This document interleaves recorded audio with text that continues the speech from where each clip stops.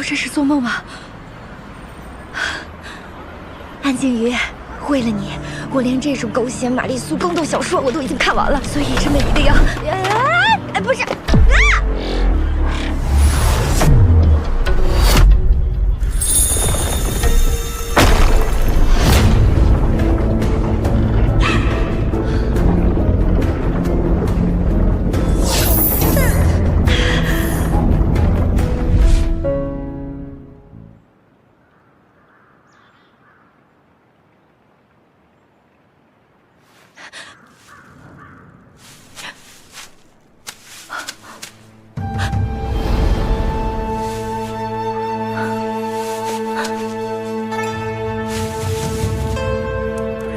什么鬼地方？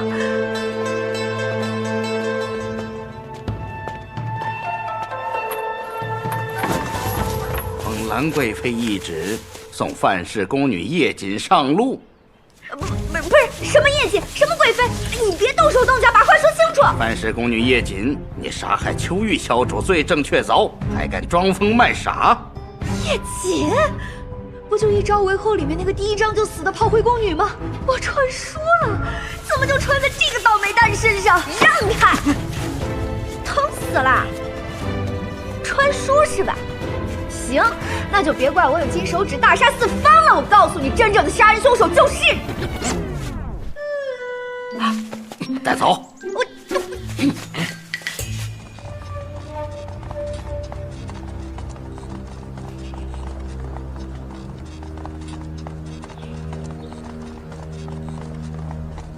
怎么回事？娘娘，前面是端妃娘娘的步辇挡了路。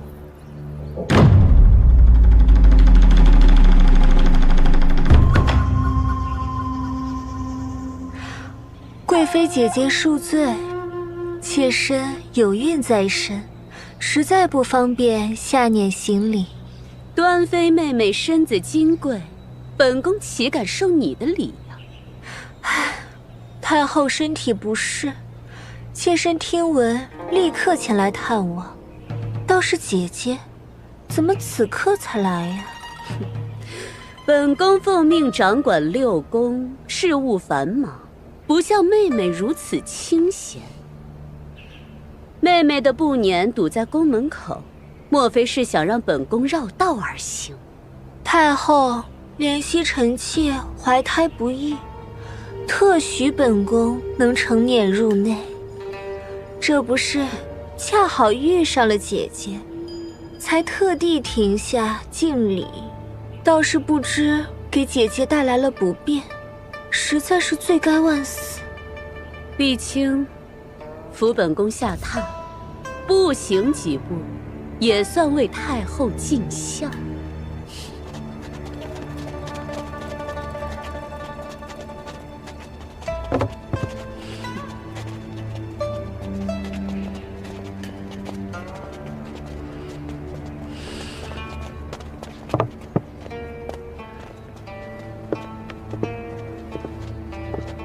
瞧他那嚣张的样子，以为怀了龙嗣就能母凭子贵，越过娘娘不成？母凭子贵，暂且让他先得意几日吧。巳时已到，我看你这条贱命算是到头了。等一下，我怀了14爷的孩子。你说什么？死到临头还敢胡说？我说我怀孕了。掌杀皇室血脉，你们谁担当得起？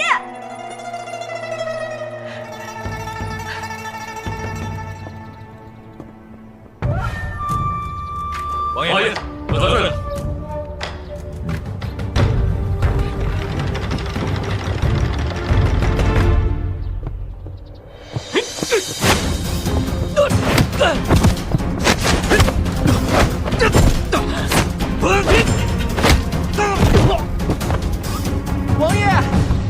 王爷，慎刑司押来一个宫婢，声称怀有您的骨血。荒谬！本王入宫侍疾还不足半月。就是嘛，想用此等手段来污王爷名声，简直太拙劣了。带上来看看。这，进。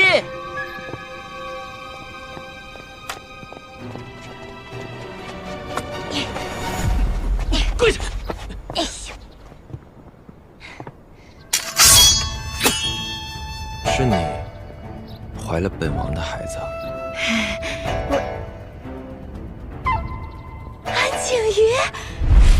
安静鱼，为了你，我连这种狗血玛丽苏宫斗小说我都已经看完了，你怎么也穿了？大胆，14爷问你话呢。安静鱼，我是你的粉丝，我是与你同行的一员，我们上个月还在香港跟你应援来着。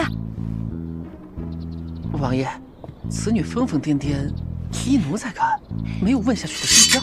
来，西雪，该怎么处理怎么处理。哎，不是，王爷，让开！让开！王爷，我知道一个你的秘密，你的后腰下方、屁股上方有一个红色胎记，状如枫叶。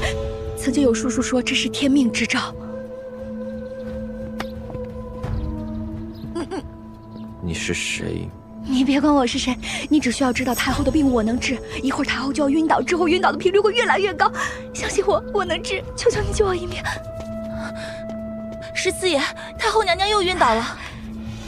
相信我，相信我，求求你，求求你，王爷，求求你相信我，求求你，王爷。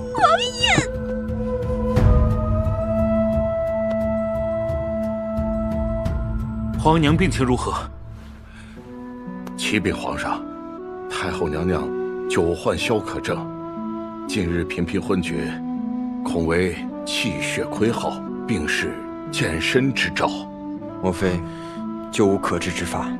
消渴症历来难治，尚无根治之法，只可调理缓解。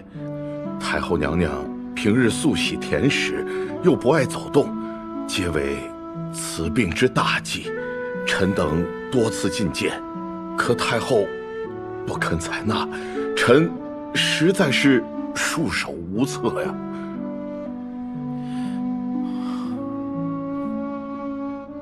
你是谁？你别管我是谁，你只需要知道太后的病我能治。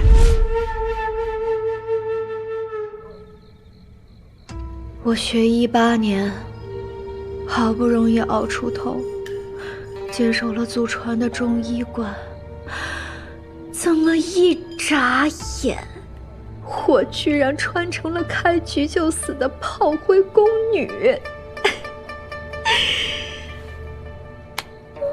老天保佑！我学医是为了救人，不是为了替人当垫背的。怎么会这样？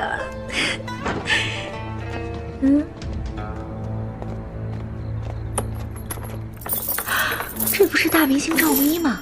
她也穿过来了。不对，赵咪演技可没有这么自然。她是赵咪在剧里演的女主智慧。我记得你说过最爱吃家乡的藕夹和姜烧鸡，这是我亲手做的。来，趁热吃。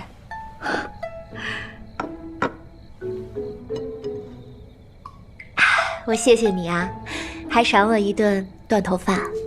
你不要胡说，我会想办法救你的。我看小说的时候可是最烦你这种白莲花女主了。啊，推动剧情全靠反派，得手了之后还在那儿装可怜装无辜。叶瑾是含冤而死，从头到尾都没有看到你露面，这个时候你在这儿装白莲花？来，趁热吃。啊？你看着我做什么？哎，难道他听不到？跟剧情无关的或者破坏剧情的话都会被屏蔽。你知道凶手是谁吗？我不知道。我知道，凶手就是你。你知道凶手是谁吗？我不知道。我知道，凶手就是你。我全看见了，你是怎么诱秋玉去的假山，怎么引他上钩，怎么得手之后在那儿装惊慌失措，我可是全都看见了。明明杀人的是你，为什么最后死的却是我呢？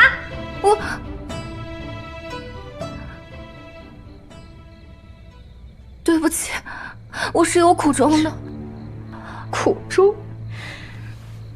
说说吧。他知道了我的身世，拿这个威胁我，我不得不杀了他。我不知道此事会牵连到你，若我早知道，现在知道也不迟。你别光说对不起了，你还是有机会补救的。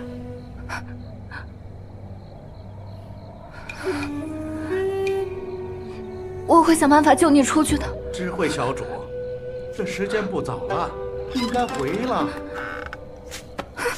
你要是真想救我，你就当着所有人的面承认真正的杀人凶手就是你。去。是我对不起你，我一定会想尽办法救你的。不是智慧。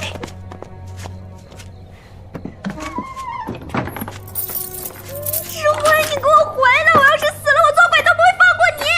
回去。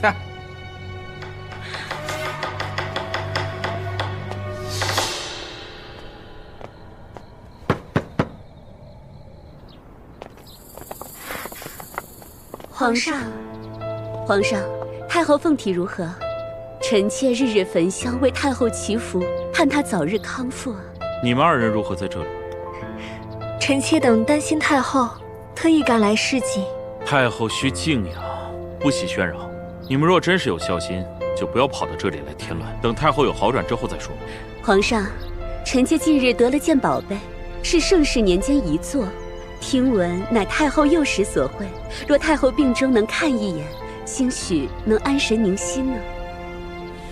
哎呀，慈禧，传太医。来人，传太医。皇上，不用太医，是皇儿在替臣妾。皇上，哎呀，他又啼了。皇上，你摸摸看，皇儿日日不肯安生，一定是想他父皇了。皇上，你要多来看看我们呀。罢了，朕今日就陪你回宫，也好让这顽皮小子安生一些。皇上，那幅画是臣妾特地从库房里翻出来的，您还没过目呢。朕今日去端妃宫里，改日再来与贵妃叙话。皇上，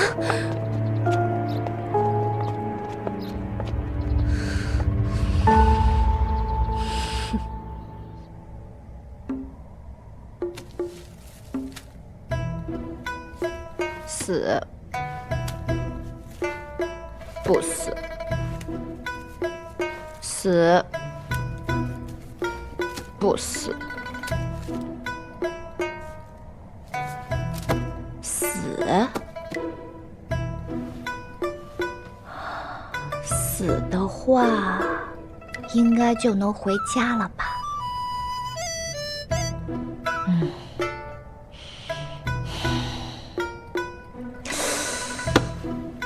不行，太疼了。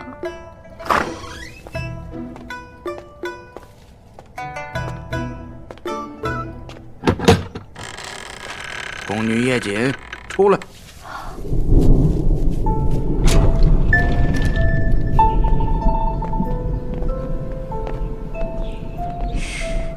走吧，有贵人要见你。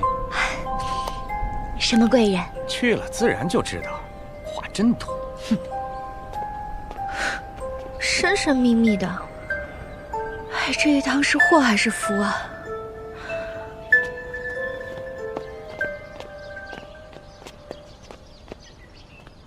去吧，贵人就在里面。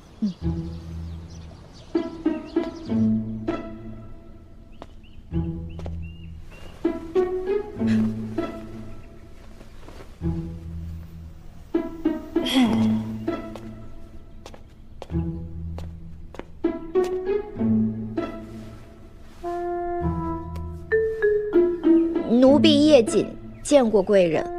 宫女叶瑾，若你能诊出这贵人的病，便可活命。知道我会治病的只有14爷，今日这幕后之人必是14爷无疑，只是不知道这病人是谁。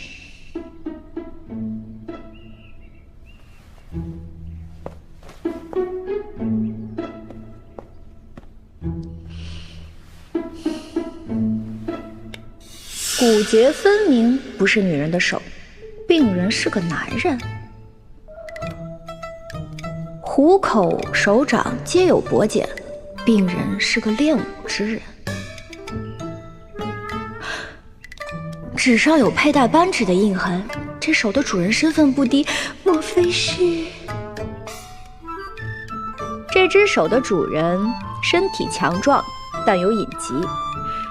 若隐疾不除，恐怕难活过20岁。大胆！你这奴才简直胡说八道！讳疾忌医可是大忌。帐子后面的贵人，您天资聪颖，但是心思过重。能看清自己的命运，却无能为力，久而久之就忧思成了心疾。您还有失眠症，每天夜晚都难以入睡。若是好不容易睡着了呢，还常常伴有噩梦，偶尔头痛欲裂。我说的对吧？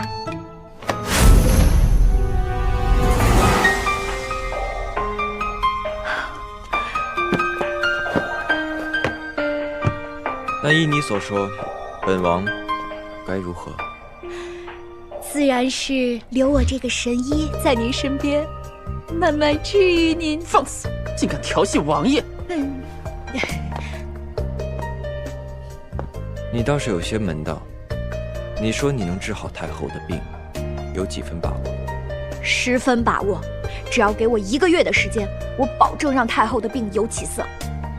好啊，那本王就给你1个月的时间，你治好太后的病，本王留你一条性命。没问题，我先回去收拾收拾，一会儿就去慈宁宫报道。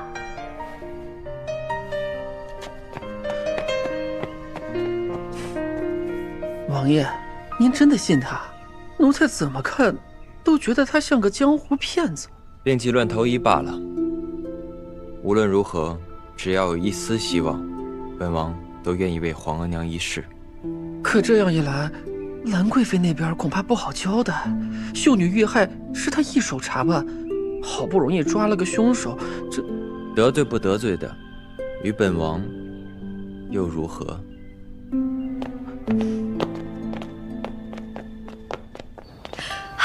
没想到以这样的方式跟我的偶像亲密接触了。虽然说不是本人，但是长得一模一样啊，也算是绝佳代餐。这个穿越太值了。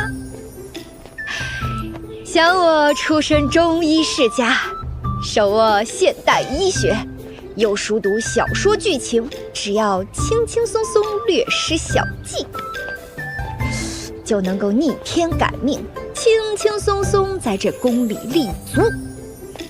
这卦开的，我才是天命主角吧。要是再能够跟安静怡发展一段旷世绝恋，那就值了。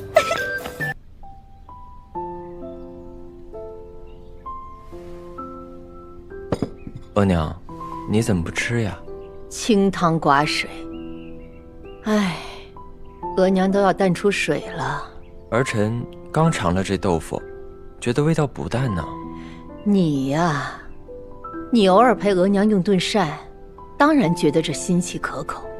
可是额娘呢，日日顿顿吃这些，哎呀，这日子也不知道什么时候是个头。额娘，太后娘娘，小厨房里给您送点心来了。小厨房里新来了一个厨子，说是会做祖传的无糖点心，小可症病人也能吃。哦，带上来。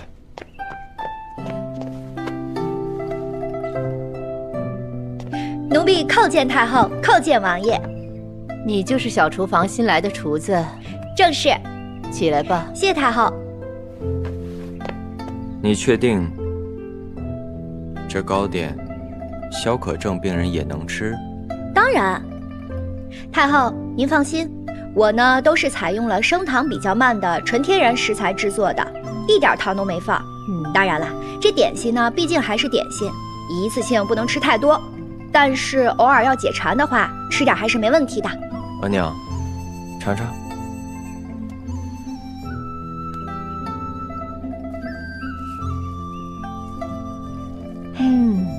这味道哀家喜欢。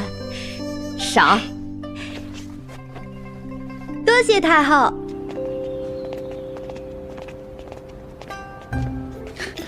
这是得赏了。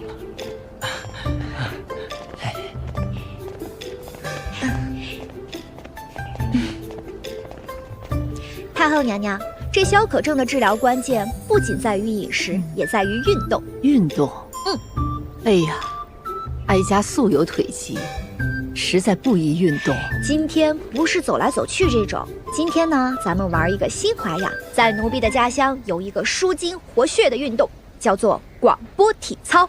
看好了，开始之前先原地踏步，1、2、3、4、5、6、7、8。第一节是扩胸运动，1、2、3、4、5、6、7、8，就这么简单。来吧，太后，咱们试一下。哎，慢点，那哀家试一下。我们先来一个原地踏步，活动一下。1、2、3、4、5、6、7。这夜景，怕不是疯了吧？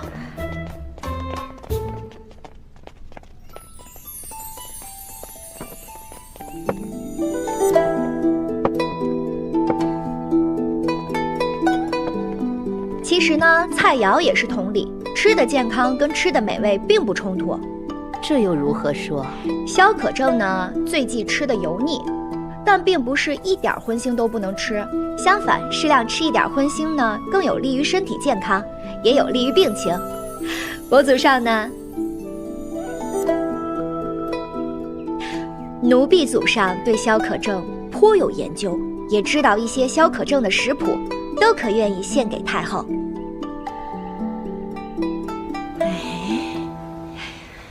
可别说啊，今儿活动一番，倒觉得浑身清爽。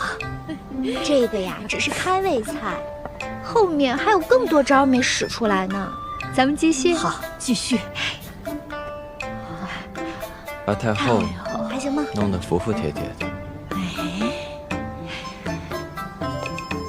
太后请吧。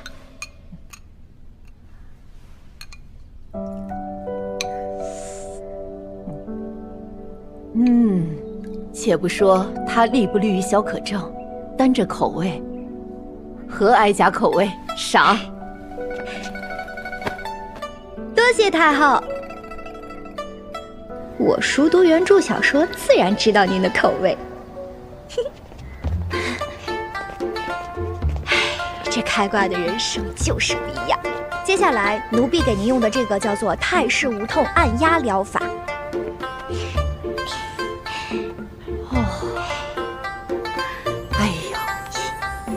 这比太医院那些老头子强多了。叶姐啊，你真是哀家的贴心人，赏。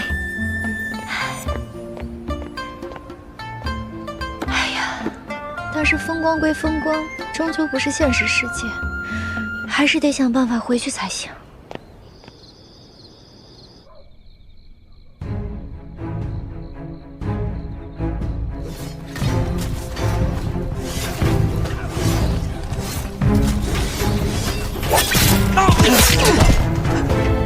十四爷，再不走就没有机会了。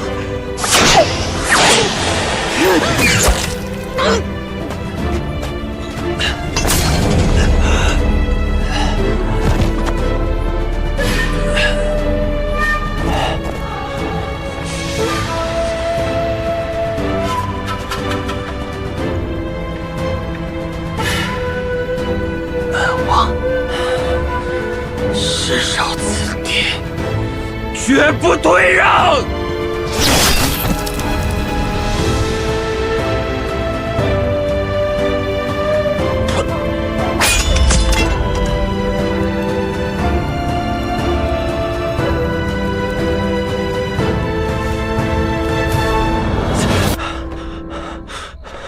王爷，您又做噩梦了。7年了，还是那场梦。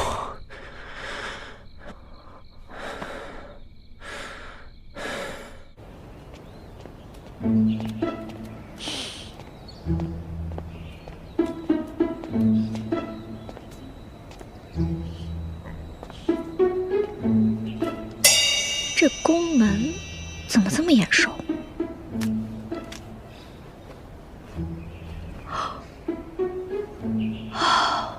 我穿越到这儿，会不会跟这扇门有关系？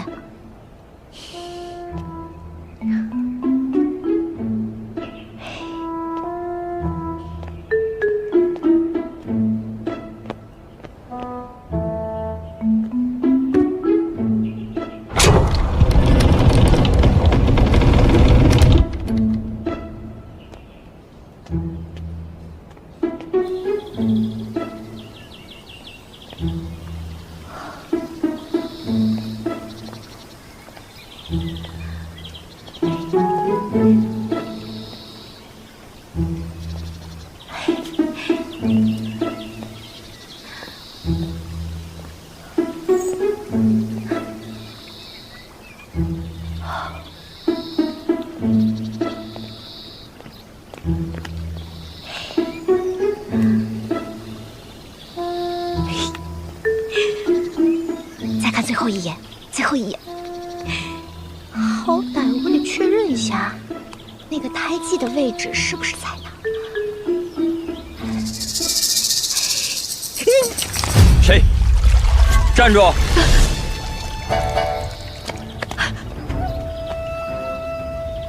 是你。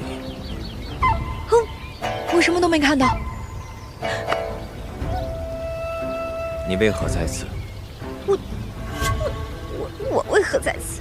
你以为我想在这儿啊？如果不是为了找 bug， 找那个穿越之门，我干嘛叠着个大太阳跑这儿来？神经病啊我！真是。bug 是何意？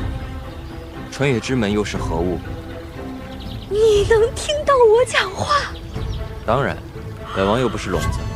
我的 OOC 台词不是被屏蔽了吗？女主听了没反应，14为何能听到？还给我！还给我！还给我！还给我！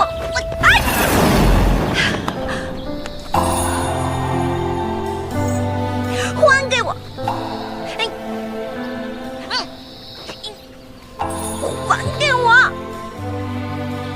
还给我！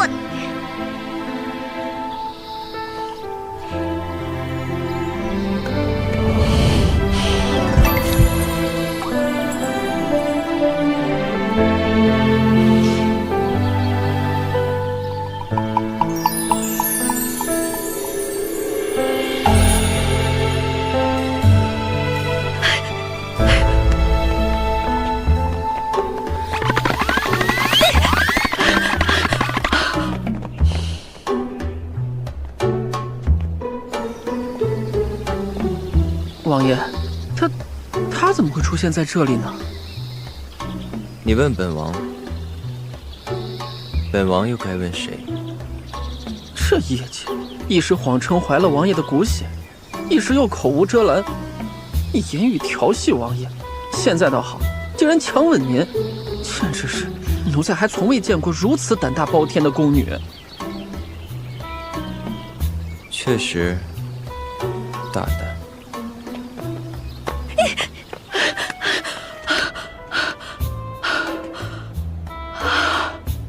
太险了，差点翻车，还好我机灵，一吻化解危机。就是可惜了，我的初吻给了个纸片人。奴才打小跟着您，知道您最烦这种攀龙附凤的宫人。可这叶锦，王爷怎么净由着他胡闹？这要是传到太后的耳朵里，恐怕又要多生事端了。那岂不是更有趣？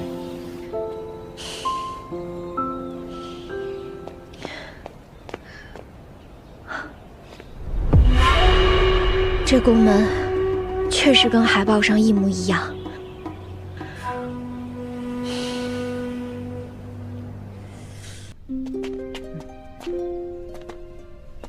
婉娘，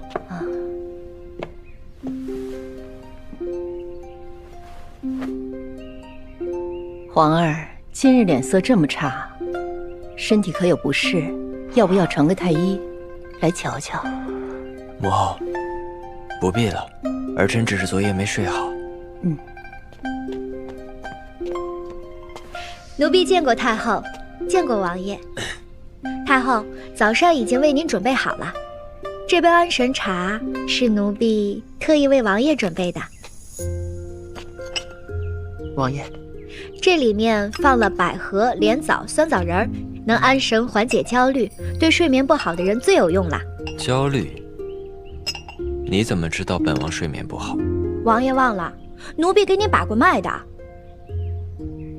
太后，王爷这个情况呢，是属于焦虑症，忧思过度，心神难安，不但难以入睡，入睡后还多噩梦，长此以往，这头痛症发作的会愈加频繁。竟有此事，皇儿，为何你从未和额娘说过？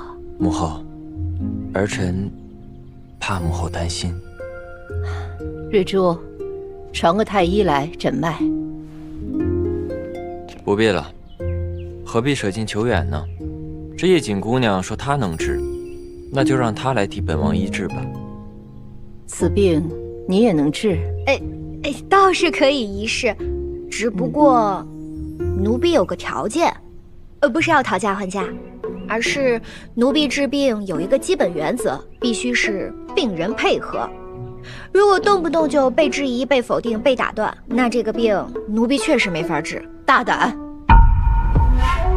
奴婢给主子立规矩，这宫里还头一遭。你胆子不小，口气也不小。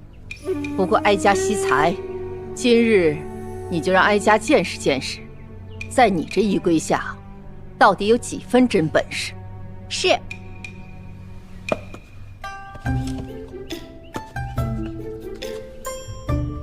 太后，王爷，这个是奴婢特制的香囊，薰衣草安神，陈皮理气，远志通窍。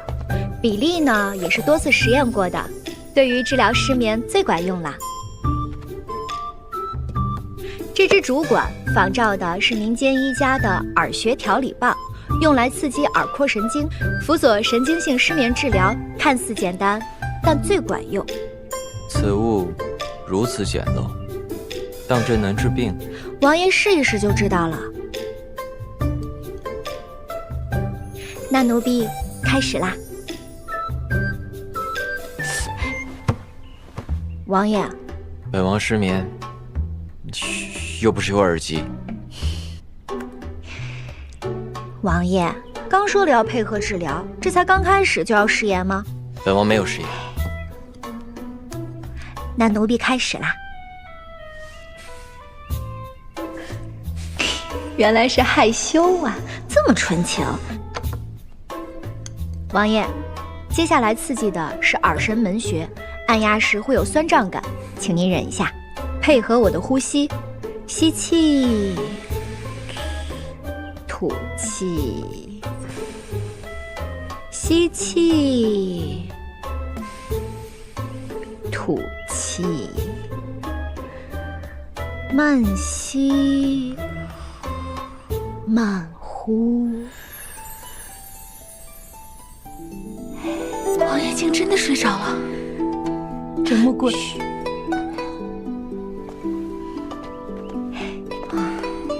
没想到这小小的木棍竟有如此的奇效。这只是小手段，只是帮助王爷暂时缓解压力罢了。真的要调理的话，还是得一步一步的来。你这丫头还是有几分能耐。那以后14这个叫什么什么焦虑症就交由你调理了。奴婢不负太后嘱托，一定竭尽所能，保王爷身心安泰。这条石子路，奴婢是按照脚底69个重要穴位排布的，走3圈能胜过喝3年汤药。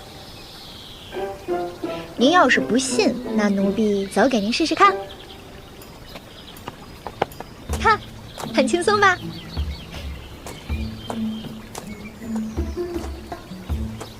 哦，这一条是脾经，主消化的。要是这个走得狠的话，今天晚上少吃2碗饭都不会饿。轻松。这条是主肾经，主精气。王爷，您夜不能寐，夜里常醒，主要就是因为这儿不通。好了，嘿，很轻松的，王爷。难不成您比小女子还怕痛？多谢。王爷，请吧。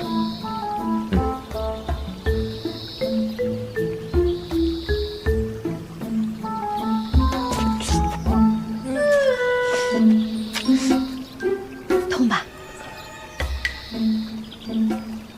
不痛。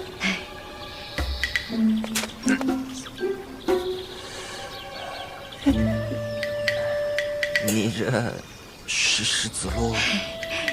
王爷，痛就对了，痛说明您这病还有的治。那要是真不痛了，就危险了。来，再走一步。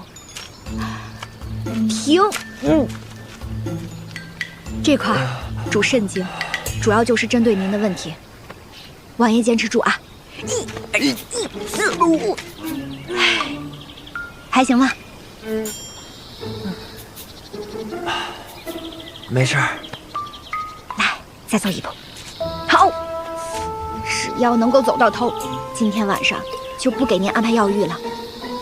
准备好啊！爷这次可真是遇到克星了。预备起，1、2、3、4、5。唉，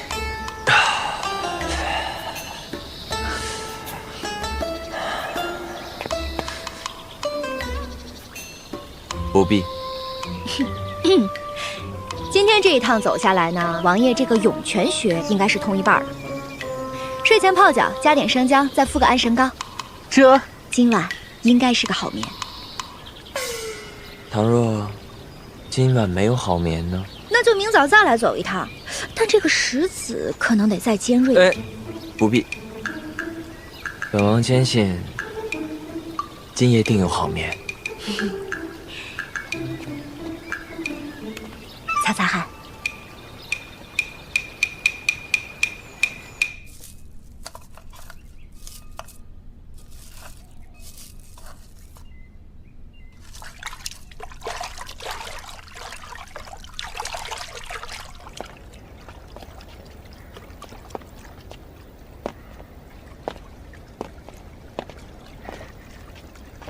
王爷，王爷，太后吩咐了，令王爷一定要遵医嘱。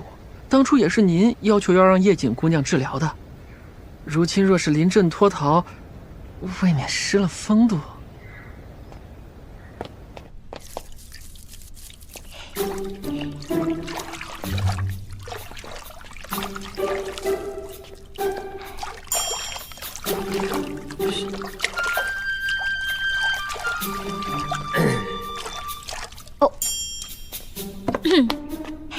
王爷，药浴已经泡好了，可以开始了。这男女授受不亲，药浴刮痧之法，宫中太医不乏精通者，就不劳叶锦姑娘亲自动手了。传太医。哎，等一下，这可是我沈氏独门秘方，岂能外传？王爷放心，医者心中只有患者，不分男女。佛言：心若清净，所见亦净；心若浑浊，所见皆染尘埃。奴婢的心坦坦荡荡。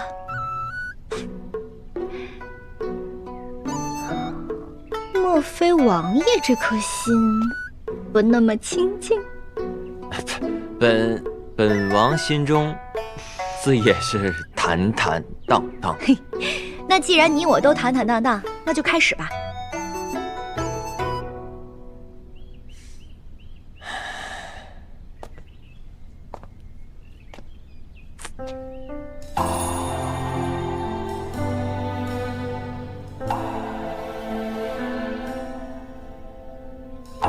更衣。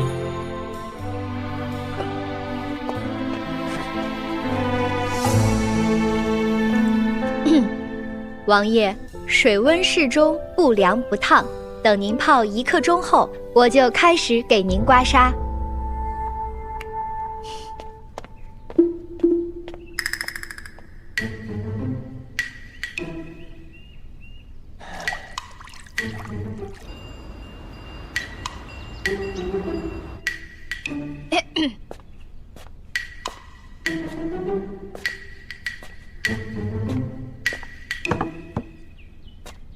王爷，时间到了，我们可以开始了。王爷，请您起身。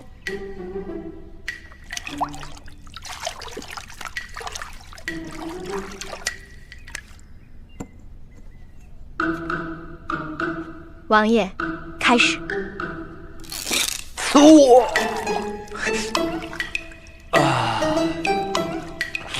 王爷，你不会是怕痛吧？本王只是一时不备。痛则不通，不通则痛，只要是刮通了就好了。您坚持一下。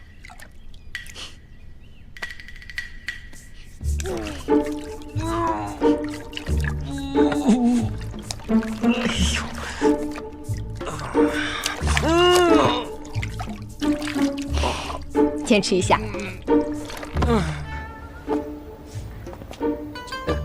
王爷，您感觉怎么样啊？本王就不该嘴贱，让他替本王治病。你也不拦着点儿。是，都怪我，都怪我。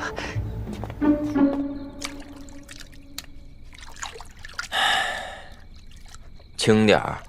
哎，本王今天让那叶锦弄得浑身都疼。叶锦姑娘倒是狠得下手。王爷，您这背上的血痕，连奴才见了都心惊。可是说来也奇怪，王爷，您的脸色确实比前2日红润了不少。红润个屁！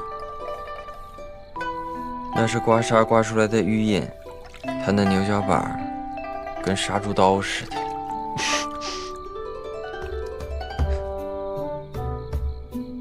原来叶锦姑娘的法子还真挺管用。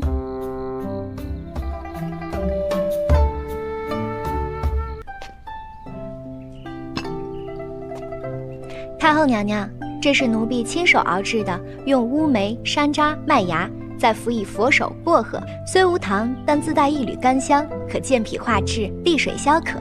哦，哀家来试试。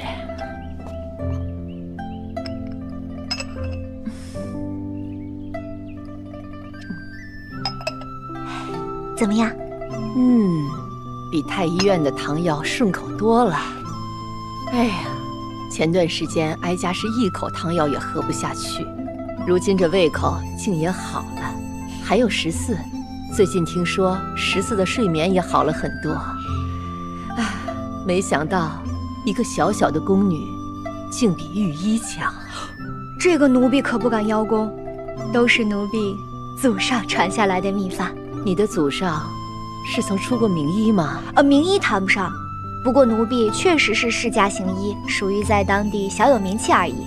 再加上奴婢从小有些天分，也喜欢听祖父讲病理治方，长大之后也时常去翻阅一些古方啊医书，稍作改良，所以这些方子颇有效果。可见女子若肯钻研，不比那些男子差。你这姑娘哀家喜欢，让你做个普通的宫女是屈才了。瑞珠，打今儿起，叶锦升为慈宁宫私膳房宫女，专司膳食一事。是，太后。谢太后隆恩。大家好呀！这就是新来的太后心头肉，也不知用了什么运动。才进宫几个月吧，膳房几10年没换过人，她却踩着仙鹤上天。哟，叶锦姑娘驾到了。听说你一碗药汤就得了太后她老人家的赏识，这年纪轻轻便有这手艺，怕不是哪位神仙转世啊？太后娘娘才是真神仙，咱们呀都是神仙底下炼丹的童子。这丹若炼成了，皆大欢喜；这丹若是炼废了，谁都没有好下场。这个是新膳谱，太后娘娘试吃了3日，气色好了，食欲也开了。从今日起，慈宁宫早晚饮食皆按照此执行，谁敢擅改，出了问题都送去慎刑司。叶锦姑娘好大的威风，这头一日上任，倒给老奴好一个下马威啊！哎，春姑姑，您是宫里老人了，我这初来乍到的，哪敢跟您争锋啊？只是这慈宁宫最近在查账，春姑姑负责采买多年，这贪墨的银两足够养老了。光是兰贵妃的那几笔赏银就不是小数。颤抖吧，你们这些 NPC！ 我一个开挂的传书者，还收拾不了你们。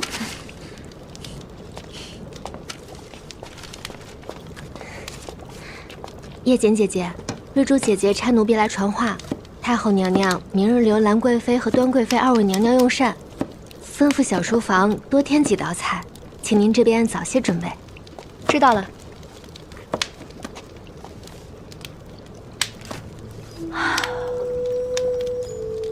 这两个妃子凑一起，就没个好事儿。我这第一天上任就给我整这么刺激。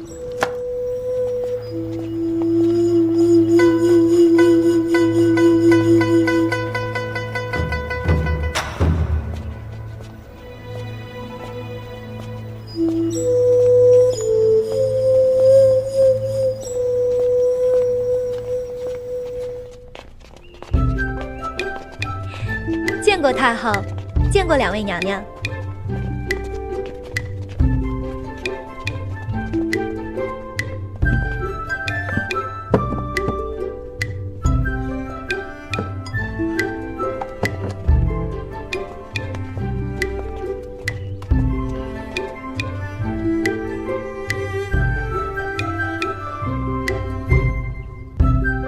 听闻太后宫中换了新御厨，这道茯苓桂花糕做得精妙，甜中带香，色泽幽微。只是为何只有臣妾这边有？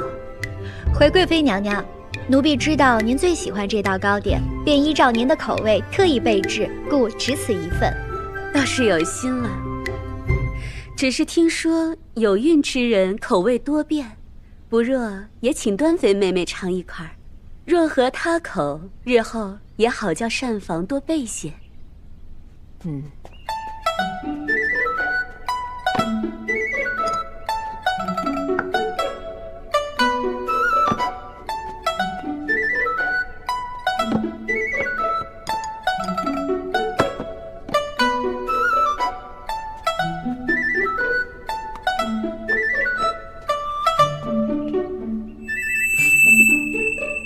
等一下，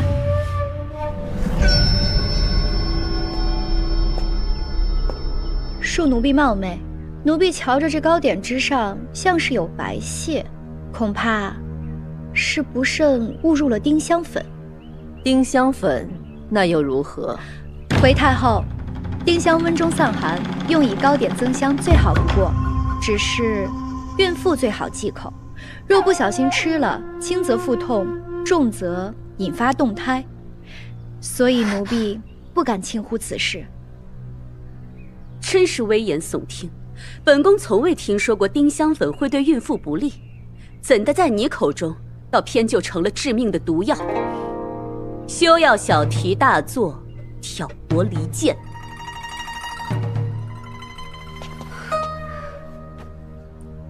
贵妃姐姐有所不知，妾身自小便对这丁香粉不适，若非这位宫女及时提醒，今日误食，恐怕不止腹痛这么简单。今日这糕点掌勺者是谁？太后恕罪，此糕点是由奴婢掌勺，奴婢只是严格遵照叶锦姑娘的配方，并无增添配料。如今这膳房由叶锦姑娘掌管，这所有的菜品均由她亲验后方可上桌。奴婢只是照章行事，实在不知怎会出了纰漏。叶锦，你来说。回太后，糕品出锅时，奴婢亲自试吃过，当时味觉有异。只是端妃娘娘桌上这份糕点，明显是掺了丁香粉，显然是在半路被人调了包。在这后宫，仅凭怀疑可不行，你得拿出真凭实据。回贵妃娘娘，在奴婢的家乡，食品安全可是重中之重。根据奴婢家乡的规矩，自从接管小厨房以来，按照家乡的习惯，特意设置了菜品留样制度。若太后允许，可传留样糕点与端妃娘娘桌上的糕点做比对，便可明辨真假。瑞珠，来人！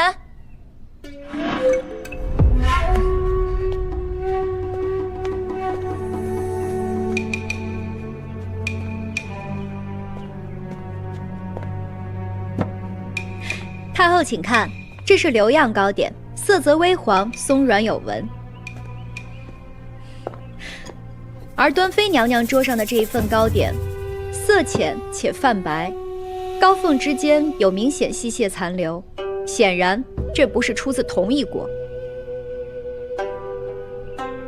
果然是有人调包。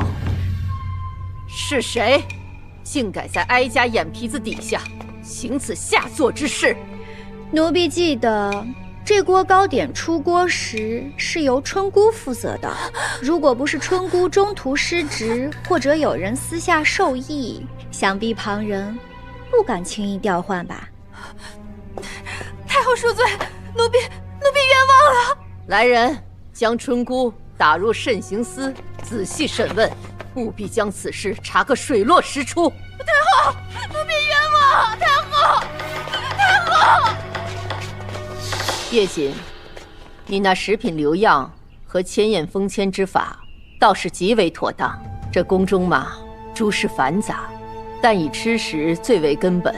以后宫中膳食皆依叶瑾所言，膳后食材、汤羹、点心皆封存3日，厨房进出亦迁验封签，错一处皆需追查。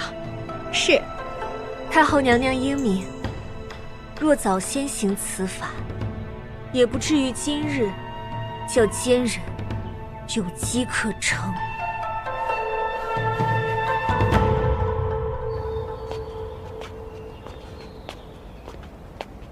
叩见贵妃娘娘。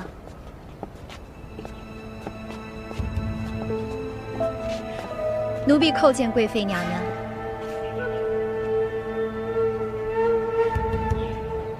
叶瑾是吧？真是好本事！前几日还是个等死的阶下囚，如今摇身一变，倒成了太后跟前的红人，连春姑这样入宫20余年的老人都栽在你手里。不过你可知，在这后宫跟本宫作对的人，会有何下场？奴婢只是做分内之事，无心与娘娘为敌。是吗？恕奴婢冒昧。娘娘最近是否常觉小腹隐痛？夜里冷热交替，刺痛难眠，吃得稍多则小腹胀闷，不吃又觉得小腹阵阵绞痛。你这是何意？奴婢略懂些医术，尤善妇科。贵妃娘娘脸泛清白，唇干气虚，眼角有红筋，这是典型的血瘀宫寒之症。此症顽固，很难根断，极易反复。想必娘娘也已经寻过太医了，但是男女有别，太医虽医术高明，却不敢细查于内症，所开也多为温补之方，只解一时，难达根本。但这病，奴婢能治。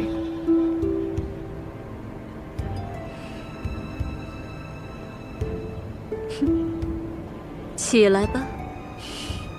谢娘娘。你一个小小的宫女，口气倒是不小。奴婢不敢妄言，只是见娘娘神色有异，担心耽误了病情。此病若拖久了，怕是损了气血，伤了根本。来日即便再得恩宠，也怕是难成那份喜脉呢。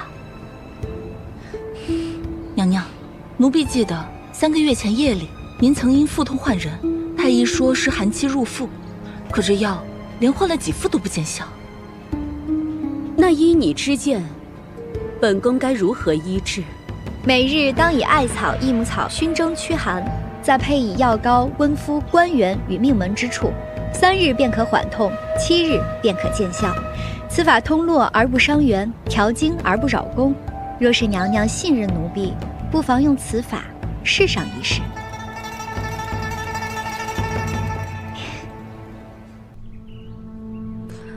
这几夜倒真安生了些，虽腹中还有些微胀，但已疼得不厉害。奴婢也觉得娘娘脸上有了些血色，眼角也不再发青，这药熏之法还真是有奇效。想不到那叶锦竟还真有几分本事。碧清，奴婢在。你去库房挑5匹上好的绸缎，他既有这手段，也该赏他些颜面。再一会儿叫他过来替本宫复诊，记得说话客气些。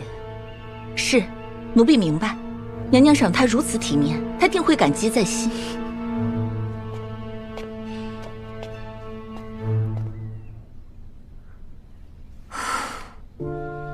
这几日怎么越发臃肿了？脸都胖了一圈，妆都化不匀了。娘娘身子贵重，这般气色丰润，是福相呢。皇上最不喜这等福相，若再胖下去，皇上恐怕都不愿意再来本宫这里了。娘娘可还记得太后宫里那位名为叶锦的宫女？啊，就是上次帮娘娘解围的那位。本宫自然记得。听说她医术精湛，尤善药膳调理。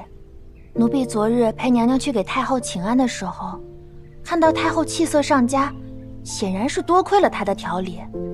要不奴婢去请她过来一趟，说不定能解娘娘的烦忧呢。好，珍儿，你去库房拿锦缎5匹，珠钗1套，再配上一封手信，就说上次感谢他替本宫解围，顺便再让他来一趟叙话。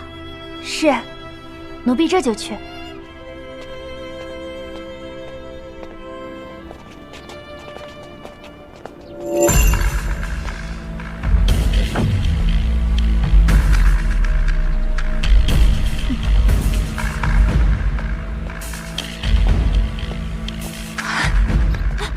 叶锦姑娘，叶锦姑娘，凡事有个先来后到，今日你可不许与我相争。兰贵妃，端妃，宫中规矩，哪有什么先来后到，都是各凭本事。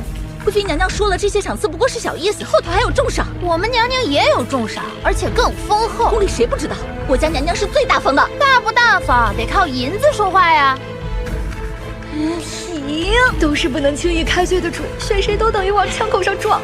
两位娘娘抬爱，叶锦实在是惶恐，娘娘喊召，应该是立刻前往了。只是奴婢今日时间不允许，因为14爷吩咐奴婢去为他准备药浴，若是耽误了时辰，叶锦这个小命就不保。当然，两位娘娘的情况，奴婢也是清楚的。我这里准备了2份药方，你们各取1份，只管回去复命。娘娘赏赐实在是惶恐，只是无功不能受禄的。若这个药方起效了，到时候再赏也不迟。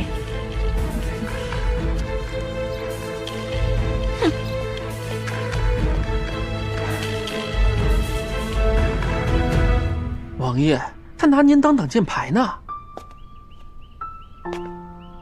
拿本王当挡箭牌，他胆子倒是不小。就是，那女人简直无法无天，什么大白天伺候沐浴，这不当众搅浑水，引人遐想吗？简直就是拿着鸡毛当令箭，破坏您的名声，罪该万死。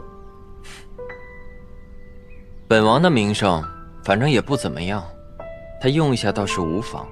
本王感兴趣的是他那一身的医术、日常谈吐，还有时不时蹦出来的那些奇怪字眼，让本王觉得她绝不是一个普通的宫女。那王爷是怀疑她另有来历，要不要派人查一下她底细？何必兴师动众呢？让本王亲自一试，岂不是更快、更有趣？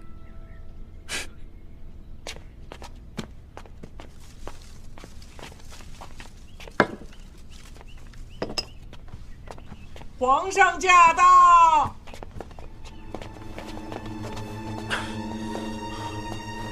这是什么阵势？贵妃这是在忙什么？回皇上，娘娘近日身体不适，太后宫里的叶锦姑娘给娘娘开了药方，以药熏之法调养身体。娘娘试了2日，说极未见效，便日日施行。荒谬至极！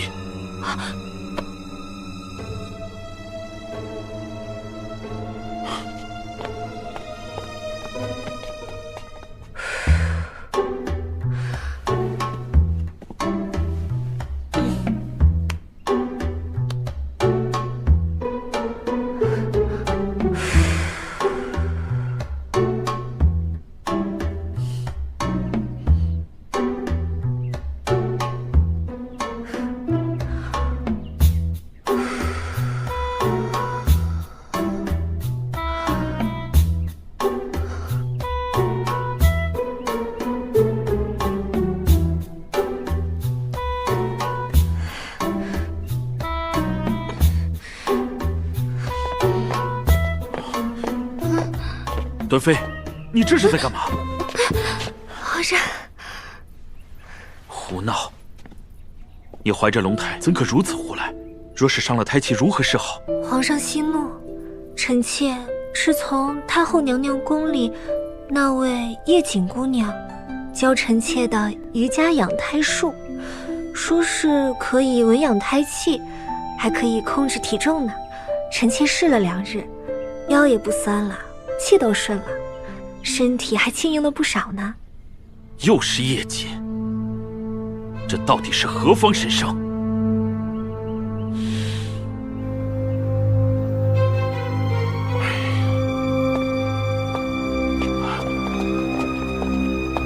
叩见皇上。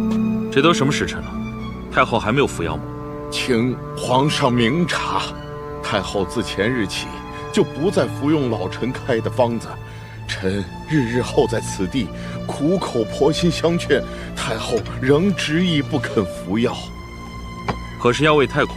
并非如此，据宫人所言，太后近来信任一位名叫叶锦的宫女，此女自称祖上为御医，一口气废了臣的方子，改以无糖羹汤滋补调养，还教太后每日起身跳一套什么扭腰舒气法。扭腰舒气法？是的，太后说跳完之后胃口开，气也顺，连手脚冰凉也缓了些。可臣以为不过是噱头，毫无章法。如此之人是如何入的慈宁宫？听说是14爷亲自荐来的人。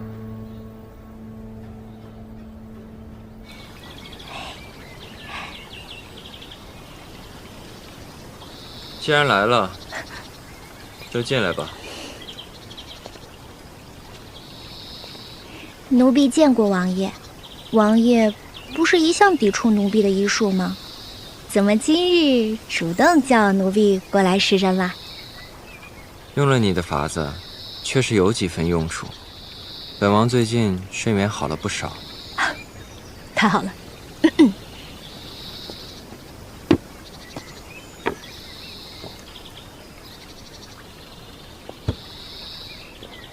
王爷，那我们开始啦。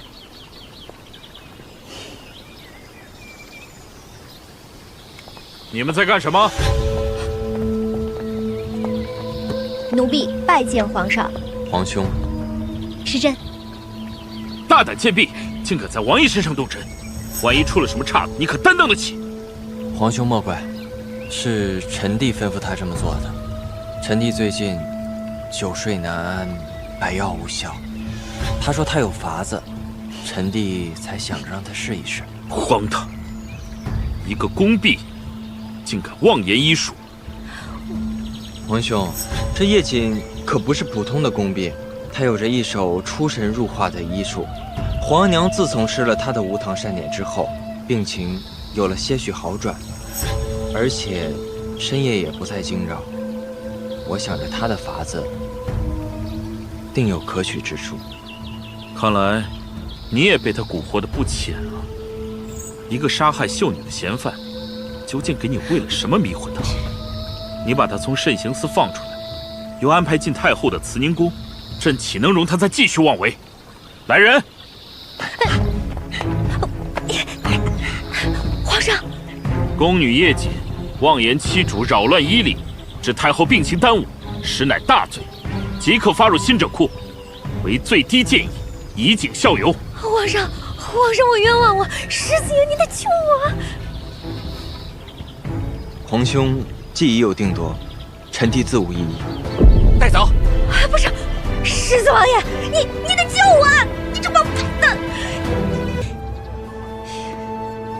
午膳之前把这些活全部干完，干不完别想用膳。宋姑姑，为什么别人就洗那么点，我要洗这么多？哟，就算同为换衣奴，也分3、6、9等，就你是这里最末等的贱婢。皇上的旨意既是如此，你若是有意见，不妨亲自去问皇上。狗屁！你说什么？我说皇上圣明，皇好的。切！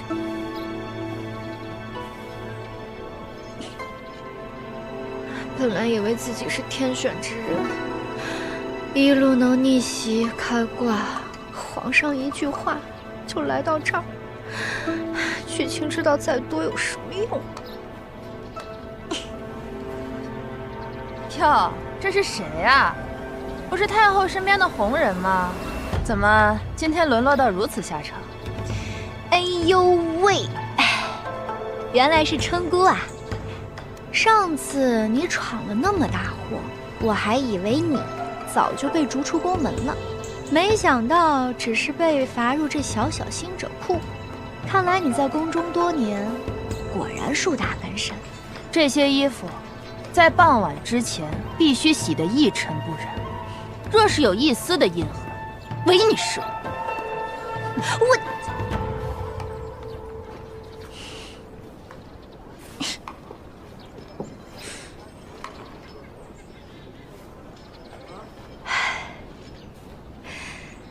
本来以为跟十四爷多少有点情分，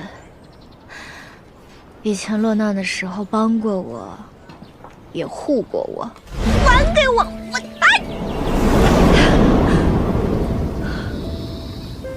来，再走一步。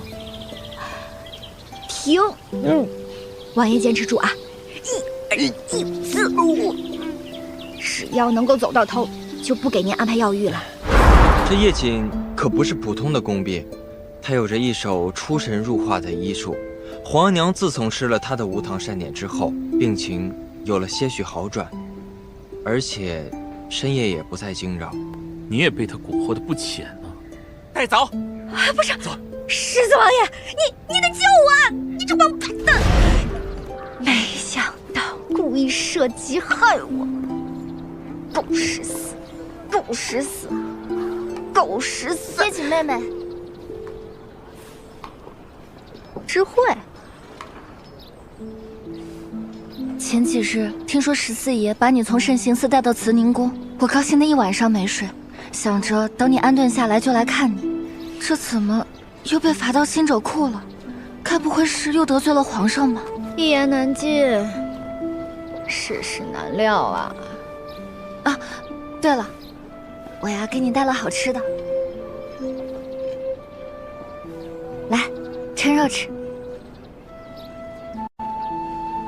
知慧，我能求你帮个忙吗？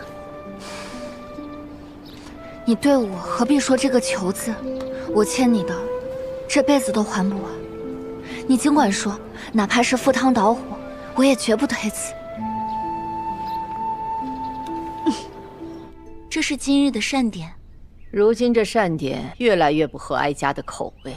娘娘，膳房每日皆按叶瑾姑娘留下的食谱照做，分量火候也从未偏差。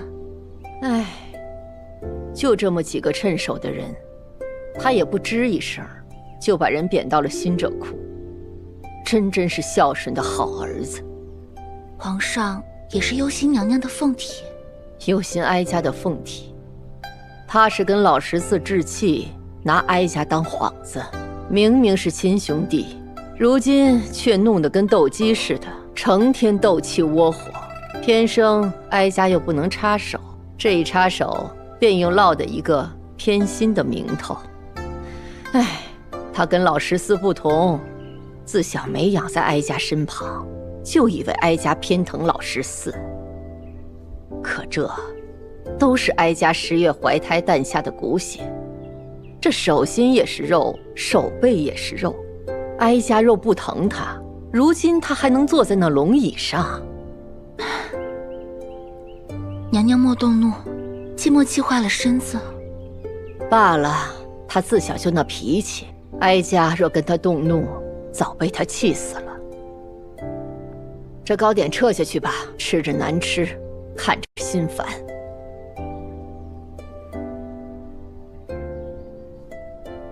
禀太后，秀女知会求见，说有要紧之物欲献于太后娘娘。一个从未面圣的秀女来见哀家做什么？哀家平生最不喜的就是投机钻营之人。她说是叶锦姑娘托她转交的，关于娘娘病症的续制方册。传她进来吧。是。秀女知会，叩见太后。起来吧。妾身此番前来，乃是受叶景姑娘所托。叶景姑娘虽被贬于新者库，却仍心系娘娘凤体。夜以继日，将祖传药理及自身所学细心整理成册，奉上此方。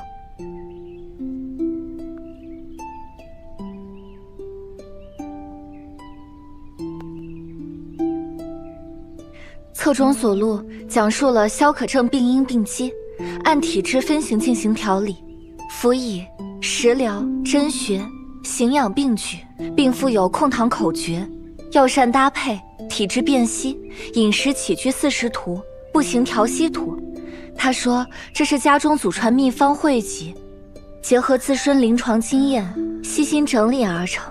这哪是药方啊，这简直就是一本医书啊！这得集多少代人毕生心血才能成此书？他竟如此不藏私，全数献出。叶景姑娘说，医者之道在于济世，愿此册能解娘娘病痛，亦盼来世传于后世，能为天下病患略尽绵力。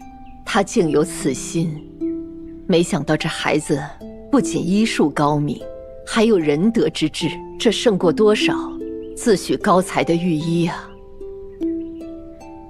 这样的人怎能轻贱？瑞珠，带上哀家懿旨，去新者库走一趟。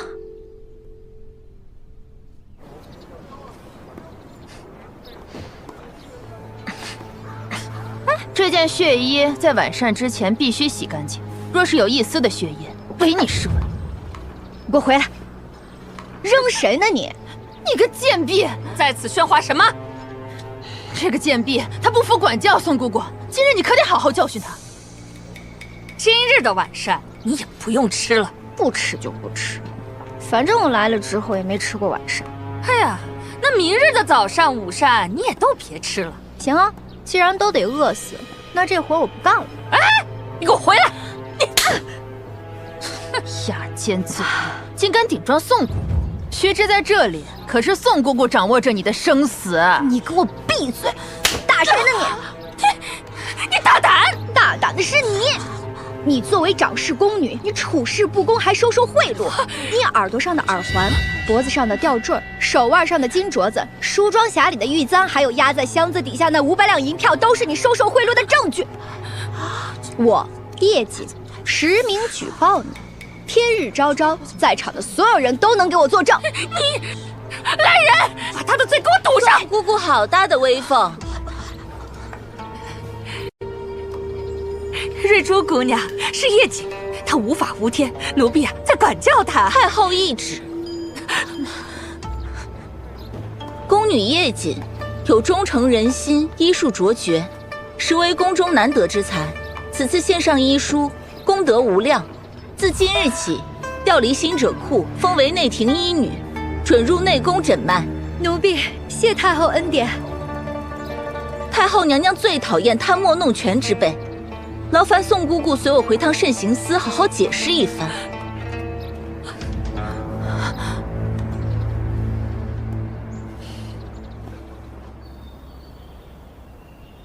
福公公。哎呀，这不是沈医女吗？恭喜恭喜！短短几日，就从新者库宫女一跃成了正六品的内廷医女，奴才是真心佩服，刮目相看呐。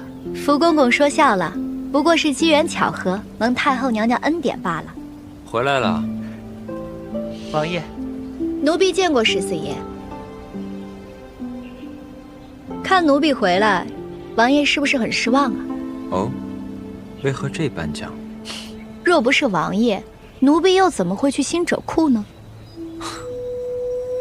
看来你都已经知道了，但比本王预想的要早了一些，的确有些本事。我一心信任王爷，王爷为何要故意设局害我？你认为本王是要害你？难道不是吗？此处金砖玉瓦，但却是一座步步惊心的牢笼。纵使高贵如皇额娘那样的身份，也有约束她的规矩。你一个小小的宫女，初来乍到，锋芒毕露，若真让你一飞冲天，怕不是一个新者库能够了结的吧？本王念及于你的情谊，便提前替你踩了一道坑，看你能不能爬出来。顺便看看你到底是有何倚仗。那王爷看清了吗？叶锦姑娘心思太深，本王看不清。可奴婢却看清王爷了。王爷此人喜怒无常，心思深沉，处事如下棋，惯爱算计人心。也是怪我曾经一度被王爷的风采所迷惑，把你当成我的故人，错付真心。但经此一事，奴婢也明白了，像王爷这般的人物，只可远观，不敢亲近。所以从今以后，你我各安其道，井水不犯河水。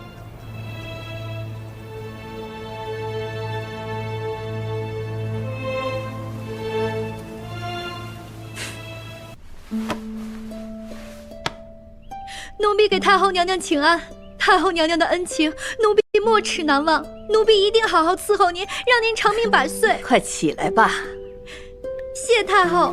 你这孩子嘴还那么甜。哀家虽然擢升你为医女，但哀家的小厨房可离不开你。以后哀家的日常饮食照旧由你负责。是。那太后娘娘晚膳想吃什么？奴婢这就去做。哎呦，哀家如今是个病人，哀家的晚膳吃什么，当然由你来负责。哦，对了，再过些时日，就是新秀女面圣的日子。哀家的慈宁宫今日给这些秀女们每个人添道菜。奴婢遵旨，太后请放心。主线终于启动了，走完主线剧情，很有可能就是回家的路。智慧用了10年才熬成皇后，我若让她1年登顶，也不是不可能。把这些菜都分发下去，就说是太后娘娘体恤各位小主的，赏赐给他们。是。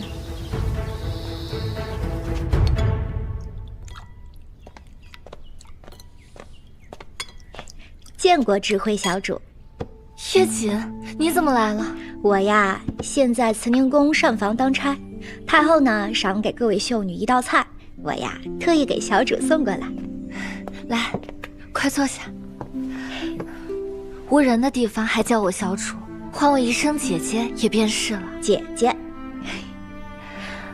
这是什么？我这几日身子不是很舒坦，幸好有云溪去太医局亲自替我求了方子，送来这安神汤，我连服数日，倒觉得精神都好些了。不对，安神汤不是这个味道。姐姐喝了这汤药，会不会常觉小腹发冷？怎么，这药有问题？这药里有藏红花的味儿。藏红花乃是破血之物，若女子长期服用，易伤气血致宫寒，久而久之，难得子嗣。什么？可是这方子是太医院开的呀。方子是太医院开的，但这汤药从太医院送到你手里，谁能保证中途没有人再给你添一位呢？是谁要害我？若姐姐没有子嗣，以后哪怕再得宠，也恐在宫中难以立足。那这事儿对谁最有利？所有的秀女都有嫌疑，可唯一能给我下药，并且让我毫无防备喝下的，只有一个人——云溪。那你打算怎么办？我也不知道，我现在心里乱得很。我一直把她当姐妹的，没想到她竟然……如果你信我，我倒有一计。快来人呐！快来人！智慧小主晕倒了，快去传太医！就快让人去找兰贵妃，就说储秀宫出事了。是。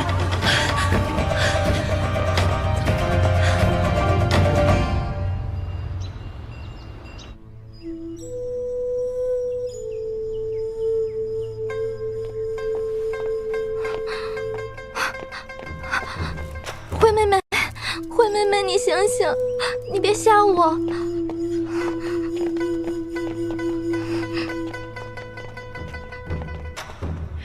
见过各位小主，云溪小主，智慧小主近日身体不适，听说是您亲自照料，每日都来送汤药。我与她情同姐妹，照顾她也是理所应当的。那不知是哪位太医开的方子啊？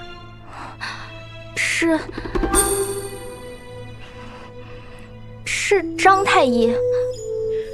张太医，是。这张药方可是您开的？黄连、柏子仁、炙远、酸枣仁，这安神之方确实出自我手。那这张呢？藏红花、桃仁、丹参皆是破血之物，与安神可是毫不相干。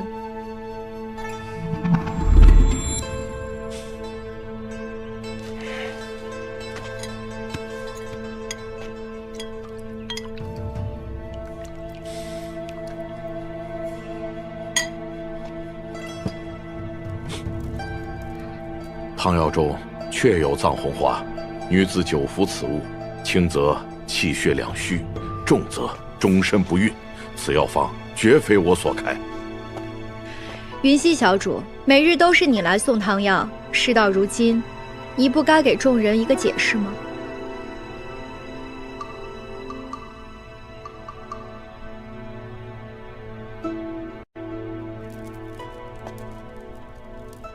你一个贱婢，有什么资格对我兴师问罪？那本宫呢？本宫可有资格向你问罪？本宫素知你们秀女间暗潮汹涌，各怀心思，没想到竟有人胆大包天，敢在汤药里动手脚。此事若不彻查，本宫将如何给皇上与太后一个交代？娘娘，我真的是冤枉的，我毫不知情啊！娘娘，是否冤枉，一查便知。来人，拖下去，彻查。娘娘不要啊！娘娘，我毫不知情啊！娘娘。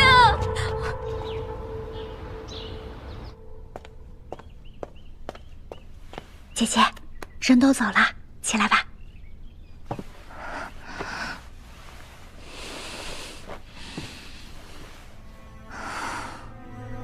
这件事情会不会太过了？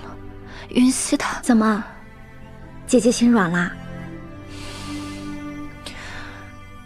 今日她若得手，害得我终生不育，他日又会有谁来可怜我？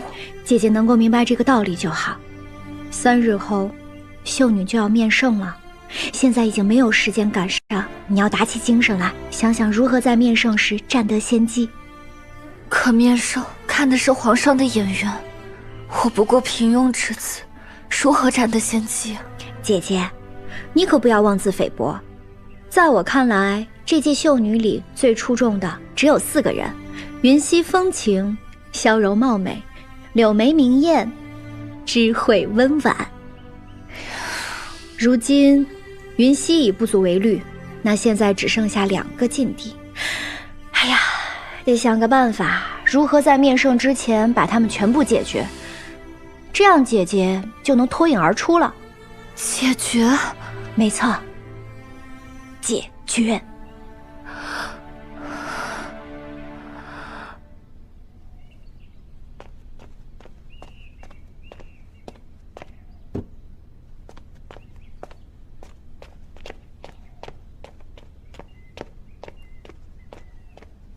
娘娘，皇上方才已至宫门，可偏巧遇到端妃那边来人，说端妃娘娘身体不适，皇上便改道去了端妃宫里。这个贱人，3番5次的跟本宫抢人，真当本宫拿他没办法了？娘娘息怒，息怒？你叫本宫如何咽得下这口气？依奴婢说，娘娘不如从新秀女中选几个资质好的，安排到皇上身边。等皇上有了新人，端妃借腹争宠的手段未必能……住口！娘娘对皇上一往情深，往皇上身边塞人，岂不是让娘娘更妒心？奴婢该死，奴婢有罪，奴婢该死，奴婢有罪。禀娘娘，慈宁宫医女叶瑾求见。她来的正好，让她进来。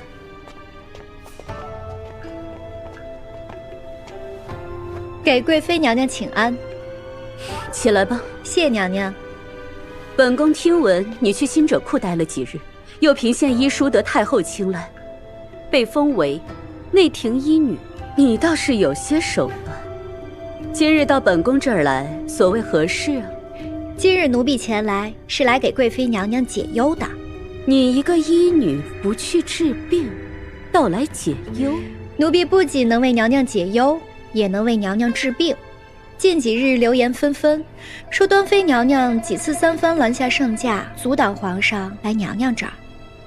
奴婢斗胆揣测，娘娘近几日应是胸闷气滞，食欲不振，夜不能寐。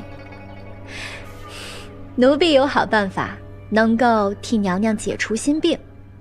那你说说，你有什么好办法？娘娘不妨好好利用最近新进宫的这批小主们。莫非你也想劝本宫用秀女分宠？当然不是，娘娘现下最要紧的不是争宠，而是立威。我们贵妃娘娘之威仪，后宫何人不知？娘娘身份尊贵，掌管6宫生杀权力，自然人人敬畏。但这敬畏只是恐惧娘娘的权势，并非对娘娘真正的尊重。端妃娘娘身怀龙嗣，母凭子贵，身份地位水涨船高，可这宫里人人观风望相。若是娘娘不在此时巩固自己的威望，那待他日端妃娘娘诞下皇子，娘娘这6宫之首的位置未必做得长久。大胆！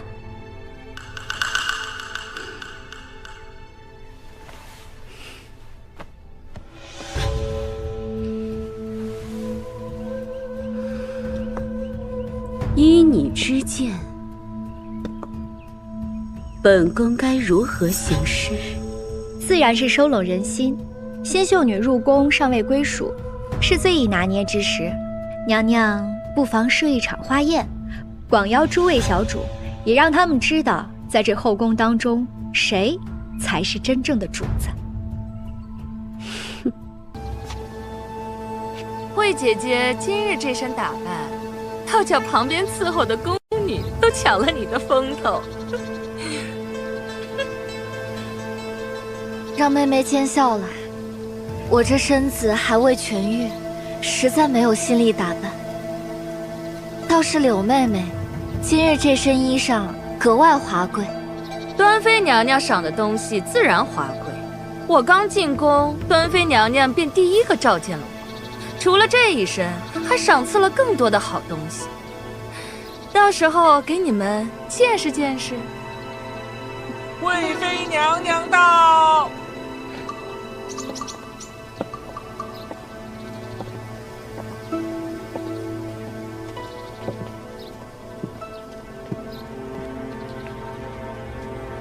给贵妃娘娘请安。今日设宴，原是想看看众姐妹的风姿才艺，不曾想，却先听了一场嘴皮子功夫。都起来吧。谢贵妃娘娘。你是柳眉，这是何人给你选的衣服啊？回娘娘，是端妃娘娘所赏。娘娘今日设宴，妾身想穿得隆重一些。好，本宫竟不知秀女尚未册封，竟敢私着妃嫔服色。妾身实在不知情，求娘娘恕罪。既是不懂规矩，那便好好学学规矩。碧清，是，请小主跟我来，跟奴婢好好学学规矩。娘娘，求娘娘恕罪。娘娘，都愣着做什么？落座。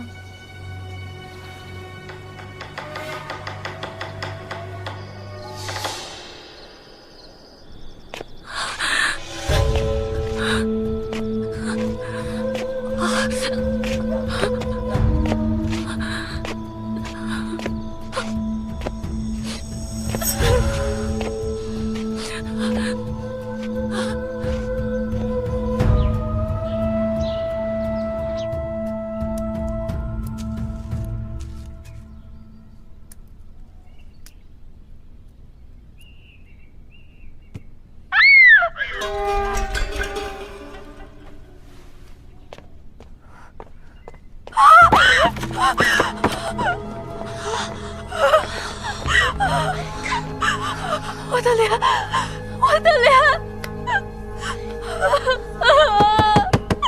都在闹什么呢？马上就要进宫面圣了，你们都准备好了吗？姑姑，我的脸！你的脸怎么弄成这样子啊？赶紧让张太医过来瞧瞧。可是我……你什么你？难道你想顶着这张脸去面圣？这个惊吓圣上之罪吗？你且留在宫中静养吧。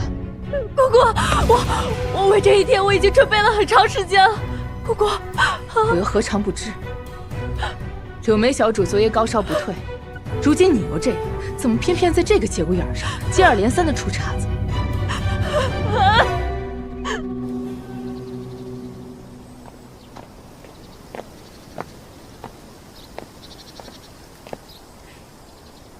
这是太后赏给各位小主的。多谢太后娘娘赏赐。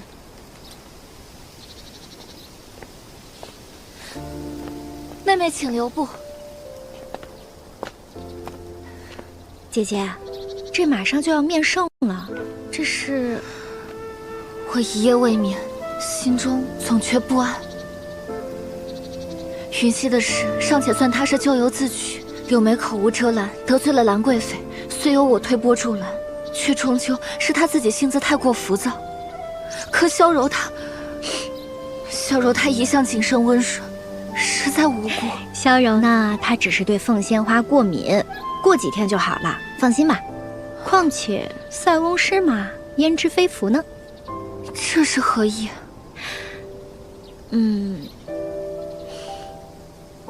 其实还可以下手再狠一点，让他提前退场。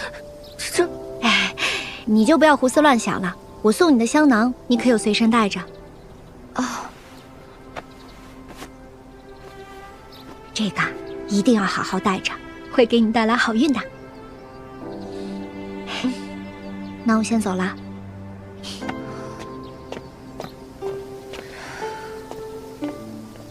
小说里，萧柔一露脸就惊艳皇上，当场封了常在。云溪用香囊引蝴蝶，吸引皇上注意，也被册封为常在。柳眉倚仗端妃提携，一开始册封为贵人，唯独女主历经坎坷才得圣恩。如今我把饭都喂到嘴里了，女主你可千万别掉链子。秀女知慧见过皇上，见过太后娘娘。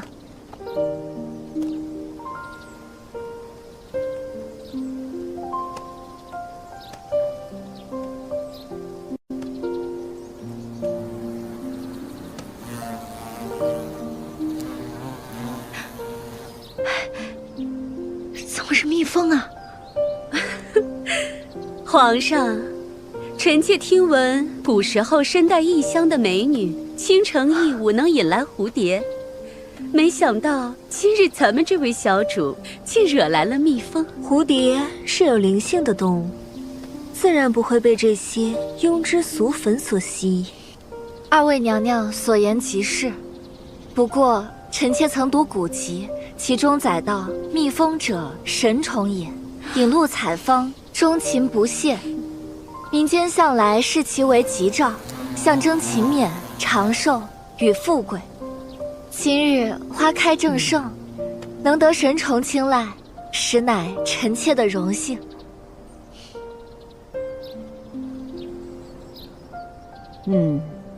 秀外慧中，柔婉端庄，颇有几分当年先帝爷贤贵妃的风范。皇帝，你说呢？额娘说的对，既母后喜欢，那就赐封为常在吧，封号就为惠子。多谢皇上，多谢太后娘娘。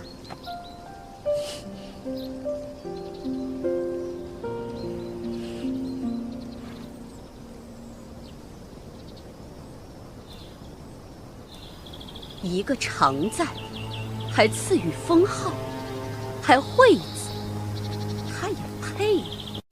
娘娘莫生气，依奴婢看，今日册封的几个常在全是敷衍，惠常在多了个封号，不过是皇上给太后的面子罢了。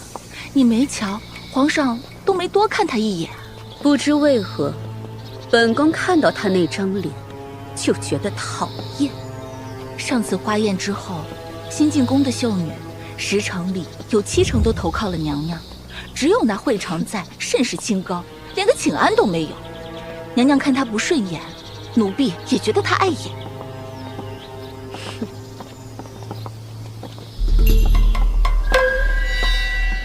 姐姐今日气色似乎不大好啊。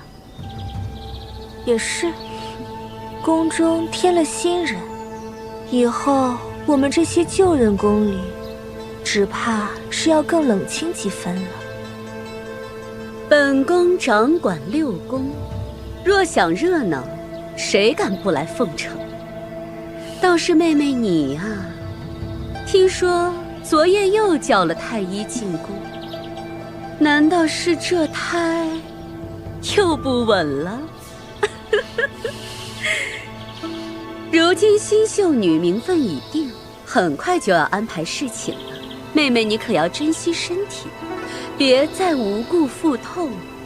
毕竟皇上膝下新人多，你这借腹争宠的伎俩啊，迟早要碰壁。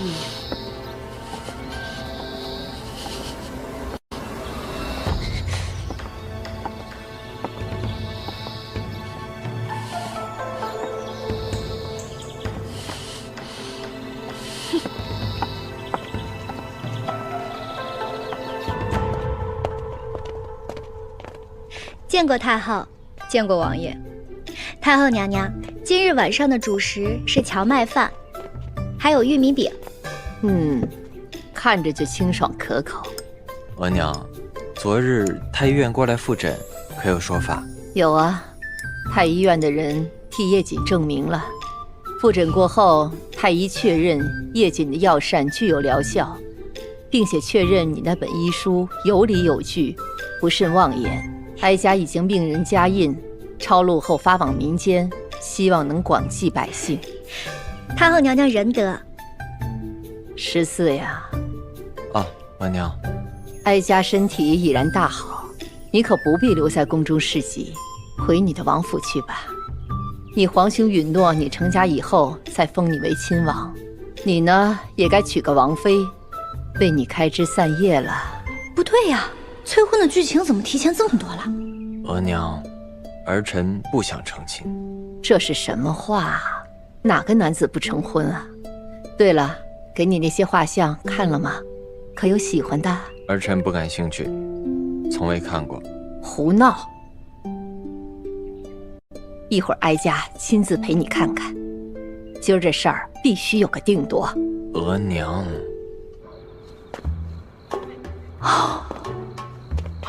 真抽象啊！要从这些话里挑附近，难度不小。14，你看，这个标志，配得上我儿。冷冰冰的，像个冰块儿，儿臣不喜欢。那这个呢？这个笑容可掬，看着就讨喜。额娘，您仔细瞧瞧，他嘴歪。哦，哎，那这个呢？气质贤淑，看着就可亲。儿臣倒觉得他的气质，倒像个教养嬷嬷。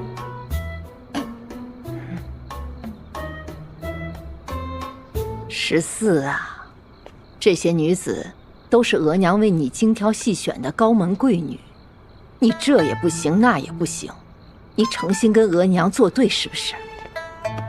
额娘，儿臣不是跟您作对，儿臣只是不想成亲。行啦，皇上像你这么大的时候，皇长女都出世了，现在第2批秀女都已经进宫了。额娘，那皇上是皇上，儿臣是儿臣。你要不选的话，来，额娘帮你选一个。这个呢，威武大将军的嫡长女佟家宝珠，你看，不仅容貌秀丽，还有大家风范，做你的嫡福晋。可是她，可是什么？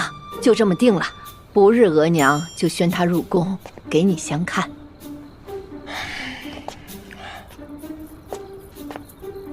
不好吗？好，哀家也觉得不错。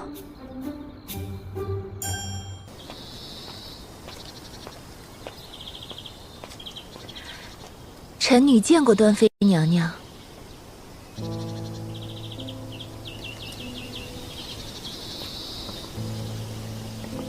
原来是宝珠妹妹，快请起。多年未见，妹妹的风姿更胜从前了，真是亭亭玉立。娘娘还记得我？昔日在闺中见过几面，本宫对妹妹的印象深刻。今日进宫，可是随你额娘一同前来的？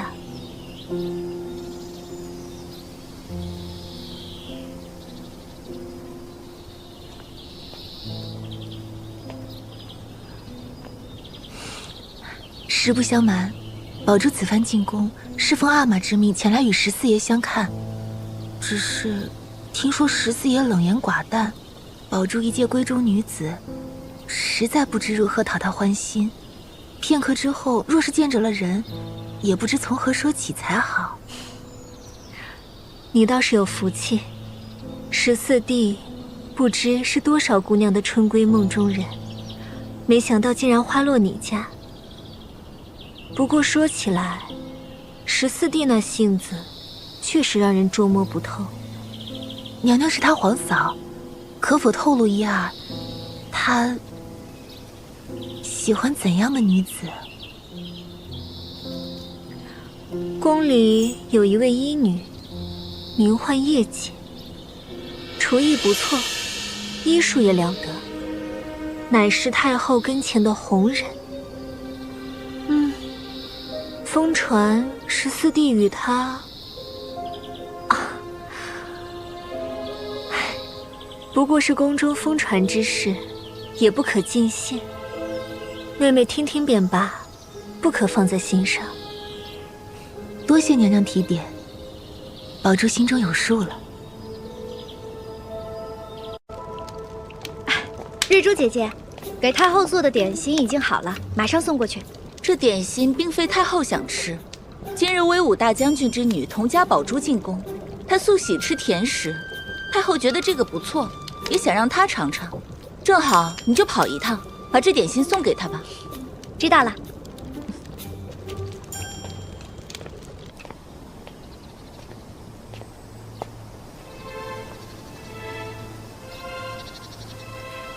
奴婢见过宝珠小姐，太后命奴婢来给小姐送点心来了。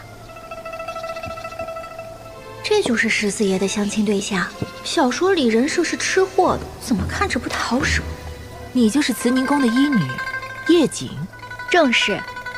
你与十四爷什么关系？奴婢与十四爷并无关系。是吗？我听到许多关于你的传言，听说十四爷对你不一般，还听说你的腹中怀了十四爷的骨肉。宝珠小姐，莫要听信流言，奴婢只是太后娘娘身边伺候的医女，与十四爷并无私情。是吗？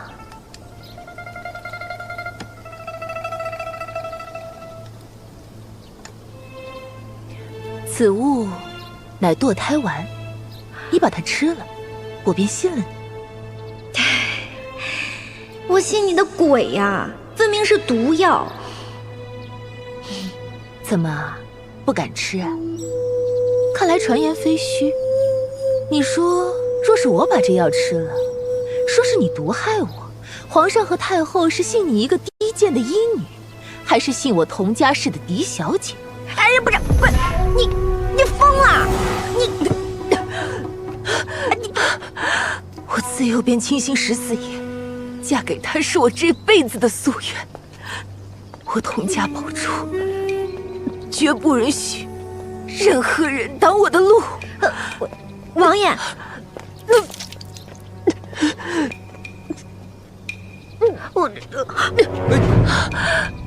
王爷，点心是点心，点心有毒。传太医，这。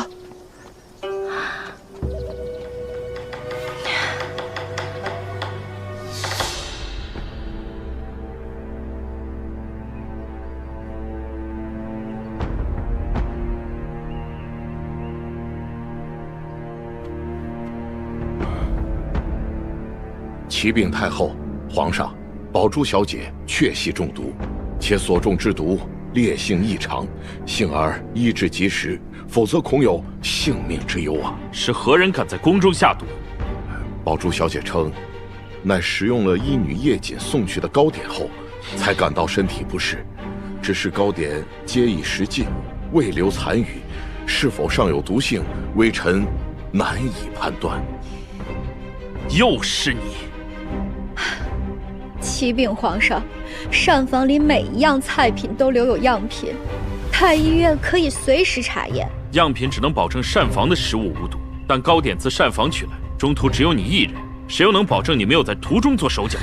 但是奴婢跟宝珠小姐素未相识，无冤无仇。无冤无仇。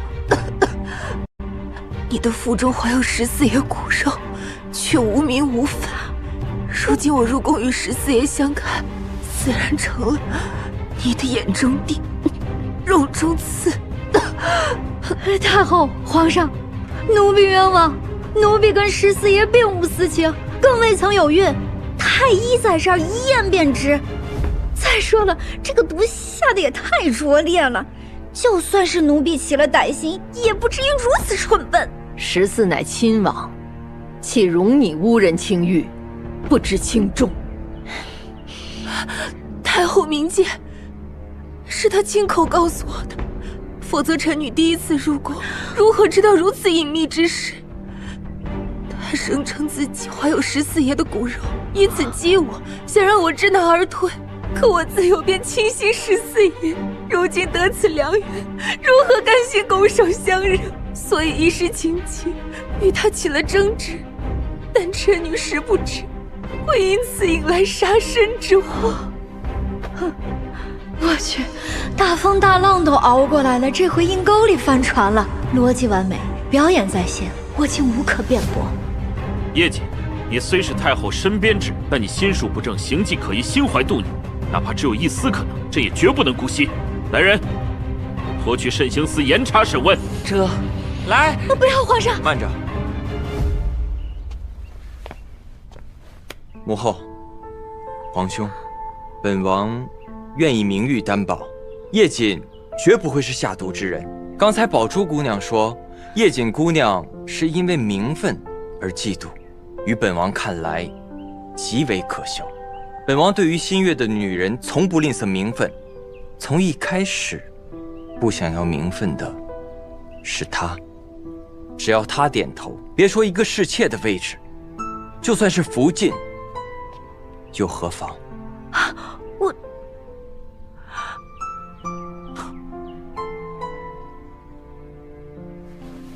14弟，你可知道你在说什么吗？皇兄，臣弟的每句话都说得很清楚。他只是个宫婢，他怎配？都是皇家奴才，是宫婢是贵女，与本王又有何分别？只要本王认定，本王说他配，他就配。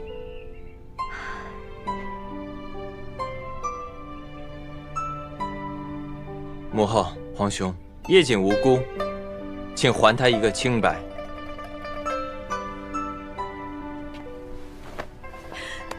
若真要问责，本王愿与他一同承担。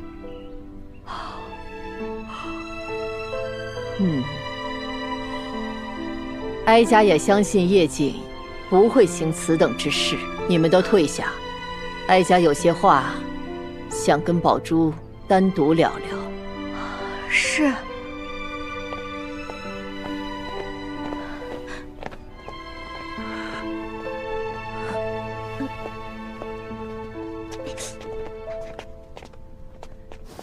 今日之事，多亏王爷出言相助。若非您开口，现在奴婢恐怕已经在慎刑司受审了。本王并不是为了帮你，而是帮我自己。本王知道你是无辜的，但本王并不想娶童家宝珠，正好借着今日之事将婚退掉，免了烦扰。恐怕得让您失望喽。失望？你是知道些什么？不知道。本王今天刚刚救了你的命，你就算报答本王的救命之恩，你也该跟本王说出实情。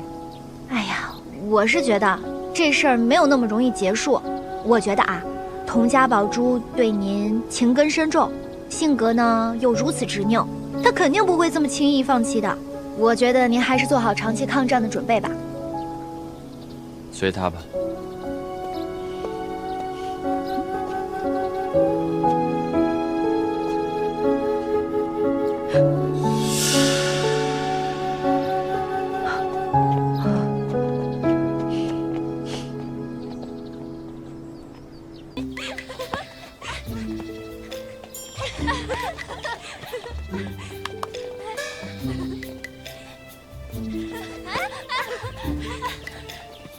传球争宠总算是上演了，对不起啦，小柔姑娘，今日这宠你可是争不到了。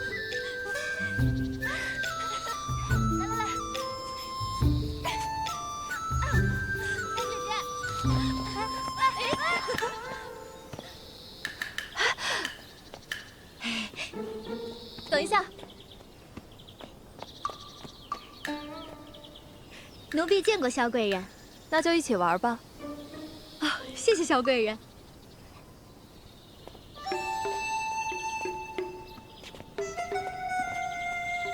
贵人，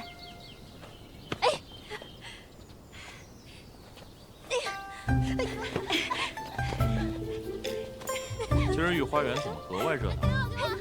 回皇上，想必是这新入宫的秀女在御花园戏耍。好慢点儿。小姐姐，快啊！这边啊，小姐姐。哎，给我，给我！来，来吧。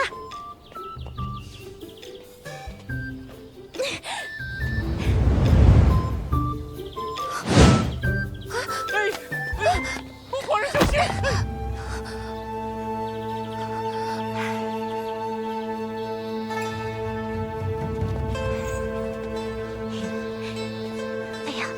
萧贵人，奴婢还有事先回慈宁宫了。你这下怎么办呀？我怎么知道怎么办？嫔妾见过皇上。你不是前段时间竞选秀女时那位？皇上，这位小主就是之前面圣时引来蜜蜂的惠常在。爱妃可有受伤？哎，你这篮子里是何物？谢皇上怜爱，嫔妾无恙。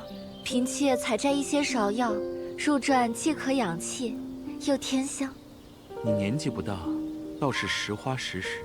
妾曾在父亲书斋旁偷听过本草，不才识得几种花药，偶有用处。难得，你一个女子竟然如此博闻强志。你平日里喜欢读些什么书呢？嫔妾喜欢读诗。哦，喜欢什么诗呢？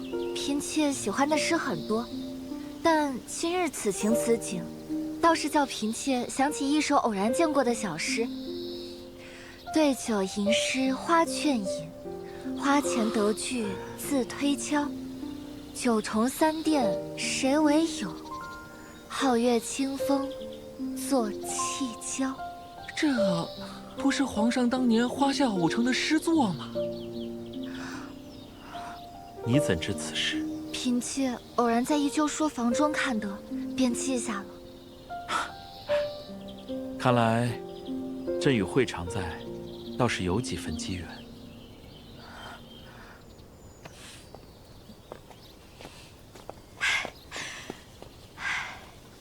主线剧情完美出发，那女主看对眼至少提前了3年。yes， 哎呀，这个狗皇帝天天看我不顺眼，治我的罪，我还得替他操心感情生活，我可真善良。回家了。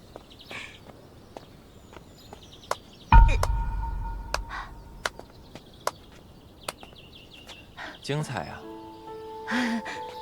奴婢见过14爷。今日这一局，堪称后宫典范，只可惜太过于精密。若没些先知先觉的本事，怕是做不了这件事儿。奴婢不知道14爷在说什么。哦，是吗？那本王给你讲个故事。本朝啊，曾经有一位国师，他说他受到了仙人的眷顾，能够有预测未来的本事，而后也被父皇预测了很多事儿。我的父皇也听他预测了很多事儿，最后也都得到了灵验。我想你应该是和他一样的人吧？我啊，怎么可能？预测未来，我这14爷刚看到的应该都是巧合。是吗？皇上的行程你能精准掌握，秀女们在御花园传球的时间和地点你也都清清楚楚，就连绣球掉落的位置你都掐得那么准。你跟本王说这是巧合？我运气可太好了。本王第一次见到你时，你便向本王预测了太后的病。本王那个时候没觉得什么，以为只是巧合，但后面发生的一桩桩事，让本王发现了你的一个秘密。我的秘密？我哪有什么秘密啊？太逗，我没有秘密。跟本王来。我是真的假的？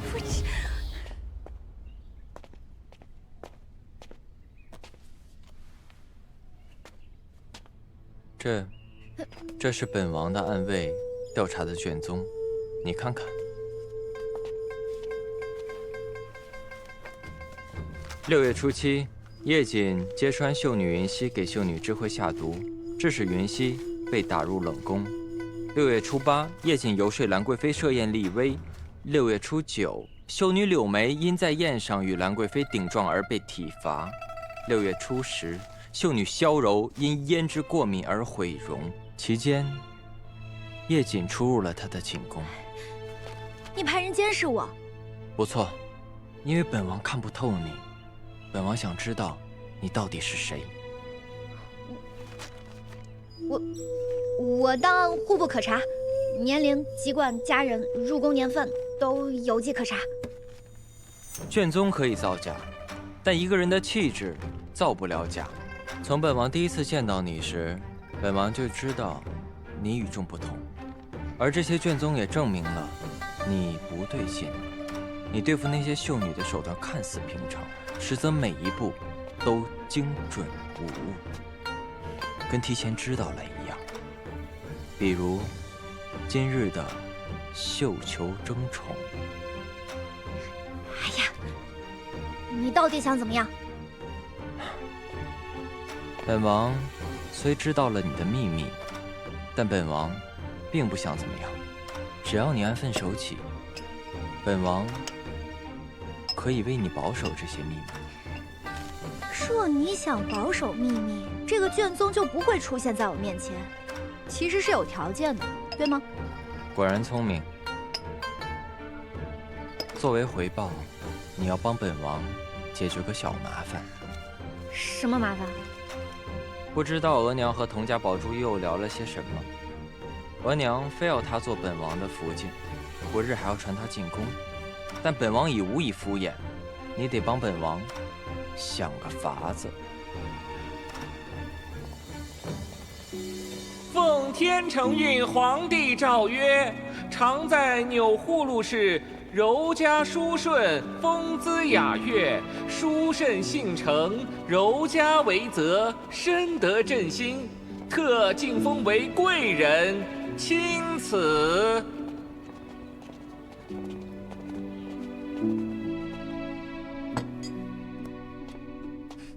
小主，您瞧，这件苏绣的下衫用的是今年新进贡的云锦绸，这色泽最衬您的皮肤了。这盒里的是并中翡翠手镯，水头清透，您戴上一定好看。还有这个，这是御膳房方才送来的新炖血燕，说是皇上亲口吩咐让您补补身子，皇上对您真是疼得紧。摆着吧。小主，您为何闷闷不乐？您昨夜侍寝便一举晋为贵人，今晨皇上便下了3道赏，应该高兴才是。没有不高兴，只是有些乏了。惠贵人，贵妃娘娘命奴婢送红钗1对，给惠贵人贺喜。端妃娘娘遣奴婢送来护身玉佩1对，愿惠贵人福体安宁，前程似锦。多谢2位娘娘赏赐，只是智慧资历尚浅，受不起2位娘娘的厚爱。烦请2位回去转告娘娘们，智慧心领，赏赐是万不敢收的，还望2位娘娘恕罪。是。小主，您为何不收2位娘娘的礼？万一得罪了他们。兰贵妃和端妃向来明争暗斗，今日却一起来送礼，怎会如此之巧？我若是收了一个，便会得罪另外一个；若是2个都收，吃人嘴软，拿人手短，还不如都去了干净。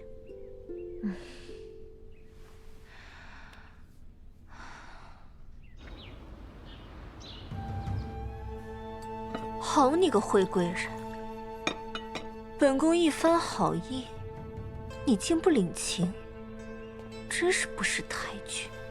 娘娘您看，她连兰贵妃的赏赐都推了，倒也算持重谨慎，起码还未向兰贵妃投诚。如今这些新晋秀女一个个争着巴结兰贵妃，完全没有把本宫放在眼里。好不容易有个惠贵人，竟然是个清高的。如今本宫月份大了，不方便侍寝，难道就要眼睁睁地看着兰贵妃一功独大？奴婢觉得，与其费心拉拢那些不知根底的人，不如扶持自己人。自己人？你指谁？娘娘还记得那个叫做柳眉的秀女吗？她因病错过初选，至今无位无宠。心里早就七上八下。若是这个时候娘娘能够拉他一把，他必定誓死效忠娘娘。柳眉，本宫好像记得她，长得不差，但是不够聪明。不够聪明才好。他的父亲是当年辅佐大人起家的旧部，至今仍在军中效力。他一家子的命脉早已捏在娘娘手中。这种人啊，省心省力，最能为娘娘所用。你说的有理，明日让他来见本宫。是。回娘娘的话，那位惠贵人受宠，倒不是因为姿容，而是因为才情。她与皇上在一起时，经常吟诗读书。哦，她都吟些什么诗，读些什么书啊？吟诗奴才不懂，但书……啊，最近在读《汉书》，那惠贵人与皇上说什么汉武帝与窦太后的故事，皇上听得入迷，还夸贵人通古识今，是谓知音。汉武帝与窦太后，哼，有趣。皇上与太后母子之情本就微妙，竟有人敢拿来讲典论经，哼，胆子可真不小。若是太后听见了这些话，会作何感想？你再设法将那日的原话天之家业传得清楚些，若能叫太后动怒，赏赐少不了你的。奴才明白，奴才这就去办。才情，后宫最不缺的就是才情，缺的是识时务的人。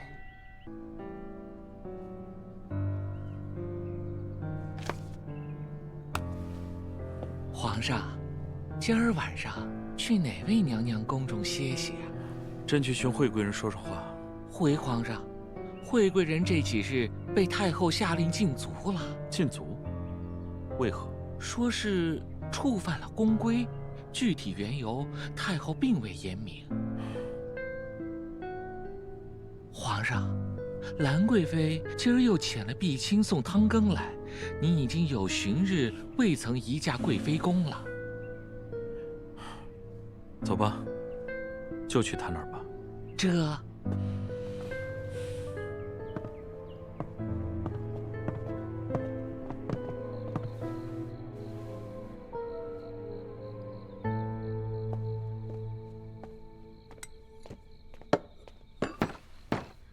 碧清，还有什么事？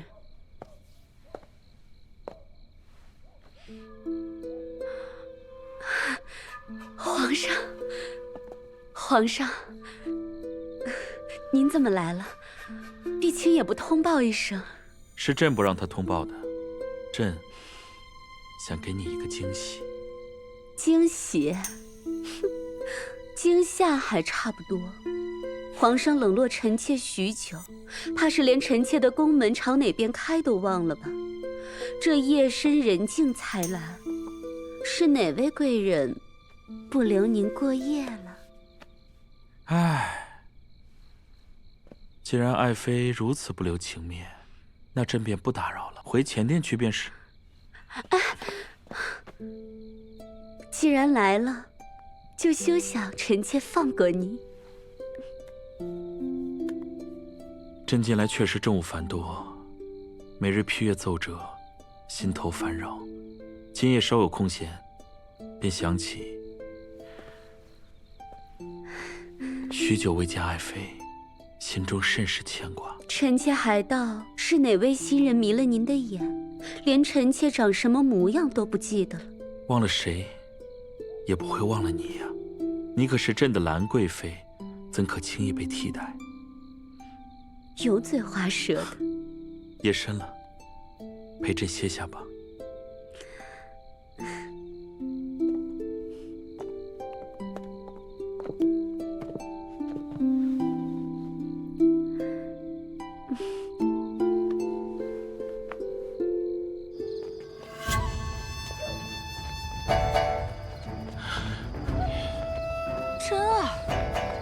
半三更，你带人来此做什么？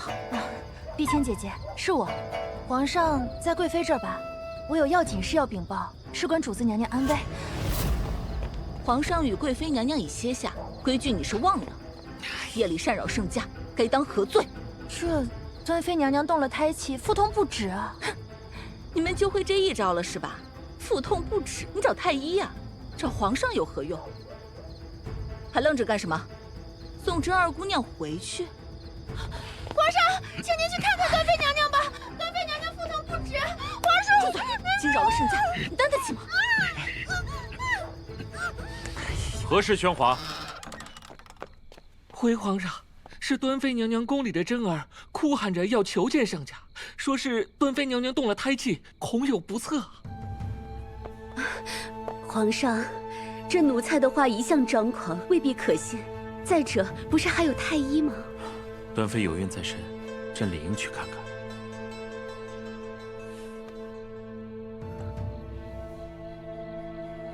爱妃早点歇下，朕去便回。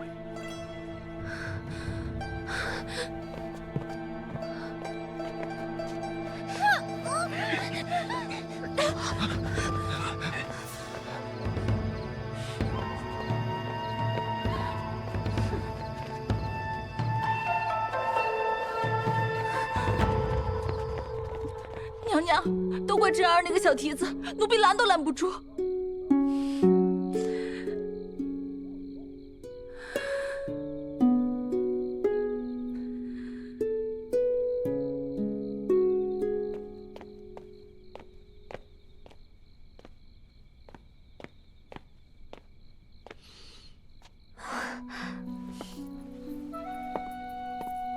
皇上，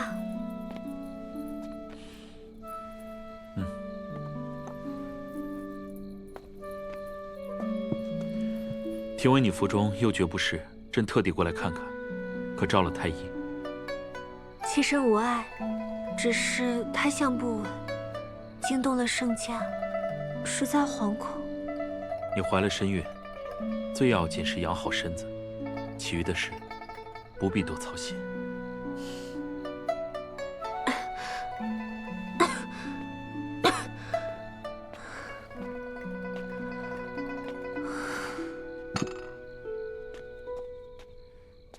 皇上夜来辛苦，妾特地煮了碗莲子羹，里头的莲子还是妾亲手包的。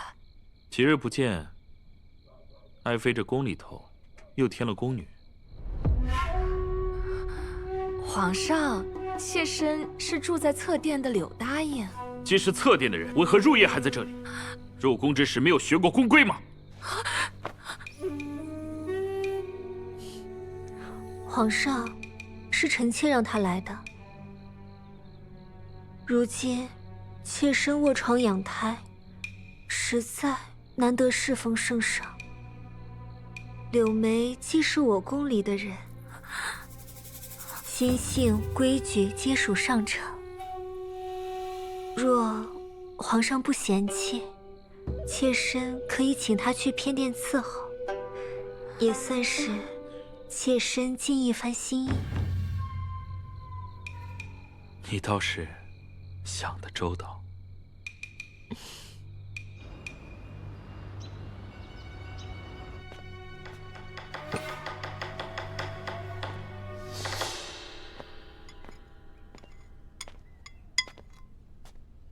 给端妃娘娘请安。皇上呢？走了。回娘娘话，皇上天未亮便起了，司喜公公服侍着出了殿，未曾多言。可有给你什么赏赐，或者升位分？未曾。奴婢说要替皇上更衣，皇上摆手说不必了，让我再去睡一会儿。奴婢也不敢多扰。你呀，也是真心实意的可爱。皇上一句不必，你便真的先歇息了？你应该自己上前一步，让皇上知道你对他有情意，有依恋，不然皇上怎会记得你是谁？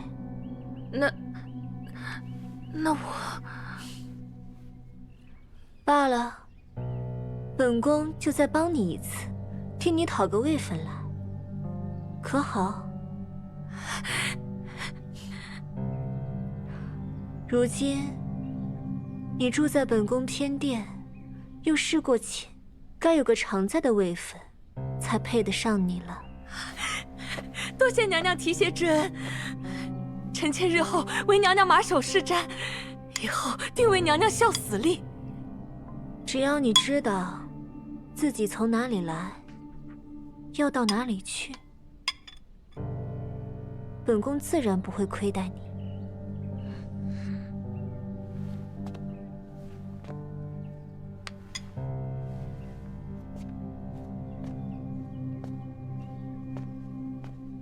他才初次侍寝，娘娘给他讨的位分是否太高了些？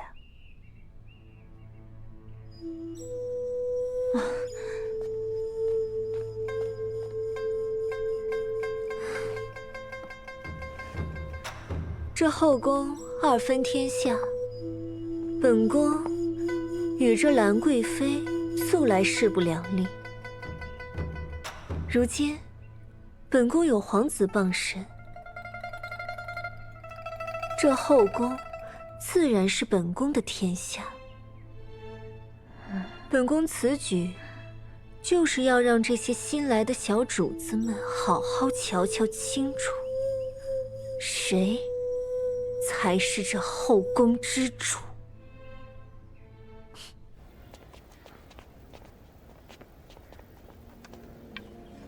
奉天承运皇帝诏曰，答应齐家事，殊甚幸成，勤勉柔顺，晋升为常在，钦此。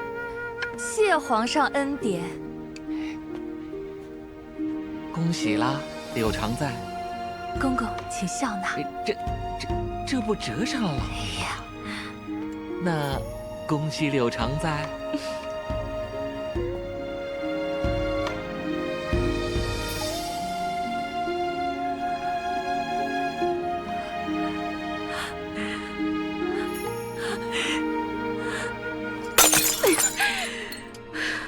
好一个端妃，竟敢在本宫眼皮子底下玩这套明修栈道，暗度陈仓。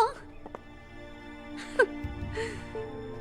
如今柳眉得封常在，感念端妃提拔之恩，处处唯命是从。端妃更趁机拉拢秀女，那些新进宫无宠的小主们也隐隐以她为首。长此以往，只怕后宫的风向都要变了。富察氏这些年仗着自己一股子温婉模样，装的可真像，宠不过本宫，全不及本宫。借着那点子胎气，倒真想步步登高了。哼，那咱们这边是否也要实些恩惠？总得让那些小主尝点甜头，也好稳住人心。他如今有孕在身，不能侍寝，自是需要有人替他承宠。可本宫凭什么将恩宠拱手让人？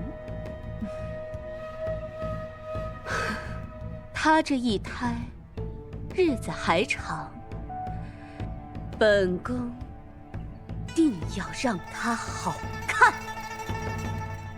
是。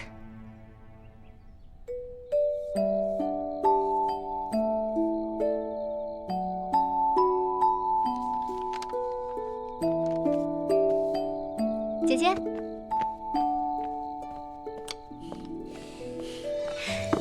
这几日姐姐闭门思过，这膳房啊，怕是没有往日殷勤。我呢，就从太后的小厨房给你顺了点糕点，全呢是她老人家赏你的。难为你还惦记着，我抄了这半日佛经，倒是真有些饿了。尝尝，好吃吗？看你如此沉得住气，我也就放心了。不过闭门思过而已，我若沉不住气，岂不正中旁人下怀？说得好。我呢，听你打听过了，在太后召你训话之前，是一个小太监在她面前搬弄是非。这个小太监呐，是兰贵妃的人。果然是他。这招借刀杀人，倒是用得巧妙。哦，还有件事，这几日呢，皇上又新封了一个常在，是柳眉，端妃一手扶持的。你这边风头刚落，他那边就立了个新人，这端妃怕是不想给姐姐翻身的机会了。倒是稀罕，端妃竟也出手了。这后宫斗得如火如荼，我就暂且避一避风头吧。没错。来，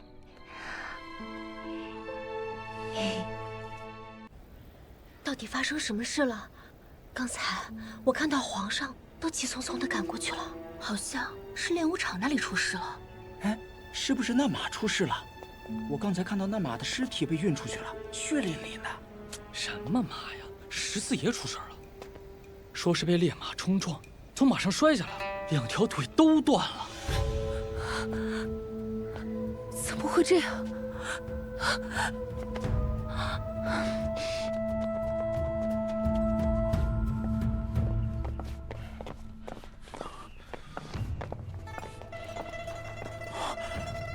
我儿如何了？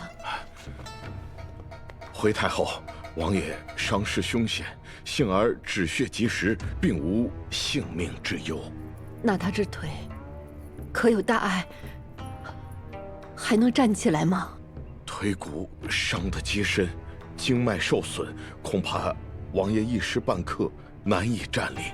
日后要想痊愈，还需尽量调理。皇额娘，张太医，朕要你全力医治14弟的腿，不管需要什么药材，你尽管用。臣明白。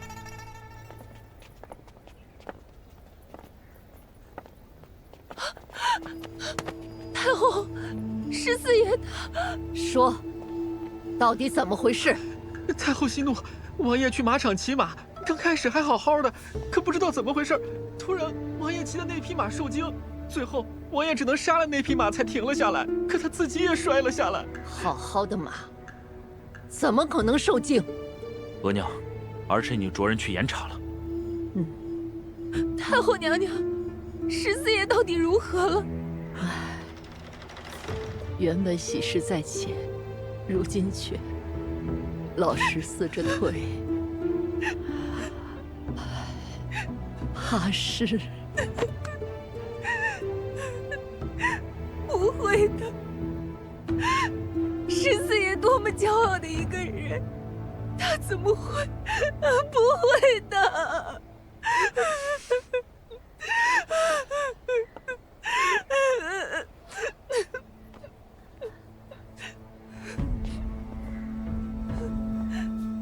孩子，回吧。等老14的腿好了，我再召你入宫。太后，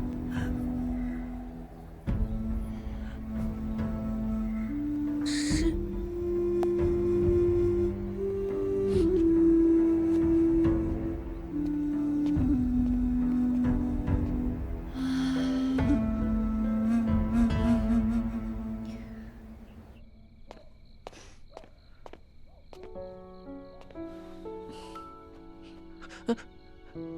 轻点，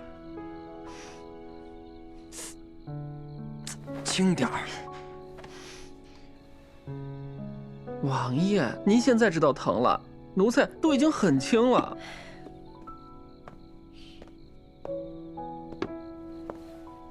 福公公，还是我来吧。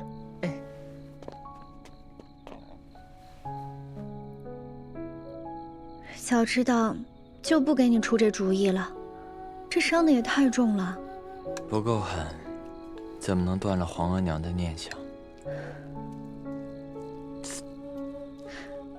疼吗？不疼。骗人！平时我的手如果蹭破都会疼，更何况是你现在。福公公，还是你来。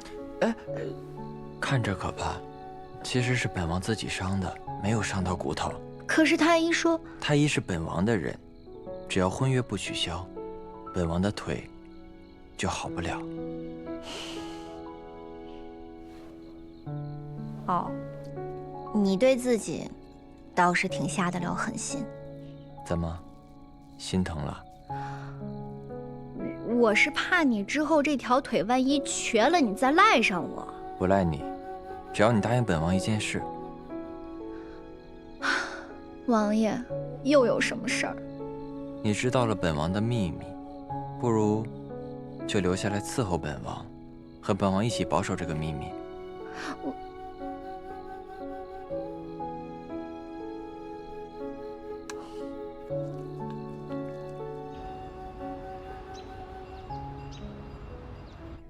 14跟哀家张了嘴，说要留你在身边。你是哀家身边出去的人，做人也本分。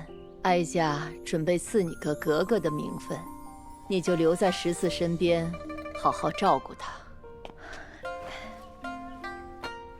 太后娘娘，奴婢不要名分，奴婢愿以医女的身份侍奉14爷。你嫌格格的名分太低？不是，奴婢不敢。只是奴婢自知出身卑微，配不上14爷，也从未肖想过不属于奴婢的位置，唯愿竭尽所能侍奉在太后和王爷身边，无愧于太后和王爷对奴婢的恩情。你伺候哀家一场，哀家也不是个不念旧情的人。哀家知道，这格格的位分是有点低，但你只要好好伺候，等14成亲后，哀家一定会将你从宫中风风光光的嫁过去，到时候你再给他生个一儿半女，给你封个侧福晋也不是难事。太后圣恩，奴婢心领。只是奴婢医女出身，立志行医，不愿被后院束缚，更不愿意因一纸名分误了本心。只要能侍奉在14爷身边，为他治病诊疾，已是奴婢莫大的福分。额娘，名分的事儿暂且不提，儿臣还有要事找您商量。你还有什么事？儿臣……奴婢告退。刚才如张太医所说，儿臣的腿每隔1年半载根本好不了，就算好了，也会留下跛足，完全康复遥遥无期。腿伤的事慢慢养，不着急。重要的是不要留下残疾。额娘，可有些事儿等不得。你所指何事？佟家宝珠年已及笄，儿臣已然残疾，不愿耽误他的前程，还求皇额娘撤了这门亲事。你只是伤了腿，又不是废了。你是皇家血脉，你就是真瘸了，也自有人愿意与你结亲。那佟家宝珠只是将门出身的女儿，配你是她的福气。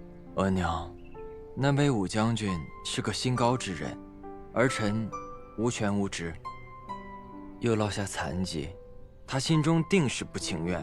况且结婚是2个人的事儿，这强扭的亲事何必呢？听你这话，像心中自有定计。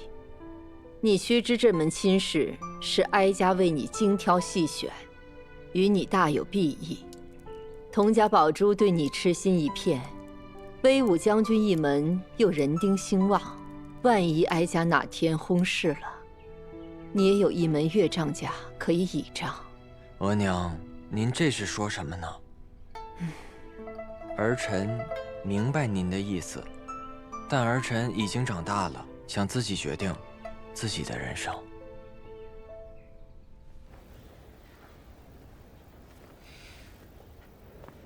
来了来了，小主，皇上今儿就是走这条路，那仪仗马上就要来了。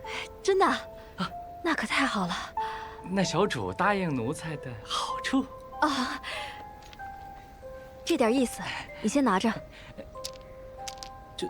就这点，小主，这也太……这可是我全部家当了。等我得了宠，少不了重谢你。奴才只能帮您到这儿了。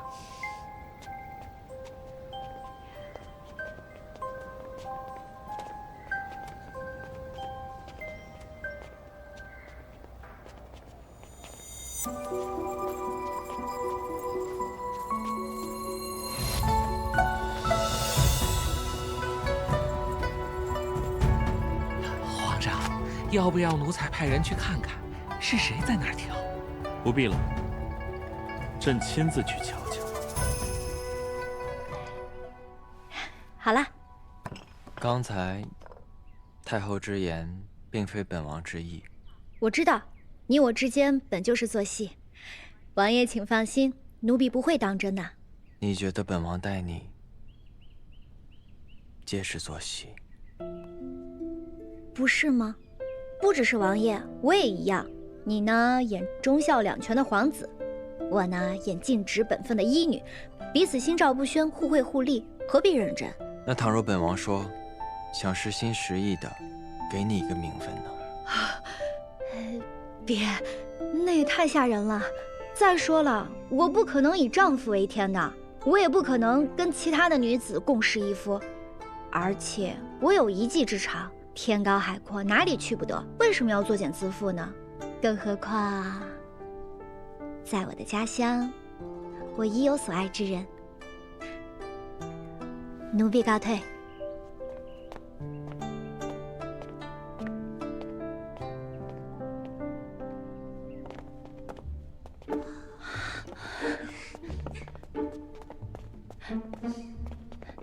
姐姐这处宫室也太气派了，这几件摆设都是从内务府搬来的贡品吧？萧姐姐初次侍寝就封为贵人，看来皇上是真将姐姐放在心上。贵人，这些都是皇上派人送来的花。今日便得皇上恩惠，便派人把花给送过来了。怎么还有不同季节的鲜花啊？听说御花园有暖阁，什么季节的花都能种得出来。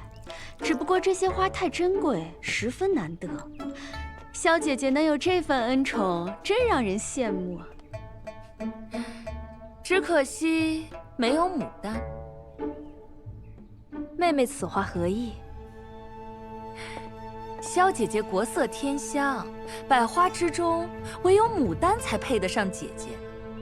只是牡丹娇贵，听说只有最得圣心的妃嫔才能得到皇上赏赐的牡丹。哎呀，妾身只是随口一说，叫姐姐见笑。你的意思是我不够受宠了？姐姐多心了，我并无此意。牡丹而已，若我想要，明日开口，皇上便亲自送到我的案前。柔儿，再给朕跳一曲吧。皇上，臣妾跳的那些舞，皇上早都看遍了。再多跳几次的话，那也就不新鲜了。不过呀，臣妾最近新编了一曲舞，唤作采花舞，是专门为皇上而做的。那还等什么？跳与朕瞧瞧。只是这支舞现在还缺一样道具，跳不成。哦，缺什么？一枝花。那日皇上赏赐臣妾的花虽然是极好的，但是都是成盆成簇的放着，若是单捻一枝出来，可就缺乏气势了。你要气势足、颜色艳的话，朕记得御花园里有牡丹，极好。司棋，奴才在。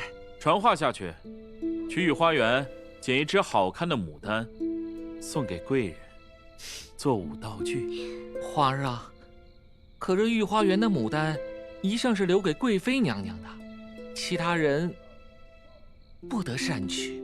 不过是一枝花，朕想赐给谁，还轮得到旁人智慧？奴才遵旨。皇上。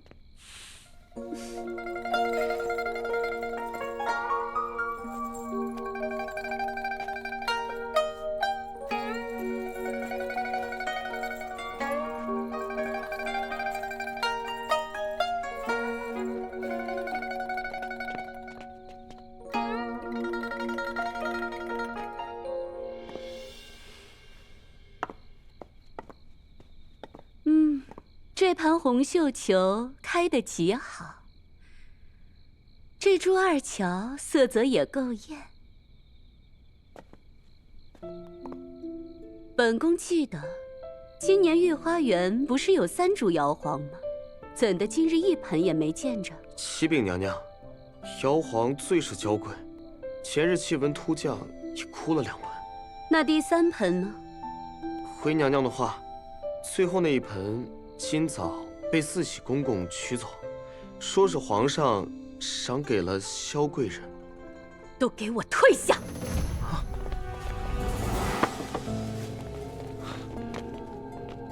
把这些花全给本宫砸了！娘娘息怒，或许是四喜公公擅作主张，皇上未必知情。未必知情？在这宫里，除了皇上，还有谁敢煽动本宫的牡丹？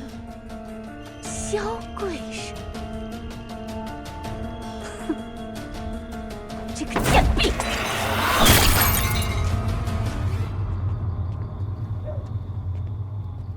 贵人，你看那边，那边的荷花开得可真好看呀。荷花虽好，可终究不及御花园的牡丹娇艳。本宫最爱的那盆瑶皇，每日一见啊，必神清气爽。可是瑶皇娇贵，太难伺候了。娘娘放心，奴婢每日吩咐人用温水细养，就连半夜都不敢疏忽半点。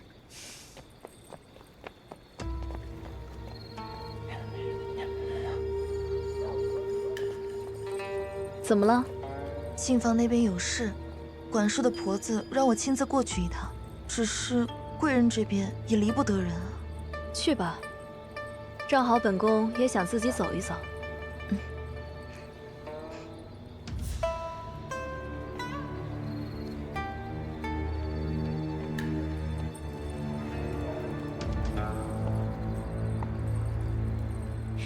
这个季节的莲子正好，蒸出来熬汤最养人了。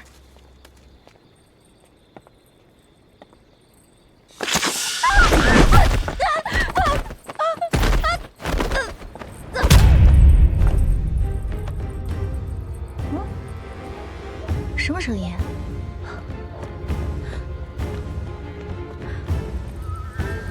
萧贵人，萧贵人，萧贵人！快来人！快来人啊！萧贵人，快把萧贵人扶回寝宫！快传太医！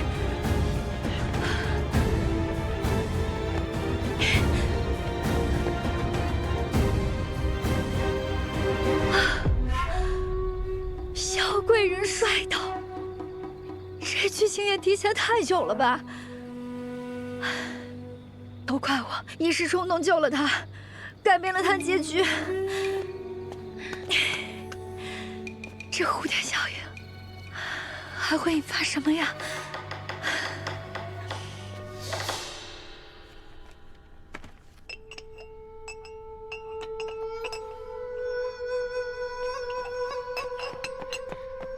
启禀皇上，昨夜萧贵人险些坠桥身亡。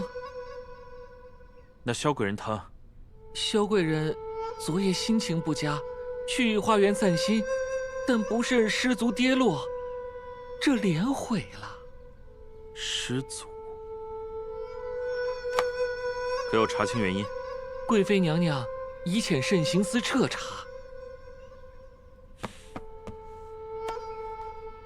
赐些药材银两，好好安置他吧。这。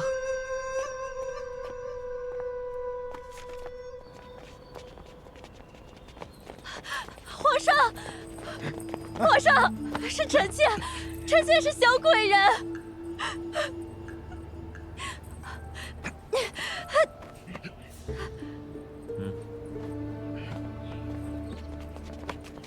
皇上，你要替臣妾做主啊！臣妾受伤绝非意外，是有人要害臣妾。此事，兰贵妃已令慎刑司彻查，结果早已有定论。你说有人要害你，可有凭证？臣妾没有证据，但这一桩桩一件件，事过蹊跷。兰贵妃一句意外替臣妾盖棺定论，臣妾不服。臣妾只求皇上能够彻查此事，为臣妾讨回一个公道。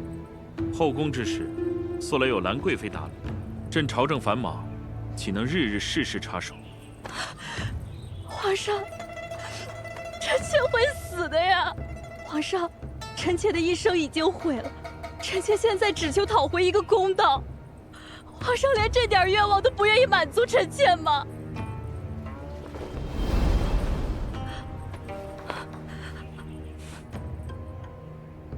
后宫有后宫的规矩，朕岂会为你一人坏了旧礼？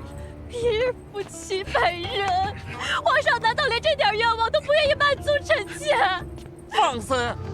你不过一个贵人，还妄跟皇上成夫妻，真是魔怔了不成？皇上，拦住！放开我！皇上，我求求你！皇上，皇上！萧贵人殿前事宜禁足1个月，着太医每日诊治，其余的杂事就不要再烦朕了。皇上，带走！皇上，皇上，皇上！起驾！这皇上未免也太无情了，好歹也是他宠幸过的女人。萧贵人以色侍君，却不懂色衰而爱弛的道理。今日她不该出现在这里，更不该让皇上看到她毁容的脸。之前皇上对她或许还有些情分，可今日过后，这情分怕是一点儿也不剩。不愧是小说里的宫斗冠军，你果然很了解皇上。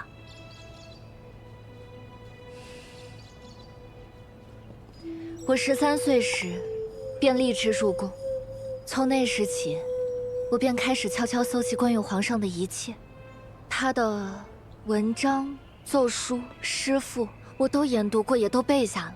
他是什么样的人，整个后宫怕是没有人比我更清楚了。后宫于他，不过是朝堂之外的喘息之地，亦或是绵延皇嗣的场所。没有人能入他的心，就连我也不例外。你要能这么想，已经胜过宫里很多其他女人了。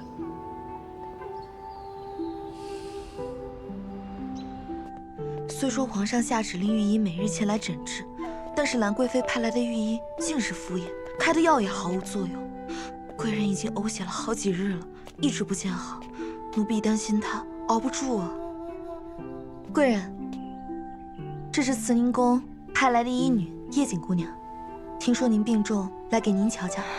不必了，救我做什么？还不如让我去死了的好。您若是死了，那害您的人今晚可以睡个好觉了。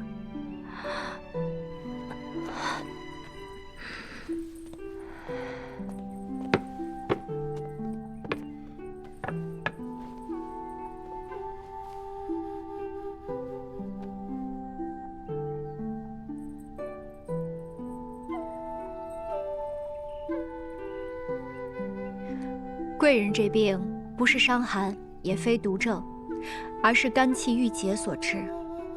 若是心宽体顺，吃几副药便好了。但若日夜郁郁，肝气所致，怕是神医也难医治。我的脸被毁了，我连仇人是谁我都不知道，如今还被皇上厌弃，你叫我如何心宽气顺？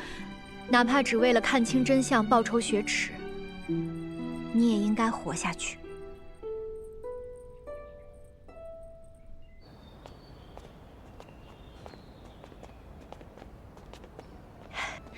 碧芊姐姐，叶锦姑娘，贵妃娘娘有请。好。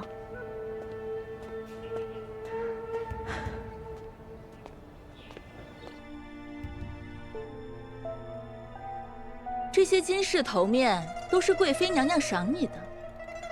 奴婢谢谢贵妃娘娘厚爱，只是奴婢惶恐，无功不能受禄。既绝无功，那眼下本宫就给你个立功的机会。不知娘娘有何事差遣？太后寿辰就快到了，届时必定宴请后宫众妃嫔，你掌管慈宁宫膳房，方便接近膳食。到时把这包药加进端妃的饮食中。奴婢不敢，娘娘饶命！怕什么？哼，此物名为青藤草，不过只是泻药，谁让她怀了孕还不安分，处处与娘娘作对。娘娘不过是想给她一个小小的教训，只要你处理得当，没有人敢质疑太后宫里的饭菜有问题，更不会有人怀疑到你。可是娘娘，我这点小忙都不愿意帮，莫非你对娘娘所表的忠心都是敷衍不成？本宫向来赏罚分明，此事若办成了，本宫还有重赏；若办不成，本宫有的是法子，让你永远消失在后宫。剧情已经失控了，我要是再想不出办法破局，我就玩脱线了。玉姐，王爷，你怎么了？你脸色如此难看。我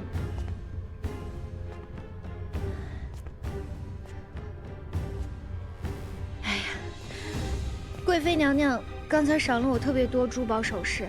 她要你做什么？她想让我在太后寿宴上给端妃下药。下药？下什么药？她说是泻药，只是让端妃闹肚子，不会致命。端妃现在怀着龙嗣，毒害皇子，可是重罪。稍有闪失，别说是你我，就算是额娘，也难辞其咎。你答应他了吗？他威胁我，他让我在后宫消失，所以我……你过来。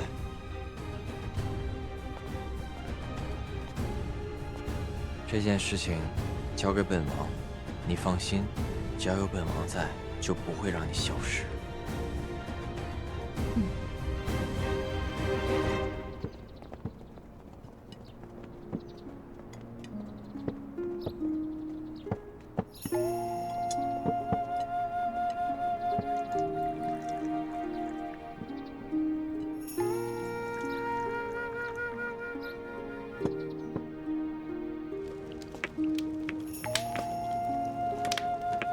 这碾碎一点啊。去取些枸杞，这个汤色不够，2毫就够了。啊，是。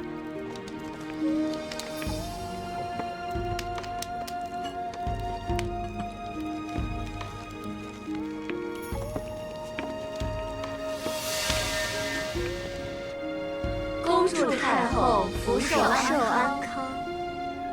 都落座吧。谢太后娘娘。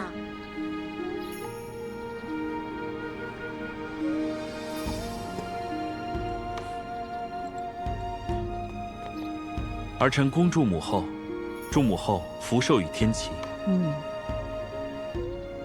母后，一会儿可以尝尝这个，这个是从苏杭进贡上来的。臣妾祝太后福泽安康，绵延千岁。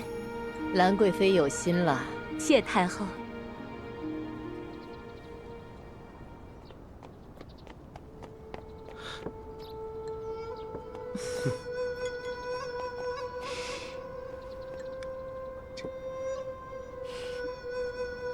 祝母后福如东海，寿比南山。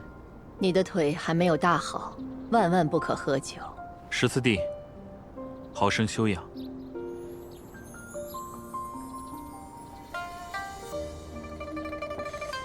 母后，无碍。太后娘娘，臣妾以茶代酒，祝太后娘娘生辰极乐，寿比南山。要好好安胎。谢太后娘娘。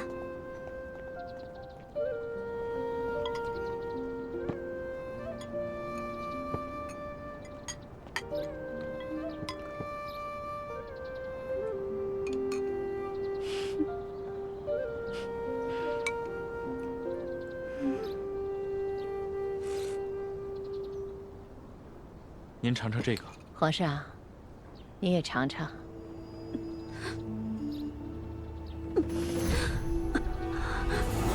娘娘，疼！娘娘，好疼，好疼！娘娘腹痛，快传太医！快，传太医！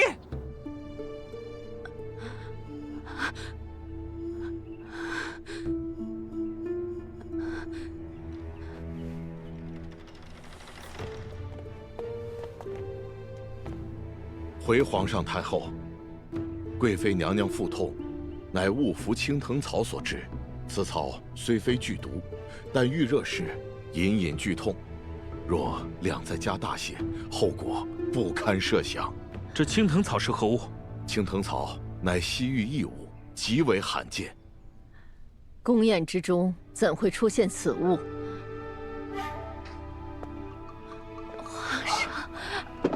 皇上，有人要毒害臣妾，你一定要为臣妾做主。皇上，来人，将今日小厨房所有人都带下去审问，并彻查今日负责上菜的工人。太后，皇上，你们一定要给臣妾做主。这又是怎么了？这毒汤并非是冲着兰贵妃来的，而是给臣妾的。你把话说清楚。兰贵妃腹痛，臣妾才后知后觉发现汤有问题，于是派人去小厨房调查，没想到臣妾的汤和兰贵妃的汤半道被人调换了。若非如此，躺在榻上的可是臣妾。来人，今日给端妃传菜的宫女是谁？带上来！带上来！你便是今日传汤之人，说，为何要调换汤盏？太后饶命，奴婢调换汤盏，是因为奴婢不想死。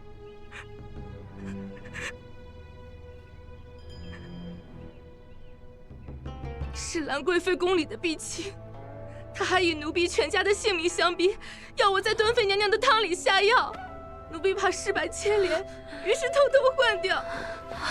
奴婢冤枉，奴婢从未胁迫她，更未指使她下毒。混账！宫宴动毒，岂是你一句冤枉可以了事？把这2个奴婢带下去，好生审问。娘娘，娘娘救我！娘娘，娘娘！人证物证俱在，毕竟又出自你的宫中，此事你如何解释？皇上，臣妾是被人栽赃陷害的。贵妃宫人毒害妃嫔，实属大逆不道，私邪，传朕口谕，贵妃管束失责，即刻褫夺封号。皇上，降贵妃为妃，夺去6宫协理之权。奴才领旨。皇上，皇上，皇上，臣妾是被人冤枉的。海峡的寿宴，被你们搅得这般模样，这后宫确实是该整肃了。皇上，皇上！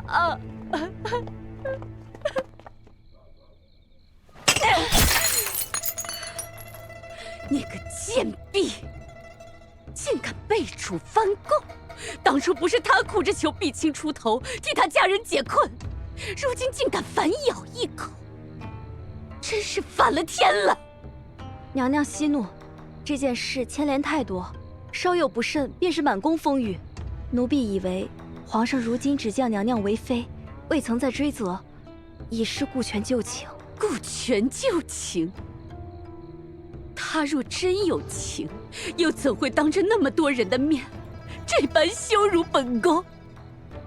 可娘娘到底还在妃位之上，只要娘娘沉住气，很快便能东山再起。哼，东山再起，也得先熬过这口气。碧清忠心，一人将所有罪责都承担了下来。可他知道本宫诸多秘密，留他在慎刑司，只怕会夜长梦多，再生枝节。奴婢明白，奴婢会让他好好的离开。皇上今日辛劳过甚，奴才瞧着此处风光甚好，不如皇上移步庭中歇息片刻。此处风光确实不错，在此晌午，想来别有风味。皇上您忘了，萧贵人她……哎，皇上，不如咱们传南府教坊的舞技。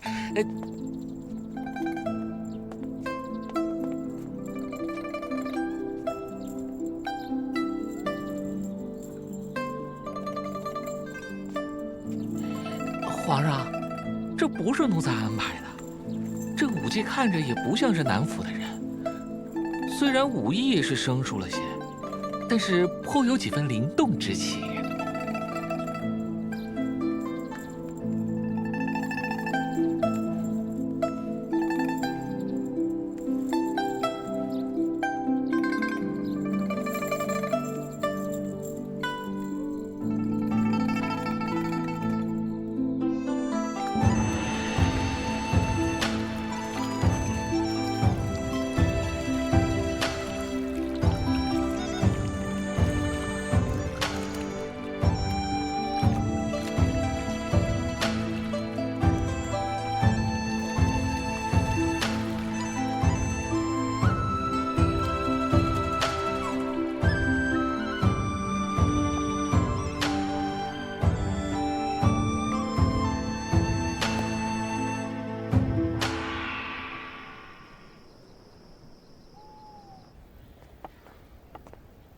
给贵妃娘娘请安。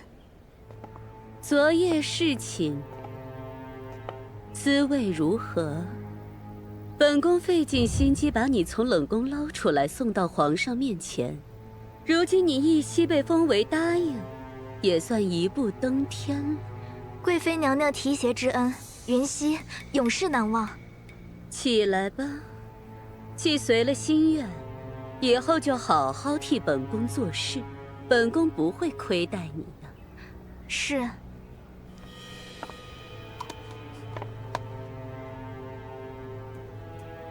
西姬丸，每日定量服用，可保肌肤雪白，容光焕发。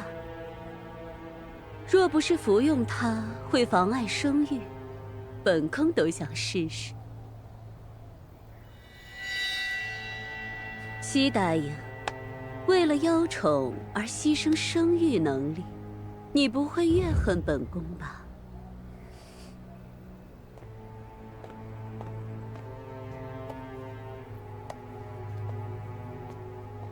这是臣妾自己的选择。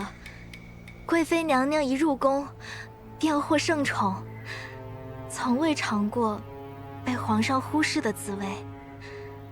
若是连妖宠都不能，甚至连皇上的面都见不到，那即便有生育能力，又能如何呢？你倒是有魄力，好好施展你的能力吧。本宫静待佳音。恭送贵妃娘娘。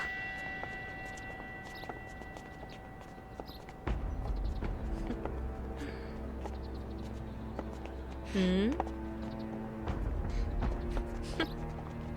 怎么，老朋友见面不叙叙旧？你我之间又有何旧可叙？是吗？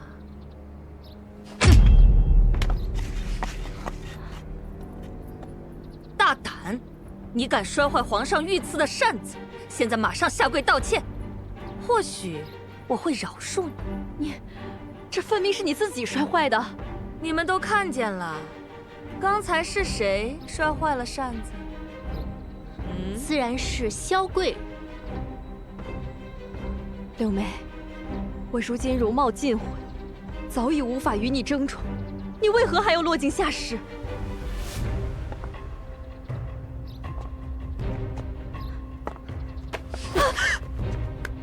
我齐家柳眉，出身八旗，天生金枝玉叶。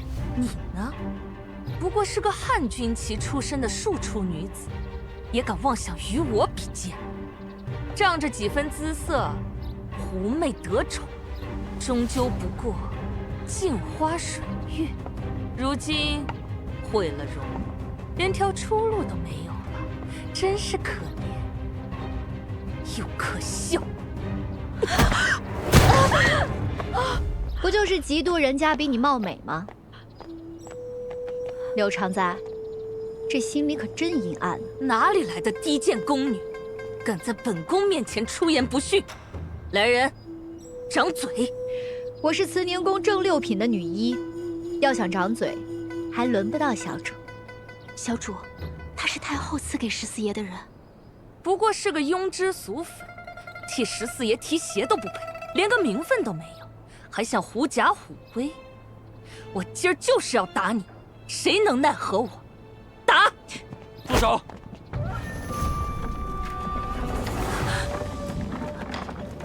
叶瑾是本王的侧福晋，就算犯了错，也轮不到你来教训。皇上，臣妾只是在开玩笑。四喜，奴才在。齐家是行为失宜，德行有亏，着急降为答应，先出咸福宫，移居冷香院佛堂，闭门思过。奴才领旨。侧福晋，此乃臣弟所想，还并未知会皇额娘。14弟可真是个情种，放着高门贵女不要，却和一个奴婢牵扯不清。你可知，皇额娘执意要你娶佟家宝珠的深意？臣弟自是知晓，但臣弟以为是皇额娘多虑了。额娘一腔慈母之心，都尽数给了你。有时候，朕真的很羡慕。罢了，既然你喜欢这个奴婢，朕作为你的兄长，成全你也不是什么难事。但是你要明白，你若真的纳了这个奴婢出身的女子为侧福晋，那位威武将军可未必会把女儿嫁与你。少了一个得力的岳家，你将来不要后悔才好。多谢皇上成全，此乃皇帝本心，绝不后悔。既然你情我愿，朕便成全你们。宫女叶瑾，赐婚14王爷，封侧福晋，则良辰吉日完婚。谢皇上。恭送皇上。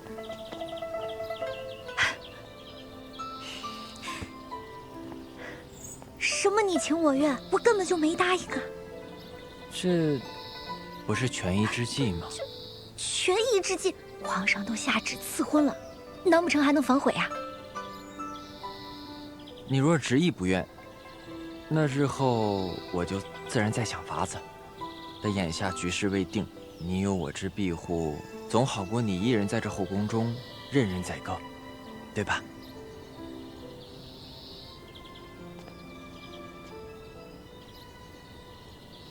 给太后娘娘请安。快坐吧。谢太后娘娘。听闻出宫采买的太监说，宫外出现了天花，说是有难民入京，把天花病例带入了京城。如今整个京城人心惶惶，太后，我们如何是好啊？如今是你在执掌后宫，你说如何是好？不如请太后带着皇上移驾行宫避斗。哀家带着皇上走了，你们这些后宫的嫔妃呢？我们坚守。好了，别以为哀家看不出你的小心思。京中这些传言，哀家也有听过，但传言毕竟是传言，未经证实，当不得真。若是已有风吹草动，便躲到行宫去，皇上还有什么威严？可若是真的呢？若是真的，再到行宫避也不迟。可如今，宫里流言迭起，人心不稳啊！既知是流言，就不该让它传播，这是你治宫不严之过。传哀家懿旨，即日起，皇城加强宫禁，严查出入人员，有异样者第一时间上报，并采取隔离措施。是，太后娘娘。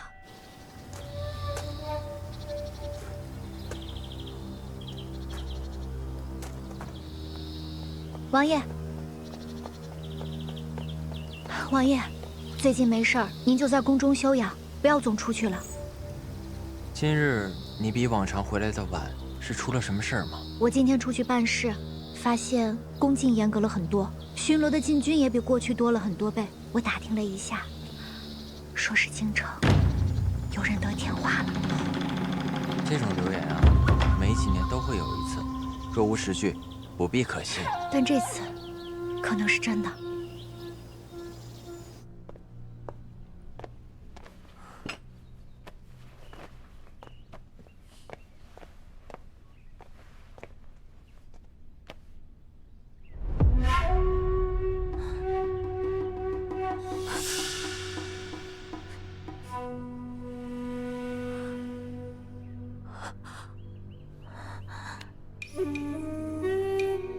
宫莲怎么了？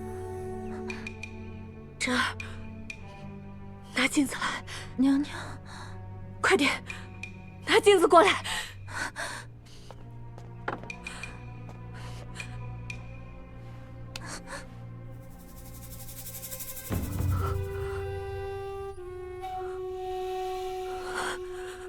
怎么会？宫脸上怎么会长这么多？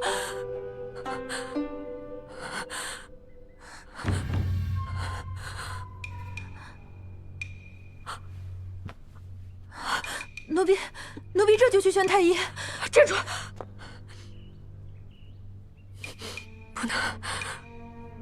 不能宣太医。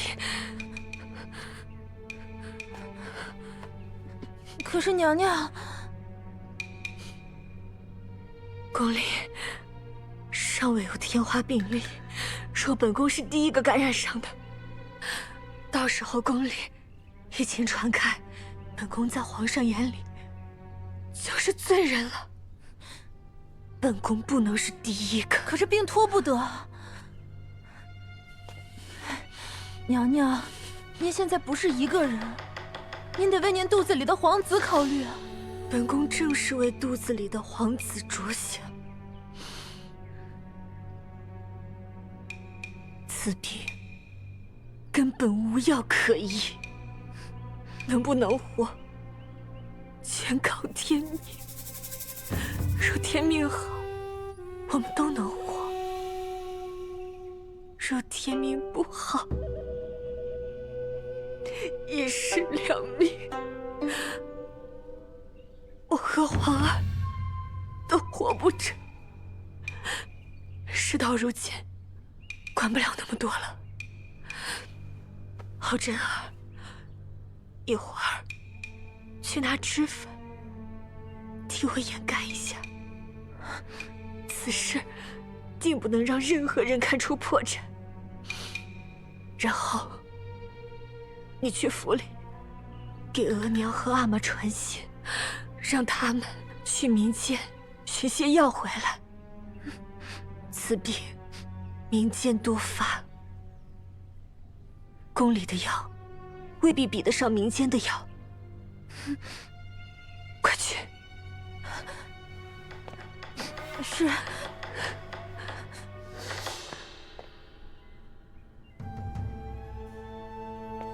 端妃宫里可有动静呢？目前看来一切如常。不应该呀！给娘娘请安。免了。娘娘，不好了，出事儿了！什么事慌成这样？是端妃，她的贴身宫女真儿回宫，身上带的药材被门口的侍卫截获，有经验的侍卫认出，这药材是治疗天花的药材。娘娘，如今连端妃都染病了，那岂不是这宫里都不安全了？娘娘，我们该怎么办呢？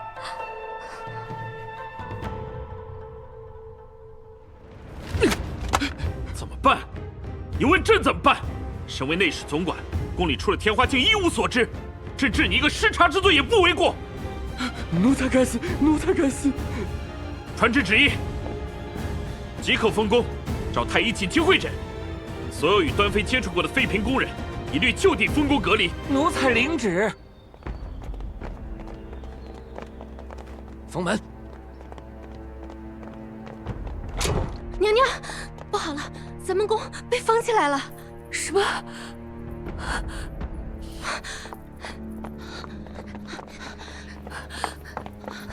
你们在干什么？给本宫住手！你们不能这样对本宫！本宫要见皇上，本宫要见太后娘娘！开门！给我开门！开门！开门！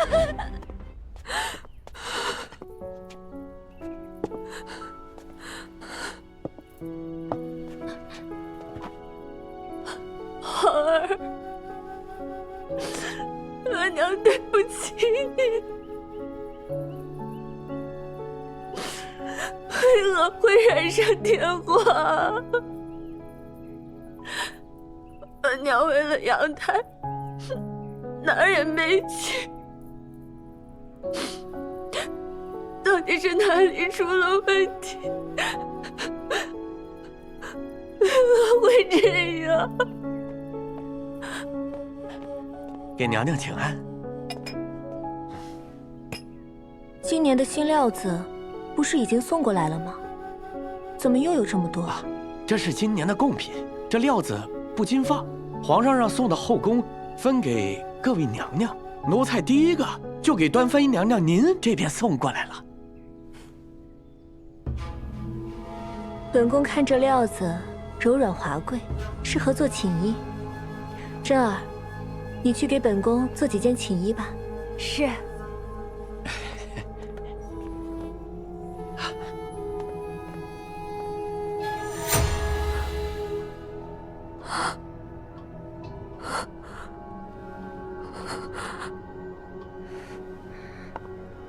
布料，是布料有问题。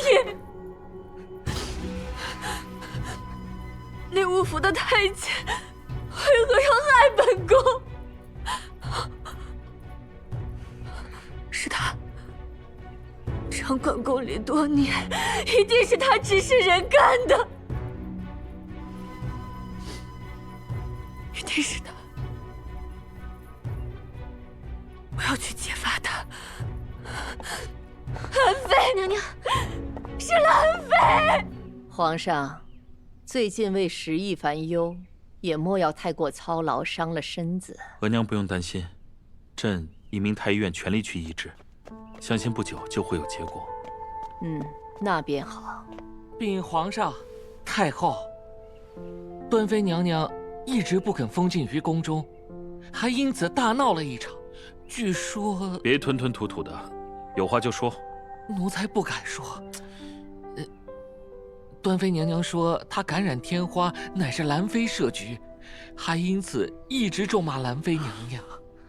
都什么时候了，还争风吃醋，简直荒谬！这孩子，平日里看着温顺，怎遇大事便没了分寸。10亿议员尚未查清，人心惶惶，他此时喧哗造势，岂不乱了人心？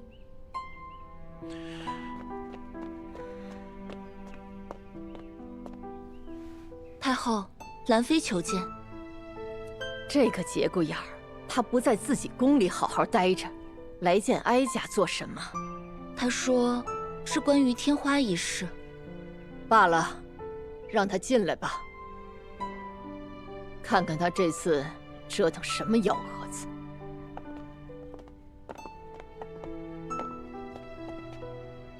臣妾叩见皇上、太后娘娘。起来吧。谢太后。你来慈宁宫所为何事？回皇上，臣妾自京中出现天花病例，心中便一直忧虑不安，特让父兄在民间四处搜罗药方，虽未能找到治疗天花之药，但倒寻来一古方，能够预防疾病，或可暂缓扩散。臣妾斗胆，愿将此方献给皇上。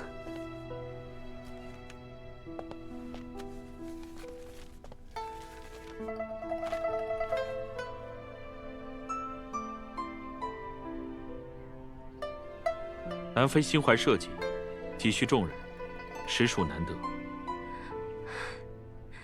端妃身染疫疾，又怀有身孕，如今正处风头浪尖，六宫事务不可一日无主。朕欲晋你为贵妃，由你暂理六宫之事，你可愿担此责？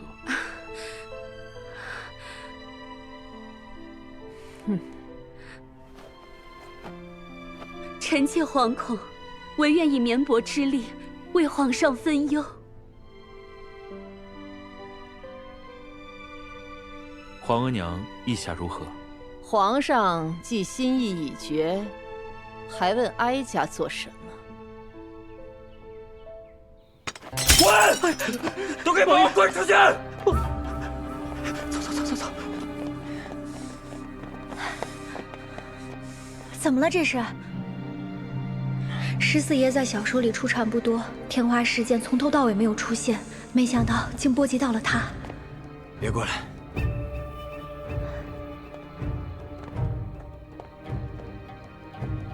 我看看，福公公猜的没错，果然还是中招了。既已知道，还不离本王远一点。你我日日相处，现在说远离是不是太迟了？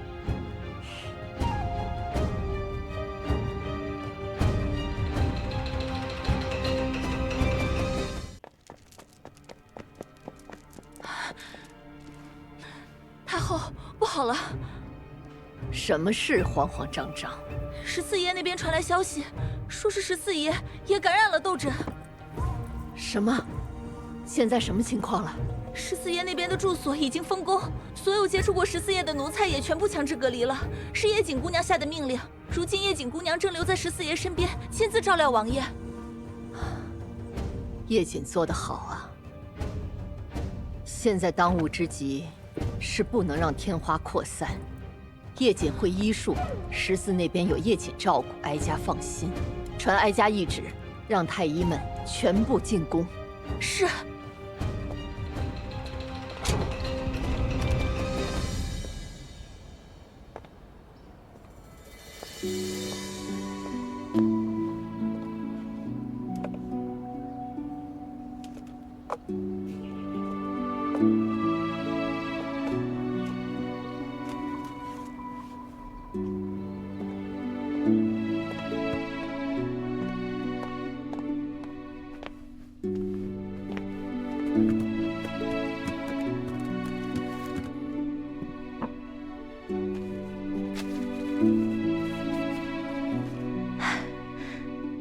萧贵人有心了，王爷，今天你有口福啦。王爷，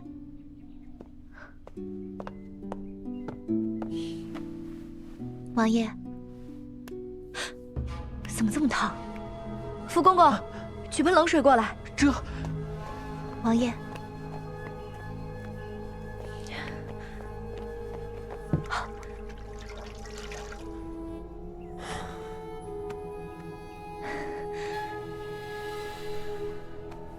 受不了。好，我知道，坚持一下。福公公，抓住王爷的手。哎，坚持一下，王爷。哎，王爷。痒。王爷得罪了，去去取根绳子过来。这……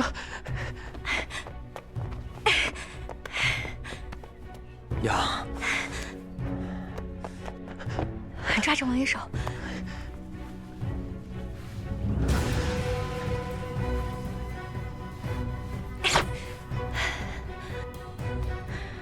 不行，还是得去太医院，再去取一个止痒的方子。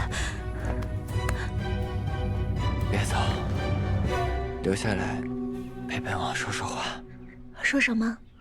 就说你家乡的故事。我的家乡无趣的很。那就说你家乡的那个男朋友。王爷还记得这个人呐？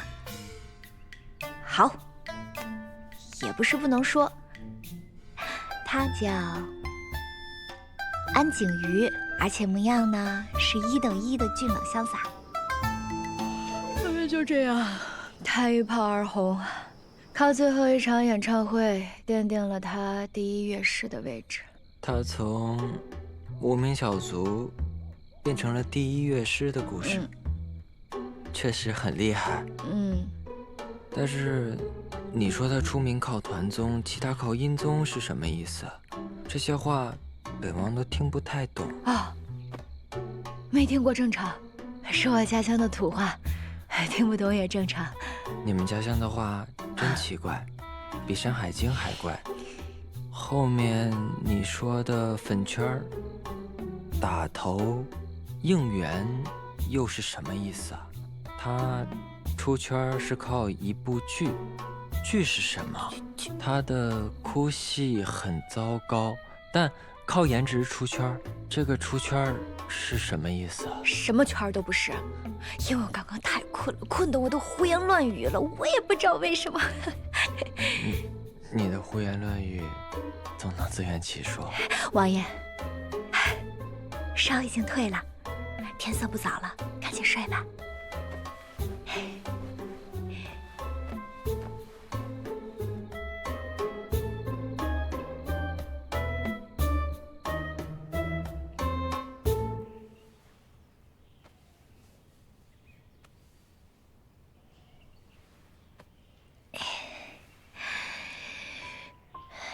王爷醒了。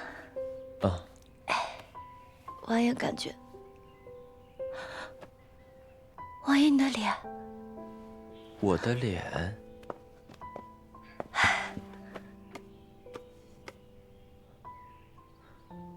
痘疹都退了，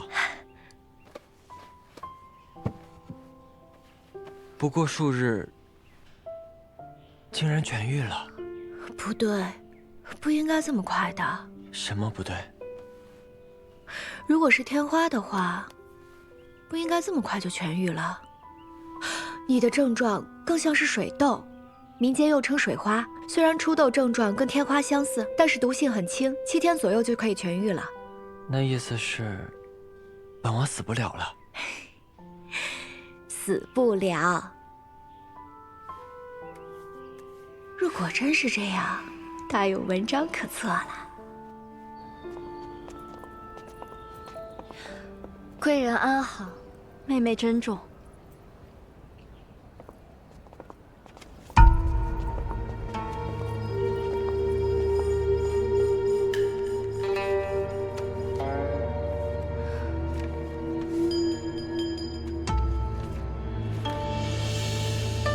这是叶瑾的笔记。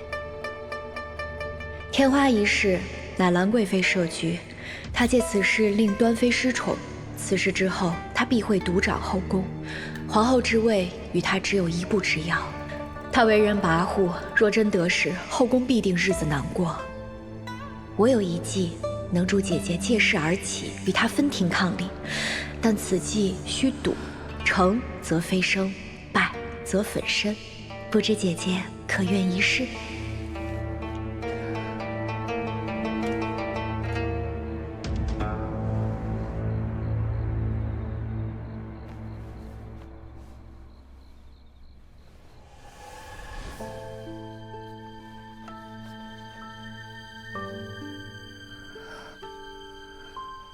这一笔要用力些。好嘞，今天教的这几个字都学会了吗？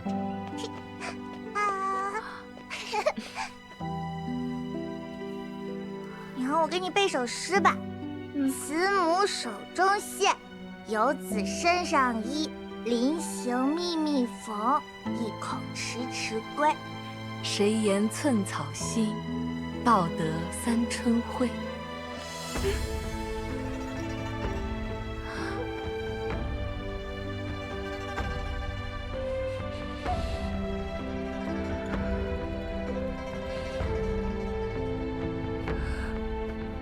奉天承运皇帝诏曰：湖州知府云天赐，身为朝廷命官，暗通武王，图谋不轨，证据确凿，即日革职查办，抄家问斩，钦此。我这一生对皇上忠心耿耿，从未有二心。你们这是血口喷人，诬陷忠良！大胆！来人，拿下！老爷，夫人，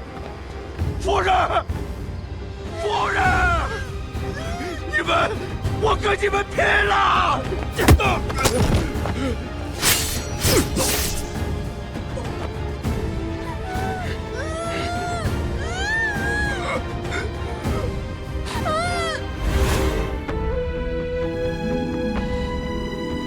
父亲蒙冤，母亲惨死，罪魁祸首便是兰氏一族。谁都可以做皇后，唯独兰贵妃不可为后。我本就是带着一条命进宫的，何惧一时？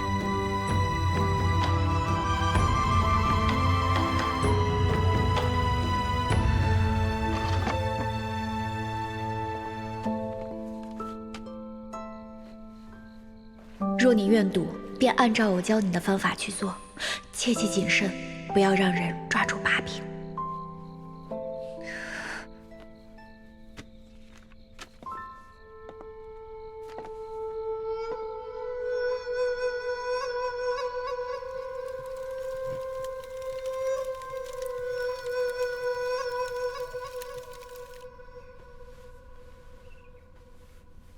听说城外难民都已妥善安置，城中疫情减缓。如今宫里只剩下端妃和14，并无新染病例。如今他们都已无大碍，总算是熬过去了。多亏了你献上那药方，臣妾不敢居功，全靠皇上运筹帷幄。禀皇上，贵妃娘娘，端妃宫中来人说，端妃娘娘情绪激动，动了胎气。可传了太医？已传了太医，只是听宫女们说，端妃脾气很大，宫人们都很害怕。听说孕妇最忌情绪不稳了。朕先去看看她。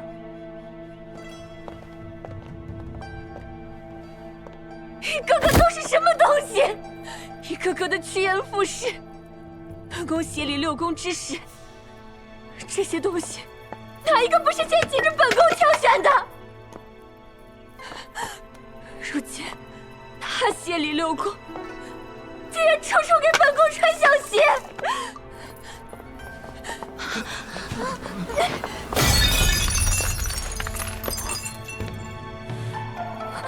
皇上。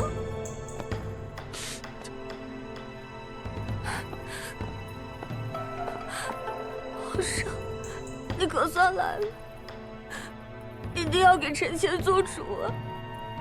悍妇！皇上，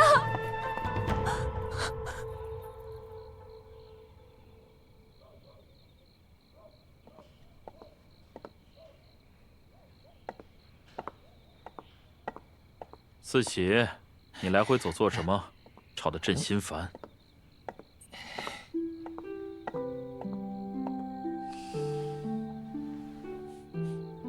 皇上，是臣妾。惠贵人。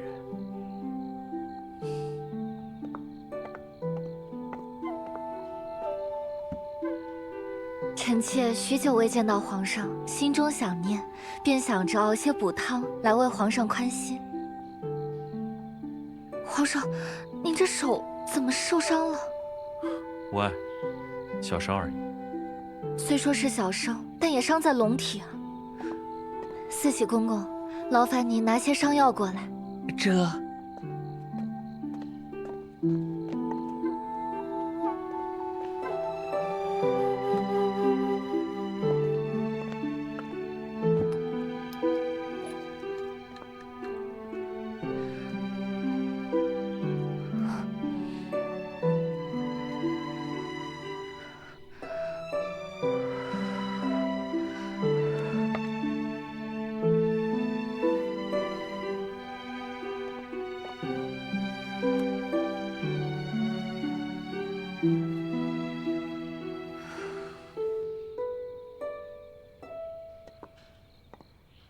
皇上近日忧心山东之事吧？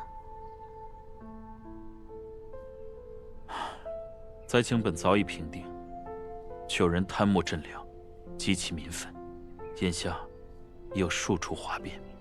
竟有此事？听说主事的是端妃之父，他一向谨慎，怎会出此纰漏？此事尚无定论，朕不愿妄下判断。皇上，来喝碗汤吧。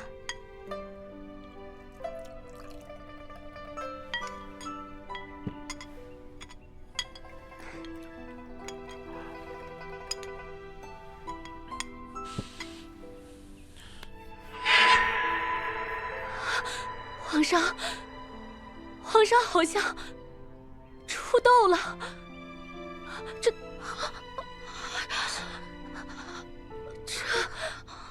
给朕把镜子拿来！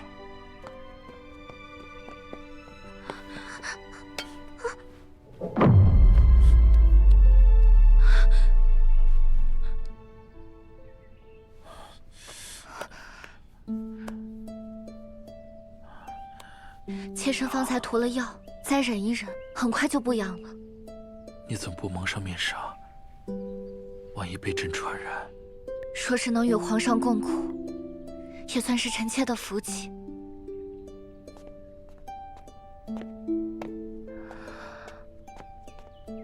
药煎好了，请皇上服下吧。臣妾来吧。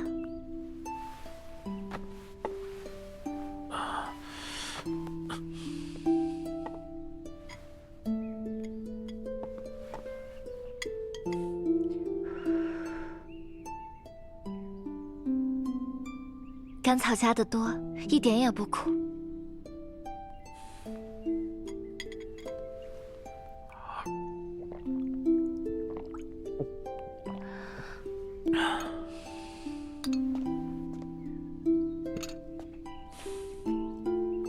朕这一病，倒是看清了人心。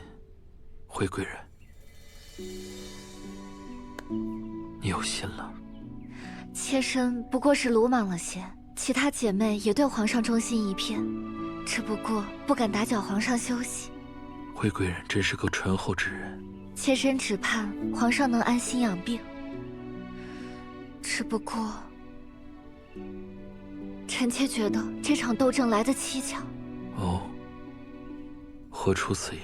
端妃娘娘因养胎足不出户，却偏偏是第一个感染斗症的，这事儿未免也太巧了。端妃娘娘说她感染天花乃是兰妃摄取，因此一直咒骂兰妃娘娘。司喜，奴才在。给朕彻查此事。这。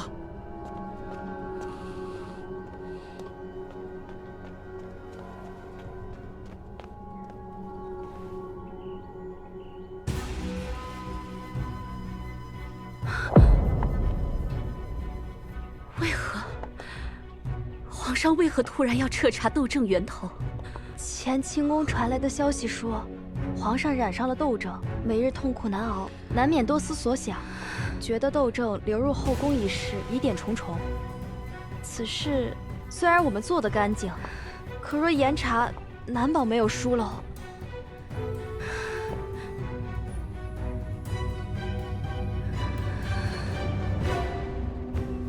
只有死人才会永远保密。你去一趟，该消失的人，就让他永远消失。可端妃曾指名道姓的指证过我们，当时太后和皇上只以为她因憎恨贵妃娘娘才胡乱诬告，万一人死了，岂不是我们嫌疑更大？管不了那么多了。如果证据落到他们手里，本宫就全完了。如果他们没有证据，就算他们怀疑本宫，也奈何不了本宫。哼，你赶紧去将此事办妥。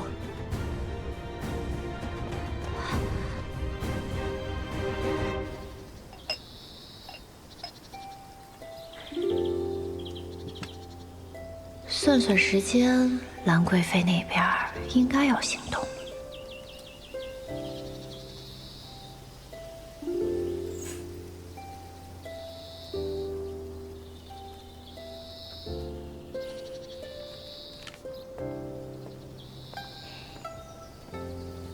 王爷，我想请您帮个忙。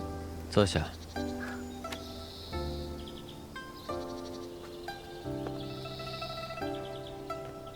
靠近一点。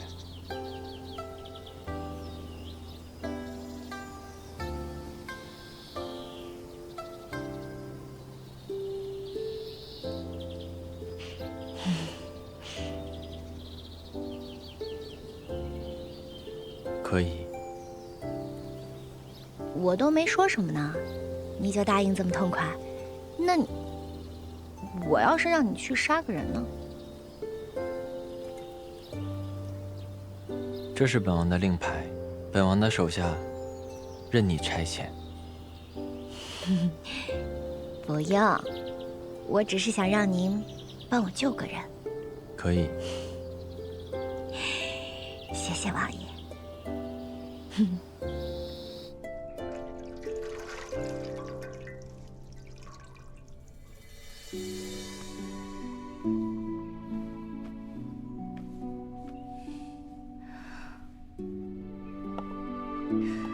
诸位大人可有讨论出什么章程来？皇上这病到底该如何用药？回会贵人，这几日臣等仔细观察了皇上的病情，觉得甚是蹊跷。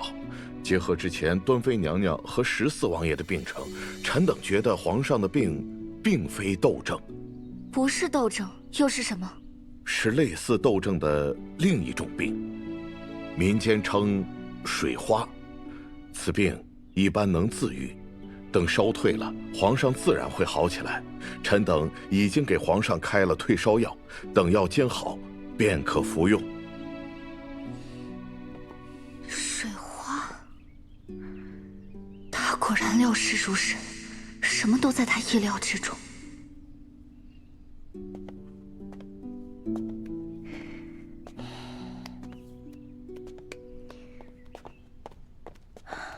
你要本王替你救的人，本王已经救了。谢谢王爷。本王的人赶到时，他都已经快不行了。你果真料事如神。凑巧，凑巧而已。过来跟本王用膳。好。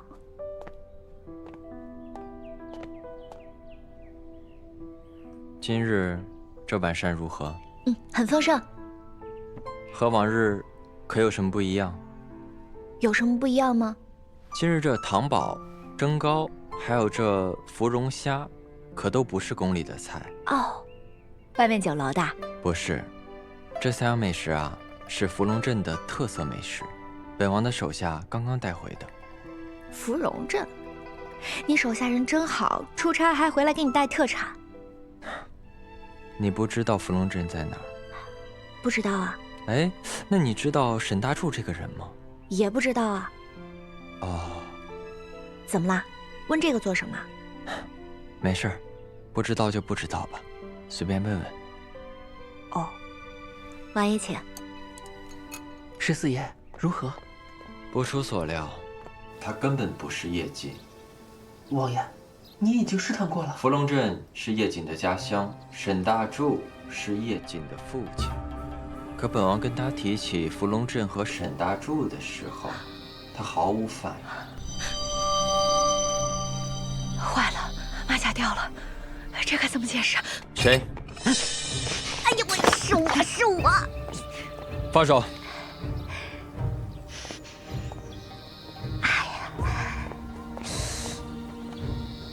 疼。下去吧，此事交给本王处理。这。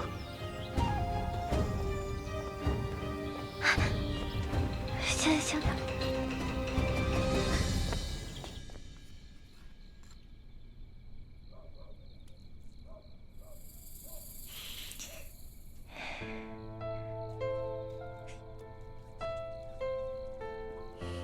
其实，我是个孤女，被我赤绝户的叔叔卖进了青楼。当时我拼命地跑了出来，但是我没有钱，差点饿死。幸好遇到了选宫女的队伍，那个太监救了我。真正的叶瑾已经病死了，他怕担责，就让我顶叶瑾的名。王爷，我进皇宫，纯粹是为了活命。我不可能去刺杀皇上，而且我对太后和王爷没有任何不利。希望王爷高抬贵手，放过我吧。其实你是不是叶瑾，本王并不在意。那，王爷这是？本王只是为了证明自己的猜测。什么猜测？你还记得本王给你讲过当朝国师的故事吗？记得。那你知道他的下场吗？不知道，这段小说里没写呀。皇阿玛登基之后，他被群臣弹劾，他承担了皇阿玛登基路上所有的罪孽，最后，他被以妖人的身份处以极刑。啊！天哪！你所有的卷宗，本王都已经销毁，叶瑾的父母也都安排妥当。从今天起，你就是叶瑾，记住了吗？记住了，我记住了。我自己来，谢谢王爷。皇上，皇上。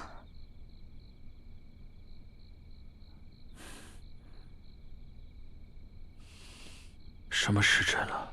怎么天都黑了？已经有时了。太医说您高烧才退，不能再睡，得醒过来动动气血。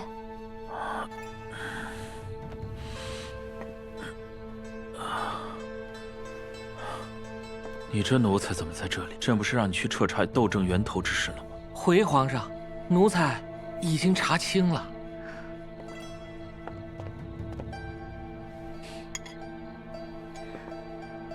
皇上，先喝药吧。您这几日高烧昏睡，身子要紧，先喝了药啊，再听也不迟。慈禧，你先说着，朕听着就行。可皇上，这惠贵人不必回避，你说便是。是，奴才顺着线索追查，最终查到了内务府总管的李大监。可李大监不在宫中，奴才便派人出去寻他。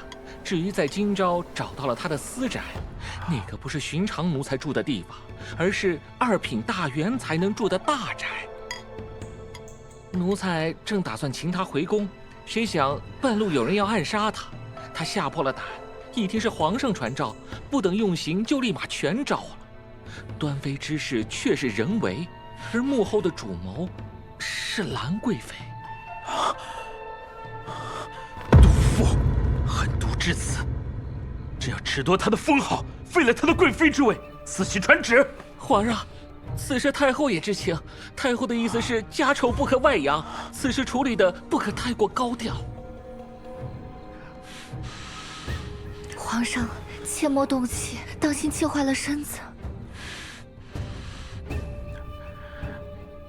传旨。兰贵妃性格跋扈，骄纵无礼，藐视皇权，逼宫反省3个月。那个李大监胆大包天，行凶谋害皇嗣，罔顾王密，斩立决。奴才领旨。四喜公公，您怎么来了？啊，许是我落下了什么东西？可不是，惠贵人，这是落下了天大的恩赏。惠贵人接旨。奉天承运皇帝诏曰：贵人钮祜禄氏之惠，德才兼备，勤勉柔顺，雍和翠纯，性行温良，甚为朕心。自养承皇太后慈谕，册封为嫔，钦此。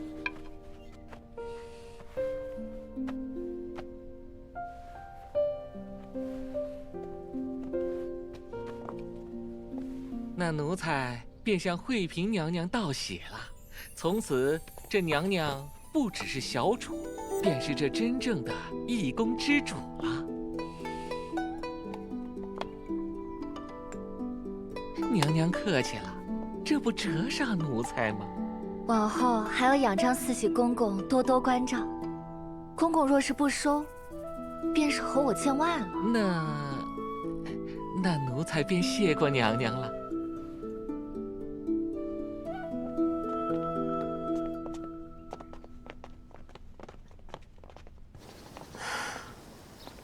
本宫近来肚子愈发沉了，一阵阵的下坠。本宫真是懒得再动弹了。就是这样，才需要出来走一走，这样等到临盆的时候就不会太遭罪。昨夜，本宫做梦梦到额娘了。那是老夫人在惦念娘娘呢。奴婢这就去慈宁宫禀太后，求太后让老夫人进宫陪您说话，说不准能开恩，让她多留几天。可惜了，本宫父兄都不在京中，也不知道他们差事办得如何。再过1、2个月，本宫腹中的小皇子就该临盆了，也不知他们能否赶回。一定能。哎，娘娘，您看那边的花开得多好，咱们去看看。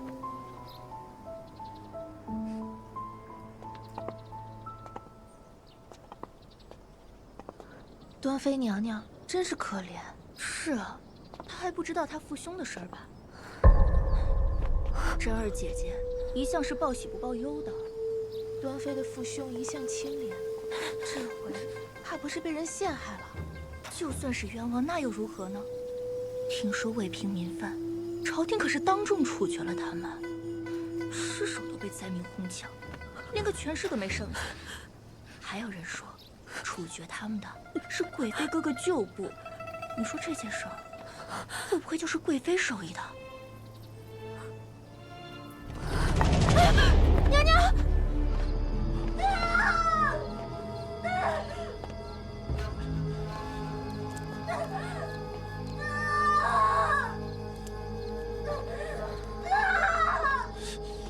这马上就要临盆了，怎么会突然就动了胎气呢？怎么不叫了？这屋子里怎么突然没声音了？哎呀，皇上，你不要过于紧张，他也许只是昏厥了。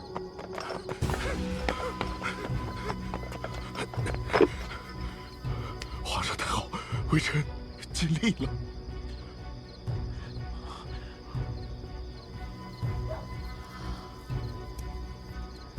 情况如何？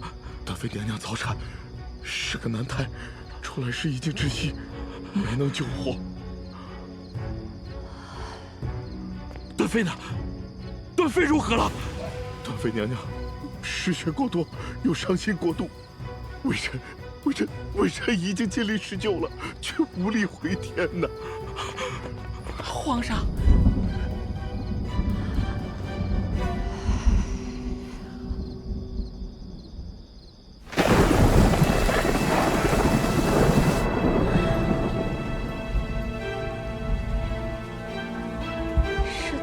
娘娘轰了，那2个宫女呢？已经畏罪自尽了。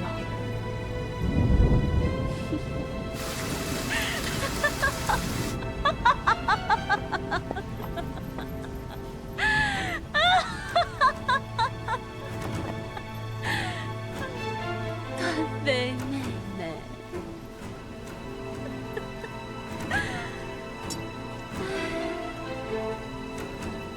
本宫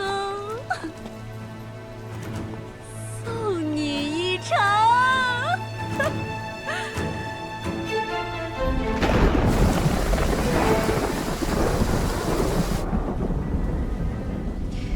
小说里，端妃最终也是因为家族抄斩而死，但那应该是很往后的事情了。我刻意激化后宫矛盾，本来想一起扳倒端妃跟兰贵妃，但是没想到兰贵妃是这么一出毒计，提前害死她。我不杀伯仁，伯仁却因我而死。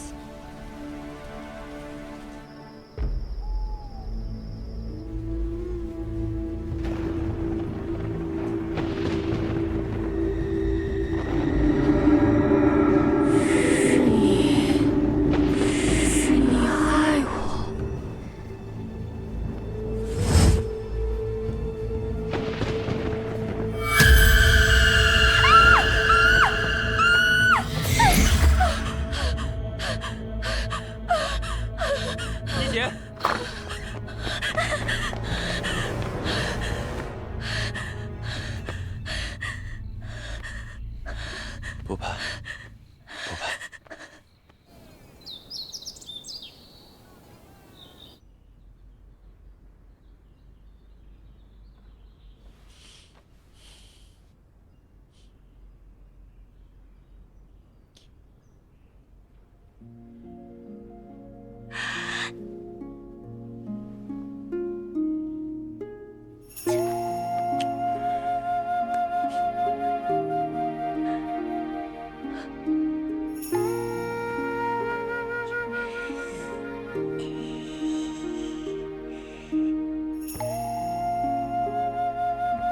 叶姐，幻觉，幻觉，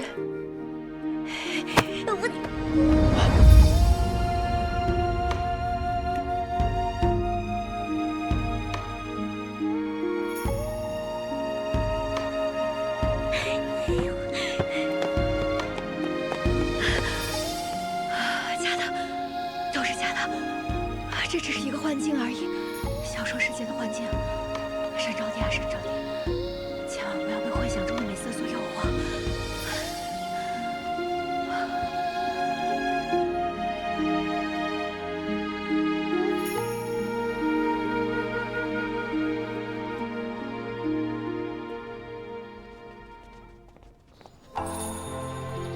兹尔威武将军之女，佟家氏宝珠，笃生明族，聪慧贤德，品性端雅，滋养成皇太后慈玉，册封尔为德品钦此。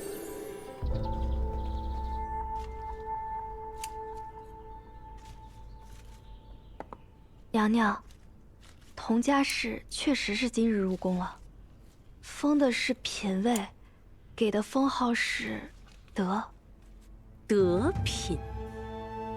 好一个德品！本宫费了那么大力气才斗垮端妃这个劲敌，没想到最后却是为她做了嫁衣。走了一个端妃，又来了一个德品，据说是皇太后钦点的。入宫就封嫔，这是从未有过的事儿。这到底是什么意思？还没看明白吗？这是培养皇后候选人呢。那老东西，压根儿就没想过让本宫做皇后。皇太后毕竟年纪大了，这德嫔以后能不能成气候，能不能坐上皇后，最终也不是她说了算。德嫔那边，我们要做些手脚吗？端妃之事已令皇上和太后对本宫心生戒备，暂时不宜多收事端。不过，倒是可以先安插几个奴才去他宫里。这件事情，你亲自去安排。是。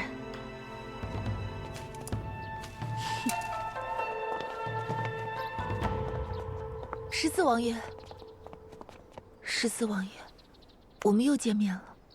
拜见德嫔娘娘。14爷似乎对我的出现一点也不吃惊。皇上的圣旨已昭告天下，无人不知。昔日王爷以腿瘸为由逃避婚约，如今看来，王爷的双腿已是无碍。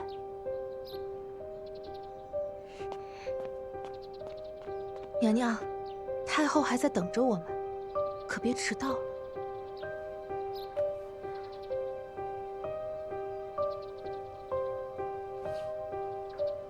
走吧。恭送娘娘。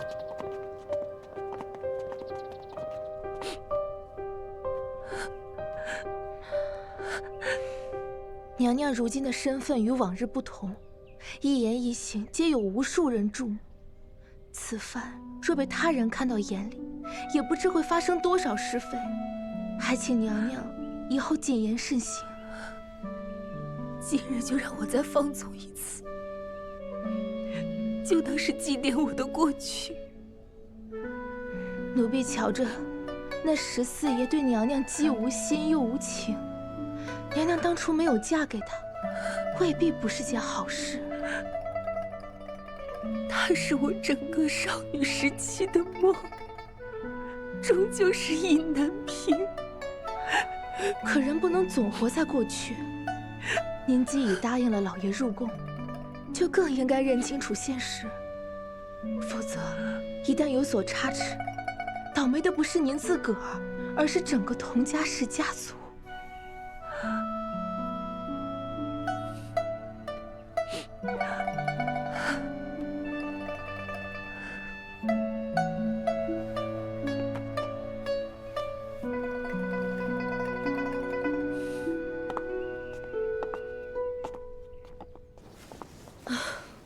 同样都是做宫女的，怎么我们这么命苦啊？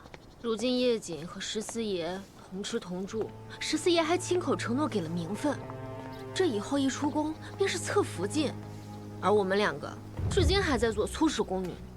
哎呀，是呀，我们与叶瑾同时入宫，可现在呢，混的可真是天差地别。喂，你们两个！奴婢见过德嫔娘娘。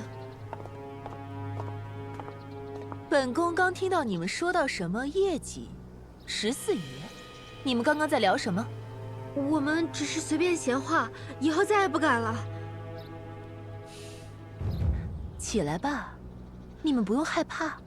本宫瞧着你们两个甚是伶俐，做洒扫宫女有点太屈才了，以后来殿内伺候吧。奴婢多谢德嫔娘娘。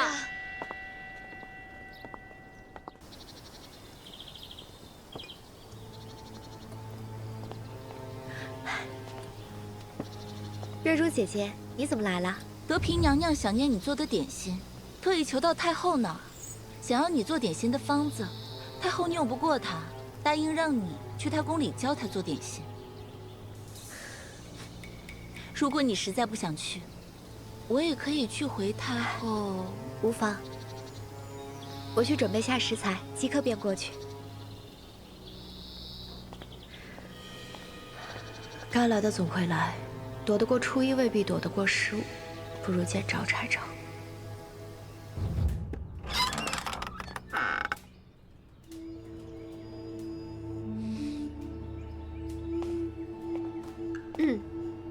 我们德嫔娘娘要吃你做的苹果糕，限你在半个时辰之内做好。半个时辰，至少得给我2个粗使宫女烧火揉面吧？没有，我们娘娘才刚进宫，宫中的事务还未安排妥当，哪有人安排给你？你们俩不是人吗？你们2个既然这么闲，就留下来给我烧火吧。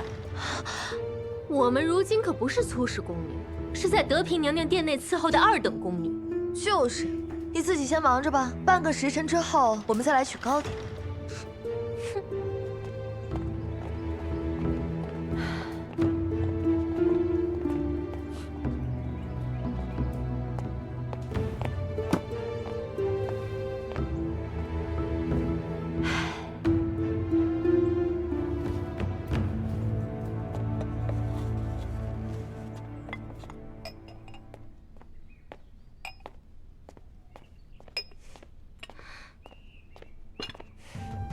娘娘，点心做好了。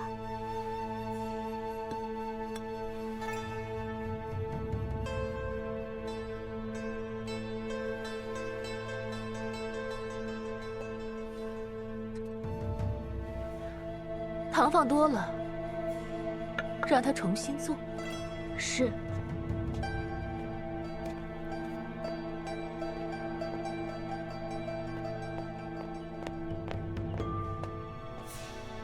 娘娘，叶锦姑娘又重新做了一份。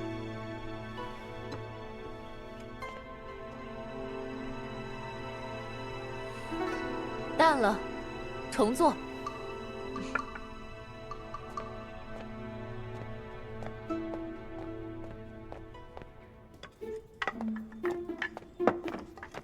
德嫔娘娘说了，寡淡无味。好，我再做一锅。要是这次再做不好，再做不好就再做一锅。德嫔娘娘有的是耐心，你在这儿跳什么脚？你什么你？闲的？来，给我生火，过来。哎，你想得美，还不走？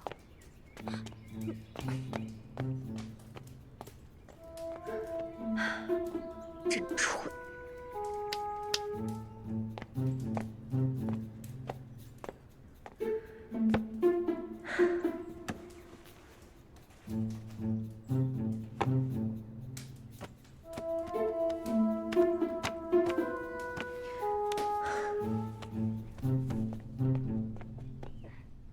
太油了，太干，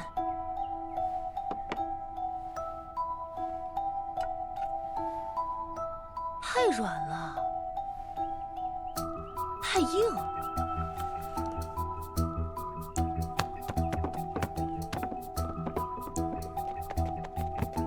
这个颜色，本宫不太喜欢。这个花纹，本宫也不喜欢，形状不太好，太凉了。本宫都说了，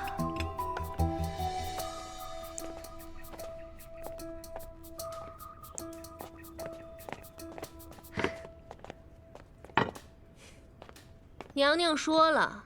这次点心火候似乎不够，劳烦叶锦姑娘再做一次。没有面粉了，那我们可不管，反正半个时辰之后我们再来取糕点。巧妇难为无米之炊，看来德妃娘娘是故意为难我。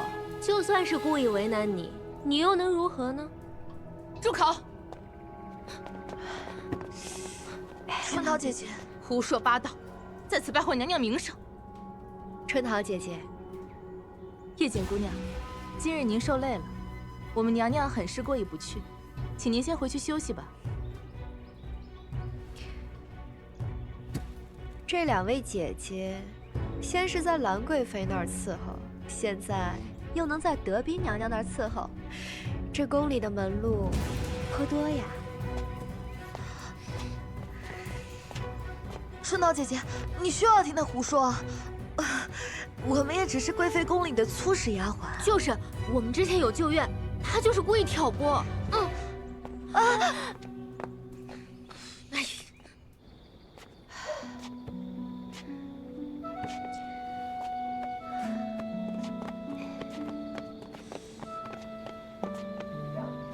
王爷，你这是怎么回事？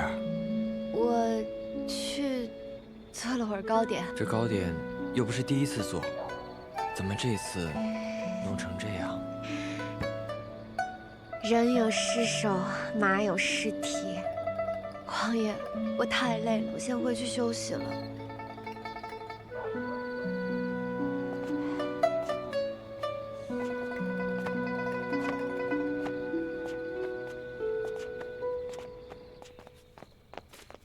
王爷，奴才问清楚了，是德嫔娘娘竟然招了叶锦姑娘过去，说是喜欢吃叶锦姑娘做的点心，想让叶锦姑娘亲自教她做。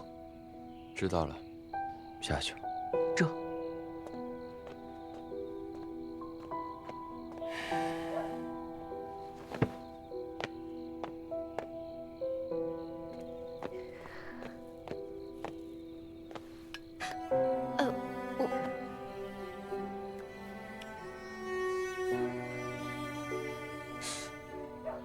以后要是德嫔召见，不必再去。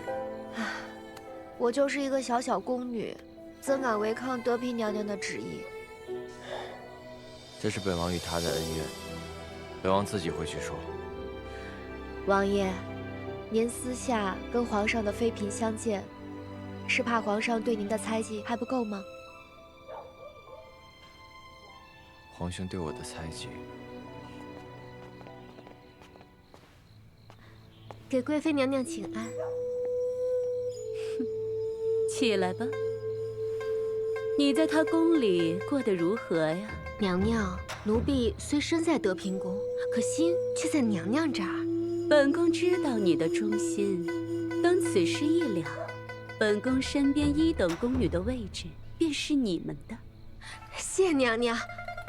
娘娘，外面虽然都说德嫔得宠，可皇上宠幸她的次数屈指可数，而且即便来了，两人相处也是淡淡的。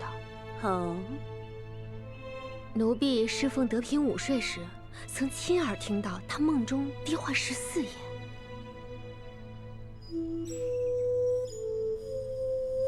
想不到，他竟是个痴情的宠子。只是痴情人，何必入宫啊？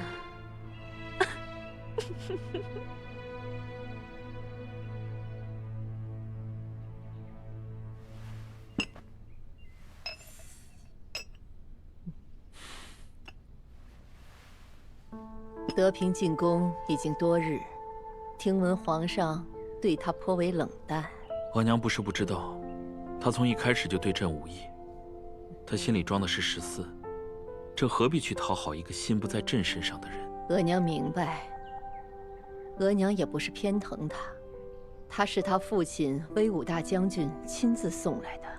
可是皇上，你要知道，兰家在前朝势头太大，兰世恒在边关手握重兵，兰贵妃在后宫专宠独大，难免滋生不安呐。哀家只是借他平衡一下。孩儿明白这个理，只是理归理，心归心。他既无意，朕便不勉强他，朕会护着他的颜面，不至于让人笑话。如今皇上每次来后宫，10有8九都会去我那儿坐，就算是不留宿，也会陪我用膳说说话。可我这心里呀，总觉得不安稳。这皇上待你是有几分真心的。帝王之心，最是难测。那兰贵妃犯下如此大错，皇上却仅仅将她禁足，说她复仇，第一个清算的人便是我。还有那德嫔，她一入宫便是嫔位，看她的眼神，也不是好像雨的主。说是我，妹妹为何如此看我呀？我记忆中的慧姐姐一向稳重冷静，进退有度，只是很少见你有如此焦虑猜忌的时候。我近日确实是太心急了，我只是想早日替父亲平冤。其实不用着急，皇上对兰贵妃已生厌恶之心，只是忌惮她的父兄。至于德嫔，她心中没有皇上，哪怕是站在高位，皇上也不会把她放在心上。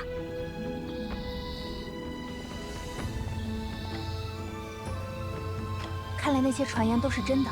什么传言？我刚在御花园听到几个小宫女在八卦，说是德嫔心里还惦记着14爷，进宫也是为了离14爷近些。如今在宫里日日惦记着14爷，不愿与皇上同房。传播此流言者甚是恶毒，这是要置德嫔和14爷于死地啊！没错，此话若是传到皇上耳朵里，不仅德嫔会倒霉，连14爷都会受到牵连。那你可要通知14爷早做防备。暂时不用，此事的关键并不是14爷，而是德嫔。德嫔可不是善茬，她可比端妃聪明多啦，她应该知道如何应对。请太后娘娘为宝珠做主。你这孩子，起来说话。臣妾虽与14爷曾议过亲，那已是过往之事。太后也知道，我们二人之间清清白白。如今臣妾既已入宫，便是皇上的人，自然该一心一意侍奉皇上。可臣妾不知哪里得罪了人，竟被人传出恶毒流言，说我心中尚还惦记着14爷。这话一传，是要将臣妾逼上死路啊！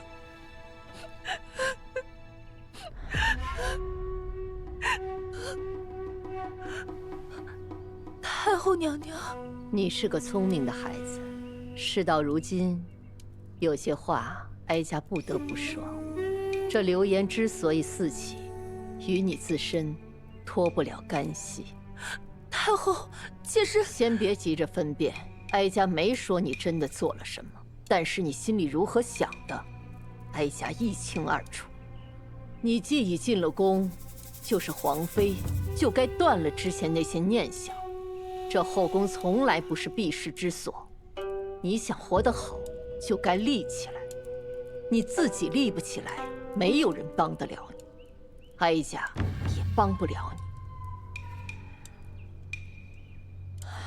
好了，这流言，哀家会查会处置，但是你是不是也该吃一堑长一智？回去之后好好想想，该如何做才能保全自己，保住家族的荣誉。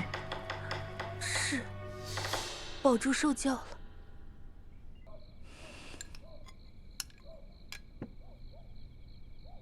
皇上，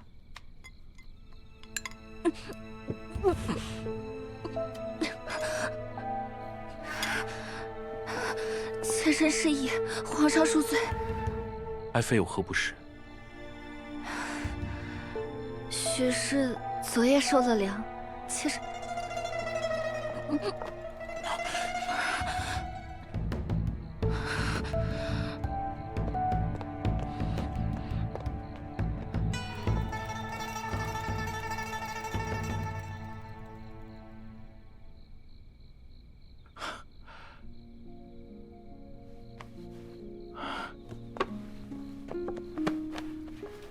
恭喜皇上，贺喜皇上！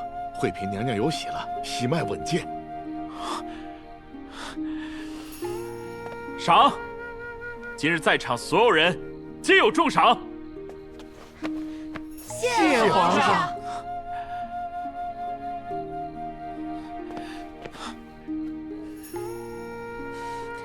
走。朕即刻下旨，册封你为惠妃。皇上，树大招风，妾身害怕，像端妃娘娘那样保不住这个孩子。不，别胡思乱想。你和端妃不同，你不仅是朕皇长子的生，更是朕心目中最合适的中宫人选。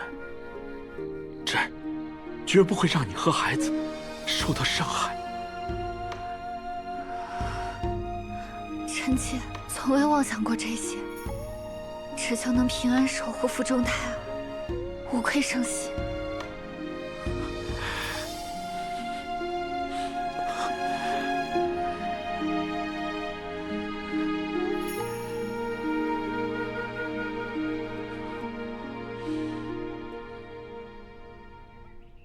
恭恭喜贵妃娘娘，妾身方才听闻蓝大将军平定西南乱匪，又立大功，大将军已班师回朝，待立功行赏之日，娘娘必定再次复宠。此事本宫早已得知，哥哥向来骁勇，得胜不过是常事。娘娘既早知喜讯，该高兴才是，为何如此闷闷不乐？昔年皇上与本宫两情相悦，恩爱非常，可如今因端妃之死，对本宫恼怒至极。虽以后还能重回圣宠，这份情谊也怕是淡了。妾身斗胆一言，皇上冷淡娘娘，怕并不是真因端妃。此话怎讲？端妃从未有过圣宠，她的那些宠妃待遇都是在她怀有龙嗣之后才有的。皇上重视她，怕并非因为她这个人，而是因为她腹中的那位小皇子。皇上本就薄情，可却偏看重子嗣。可如今后宫多年无出，皇嗣稀薄。正是如此，娘娘您与皇上原本就有情谊，如今只需再得一子，皇上自会旧情复燃，与您重温。哪有说的那么容易？本宫圣宠多年，却从未有缘。太医院民间良医看了个遍，都说本宫无恙，可就偏偏迟迟不见动静。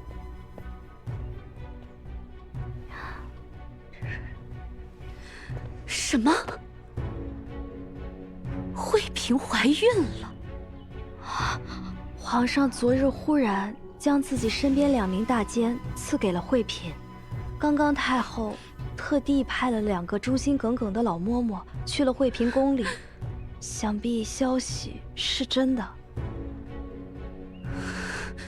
她不过是个入宫不到1年、身份低贱的秀女，她凭什么？皇上当初连端妃都未如此紧张，如今却把她护得如临深渊，这是在防谁？是在防本宫吗？娘娘息怒，端妃出身世家，太后不好插手她内宫用人，而慧嫔出身平凡，正好让皇上与太后插得了手，这才给她换了这一圈的人，算不得圣眷多深，不过是她捡了个空子罢了。是啊，娘娘您不必动气，不过是刚怀上而已，以后的日子还长着呢。站住！德妃娘娘并未传你，你拿着食盒来这里做什么？这是我今日做的新糕点，想着娘娘素来喜甜，便来给娘娘送些。德妃娘娘岂是你想见就能见的？想不想见，还得是娘娘决定。劳烦2位姐姐通报一声。还想让我们俩给你通传？哼，我们俩今天在这儿，你就休想踏进这里一步。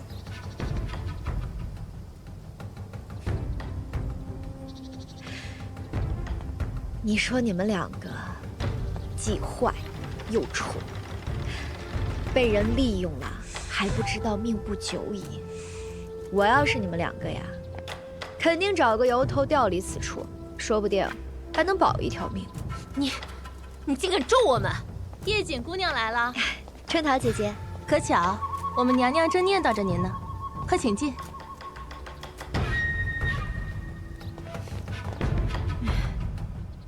让开！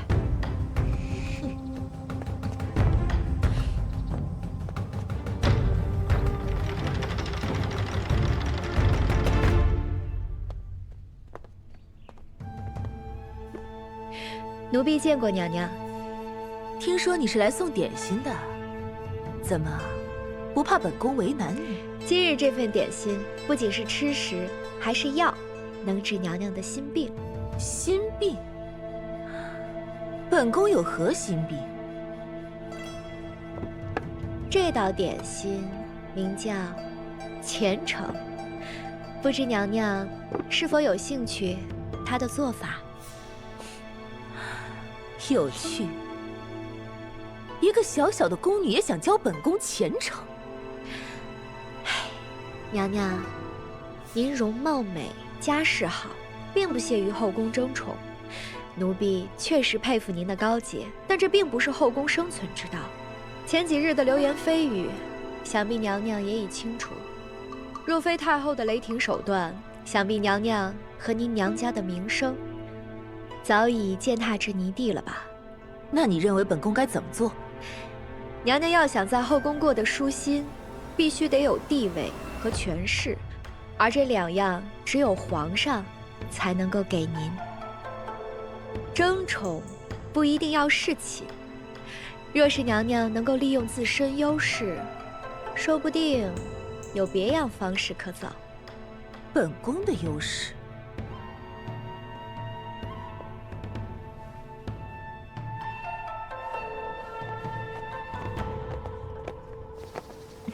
皇上，德嫔今日前来，可有要事？臣妾想请皇上去试菜。试菜？皇上是知道臣妾的，臣妾喜欢吃，也喜欢研究一些点心菜式。臣妾自从入宫侍奉皇上，就一直想根据皇上的口味研究一些新菜式。臣妾研究了许久，如今总算是小有所成，所以今日特请皇上来我宫里验证成果。德嫔可真是良苦用心呢。臣妾入宫就是来伺候皇上的。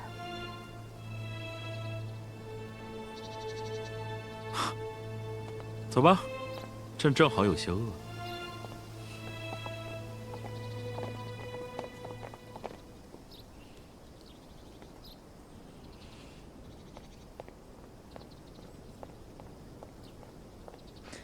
四喜公公刚差人来告诉娘娘，皇上今儿不过来用早膳了，说是去了德嫔那里。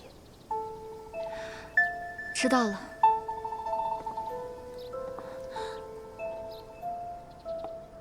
怎么了？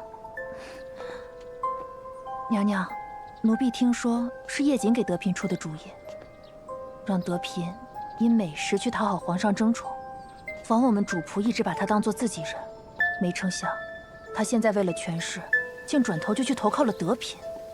此话是从何处听的？奴婢一个同乡姐妹，是德嫔宫里的洒扫宫女，是她告诉奴婢的。她为人老实可靠，绝不会胡编乱造。叶瑾近来确实跟德嫔娘娘走得极近。我相信叶瑾不会背叛我。这些话，此后莫要再提。是。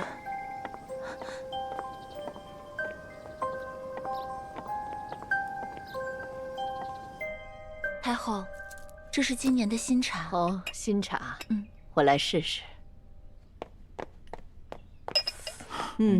不错啊。儿臣给皇额娘请安。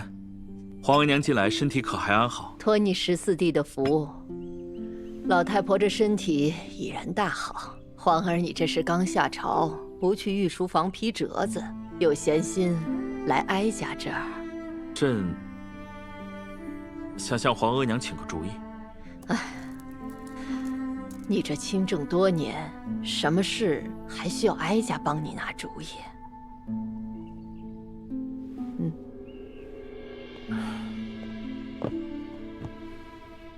朕想加封德嫔为德妃，只是她入宫时日尚浅，晋升太快恐有不妥。朕思来想去，还是觉得先向皇额娘请个主意较为妥当。你往日不是素不喜德嫔，怎么才没几日便转了心意呀？朕与德嫔并无情谊，只是她聪慧果决知进退，是个可用之人。后宫无贤德之主，不能一人独当。惠嫔和她腹中的孩子，不能再步端妃的后尘。是啊，其实当时让德嫔入宫，也是为了牵制兰贵妃。如今既然她想通了，哀家也乐见其成，愿意给她个体面。不过兰大将军即将凯旋回京，他可是大功臣，兰贵妃的禁足也就解了吧。朕正有此意。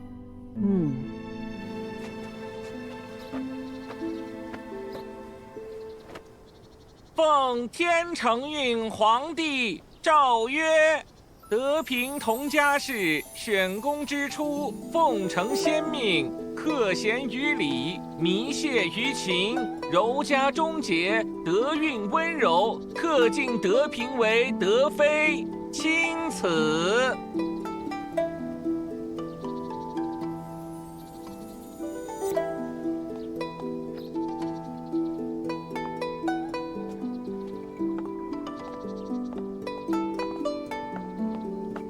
奴才恭喜德妃娘娘。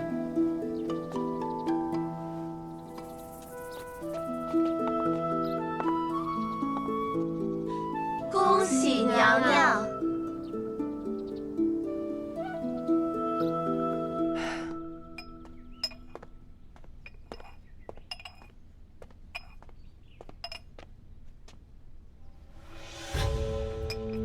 奴婢恭喜德妃娘娘得偿所愿。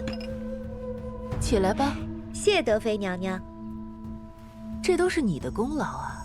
若不是你向本宫献计，本宫怎会想到不必侍寝，不必曲意逢迎，单凭一顿饭竟能打动皇上封妃？若是说出去，怕是没人信。正所谓存在即合理，皇上需要娘娘。你处心积虑助我，是想从本宫这里求什么？你我之间可还有旧账没有算清呢？娘娘，奴婢从未把您当作敌人，在奴婢眼里，娘娘不过是一位至情至性的女子而已。相反，奴婢反而佩服娘娘的敢爱敢恨。佩服本宫？你抢了本宫的心上人，如今却说什么佩服？你可真会说话。娘娘既入宫，自是背负家族期许。如今封妃是一时风光，宫中局势诡谲，后宫非战场却胜似战场。娘娘强敌环伺，内忧外患，实在是不必把心思放在奴婢这个卑微之人身上。更何况，奴婢是娘娘的助力，而非阻力。你果然不是俗物。本宫输在你手上，倒也算不得太辱没。你看这块多好看，你看这个，这个也特别好看，对吧？给德妃娘娘请安。各位妹妹快请起，都是自家姐妹，何必多礼？今日阳光正好，花开的也旺，既然大家都在，不如一道赏赏这满园春色。那可真是求之不得呢。能与娘娘同游，是我们的福气。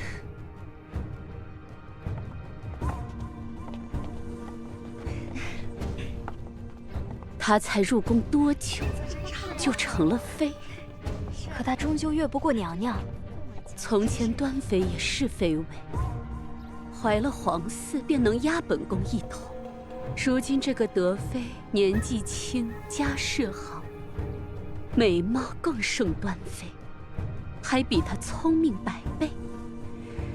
日后若让她诞下皇子，本宫还有何胜算？娘娘别说丧气话，大将军就快回京了，他最疼娘娘了，定会为娘娘想办法。皇上近日对兄长多有不满，后宫之事又何必再牵扯兄长？妾有一连环计，可助娘娘扳回这一局。翠微姐姐，你怎么来了？我们贵妃娘娘想吃你做的点心了。贵妃娘娘想吃什么，我这就去给她做。我们娘娘嘴巴挑，想吃新鲜的。叶锦姑娘，不如去我们宫的小厨房做。好，请吧。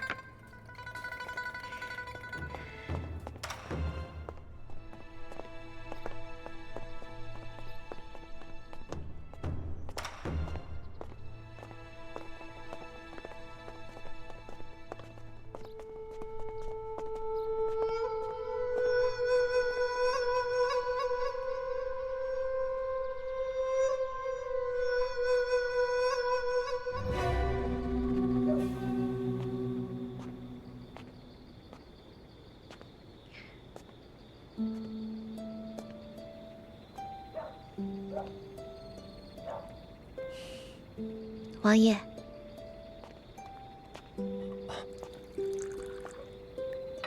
回来了。今晚兰贵妃找你何事？没事，我先回房了。等一下，看你的表情，就知道一定有事儿。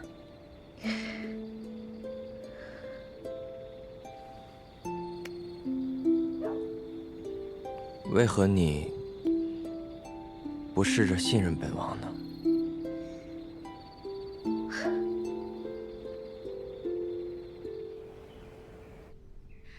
给太后娘娘请安。都起来吧。谢太后娘娘。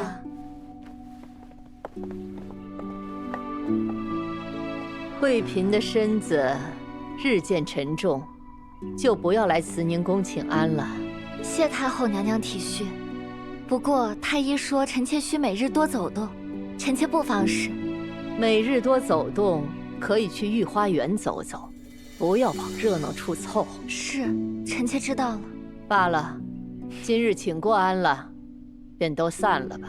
谢太后娘娘。太后娘娘，嫔妾要揭发惠嫔杀害秀女秋玉之事。你说什么？1年前选秀，秀女秋玉暴毙房中，那时都以为凶手是宫女叶瑾，后来叶瑾洗脱冤屈，但真正的凶手始终未查清。如今嫔妾手中有物证，足可指认当年真正的凶手，此人正是惠嫔。这后宫刚清静几日，你又再起风波。萧贵人，你要知道，你若拿不出真凭实据，以下犯上之罪，你可担得起？嫔妾有证据，证据就是这朵珠花。这的确是惠嫔的珠花，惠嫔选秀之前日日都带着它。秋玉死时，验尸官言她指尖血痕重重，显示死时死死抓住某物，但那时并未找到此物。后来，臣妾在她头七之日过去祭奠，无意之间便在床榻夹缝之中找到了这只珠钗。近日才知，这是惠嫔以前常戴的发饰。你若无旁证，仅凭此物，岂能与人定罪？太后，臣妾愿做人证。那日秋玉遇害，惠嫔却曾外出，回来时神色惊慌。既如此，当年你为何不说？当日臣妾虽疑窦重重，却因出入宫门不敢多言。如今实在夜不能寐，梦魇缠身，才决定说出实情。惠嫔，你如何说？回太后娘娘，嫔妾没有杀人。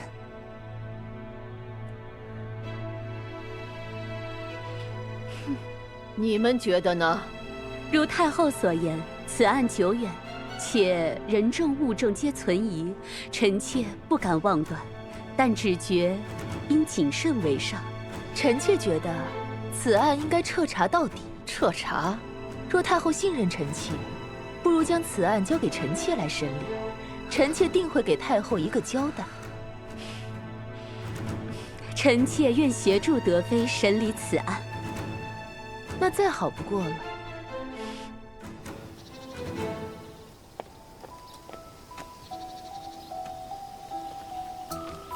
除了惠嫔和柳答应，其他秀女皆有不在场证明。惠嫔，你好好想想，可有事发时你在别处的人证？回贵妃娘娘的话，嫔妾没有。那就是说，秋玉之死，你无可辩驳。嫔妾还是那句话，嫔妾没有杀人。如今人证物证俱在，你又拿什么自证清白？即使所有证据都指向惠嫔，也未必说明惠嫔就是杀人凶手。奴婢见过贵妃娘娘、德妃娘娘。起来吧。谢娘娘。储秀宫除了在座的各位小主，还有很多宫女和太监。此案若要重审，当年那些宫女和太监全部都要重新问话，更何况今日现场的小主们口供未必可信。谁能保证他们没有做伪证呢？叶瑾，你在说什么？奴婢今日也有一份物件，想要呈给大家看一看。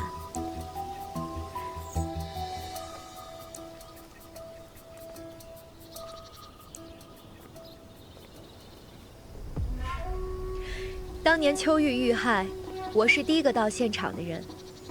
这个就是在案发现场找到的。若按这个逻辑找凶手，那奴婢认为发钗的主人便是凶手。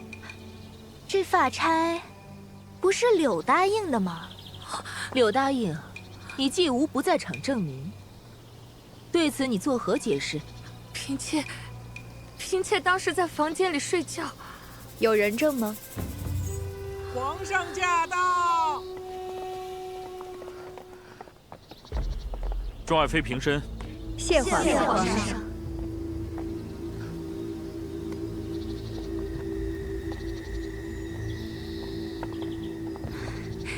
荒唐！一场陈年旧案，没有证据就被翻腾出来，搅得后宫不得安宁。皇上救命！是柳答应以家父家母的生命为威胁，让臣妾诬告惠嫔。嫔妾没有，那周话便是你给嫔妾的。今日的诬告之计，也是你让嫔妾说的。是萧贵人诬陷我，嫔妾真的没有。一查便知。来人，将柳答应拖去慎刑司。若诬告属实，杖毙。救我啊，娘娘！是你让我胡言乱语！来人，把他给本宫杖毙！来人，带走！娘娘，嫔妾都是为了你啊！皇上，皇上！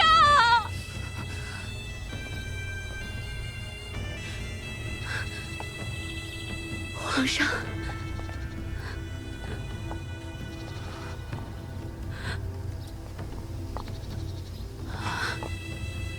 来人，召太医。这。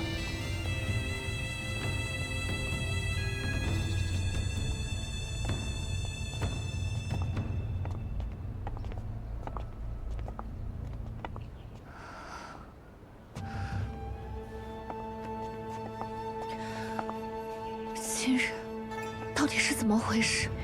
确实是柳梅指使的，但以他那个脑子，他想不到如此周全的计划。十四爷替我查过了，这背后还有一个人，是云溪。云溪，我与他无冤无仇，他为何要害我？因为嫉妒，同时也可以讨好他们的主子兰贵妃。这一招实在狠毒，虽说时日已久，证据不足，很难定我的罪，但正因证据不足，我也很难洗脱嫌疑。没错，姐姐如今怀有皇子，又有皇上宠爱，这事确实要不了你的命，但杀人嫌疑4个字扣在你头上，便是你一生的污点，以后你在后宫的位分也很难晋升了。来日即便诞下皇子，也未必能养在膝下。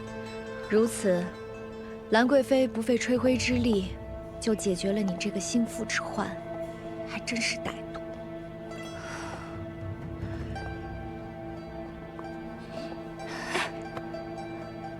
今日多亏了妹妹替我破局，否则我早已陷入万劫不复之境。你我之间何必说如此生分的话？今日之事，你正好借由受到惊吓而诟病，关上门来好好养胎。如今德妃上位，兰贵妃有了新的对手，暂时不会只盯着你了。可我这肚子还有几个月便要临盆，万一他趁我临盆的时候动手脚，叶姬妹妹，我好害怕。到时候你会在我身边，你会陪着我的，对不对？当然了，我肯定会陪着你的，不管发生什么事，我一定在你身边。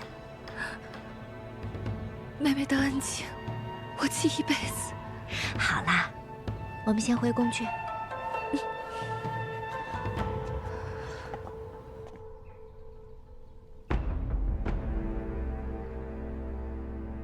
贵妃她无碍吧。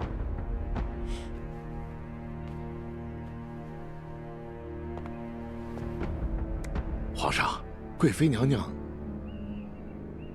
这是喜脉呀！什么喜脉？娘娘她有喜了。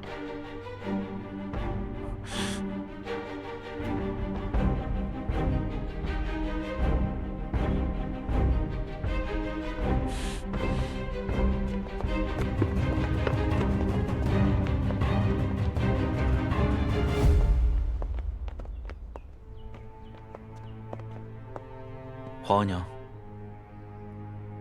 怎么了？贵妃她有孕了。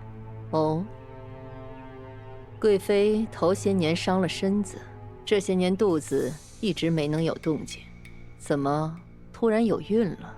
是不是诊错了？郑太医和张太医皆为妇科圣手，他们都为贵妃号过脉，不可能出错。嗯。那贵妃这一胎，皇上打算如何处理？既然来了，便是朕的骨肉，朕希望她能平安出世。皇上长大了，既然有了决定，就妥善安排吧。那儿臣便先告退了。皇上，额娘有何事吩咐？陪哀家用顿膳吧。咱们娘俩很久没有坐到一起，好好谈谈了。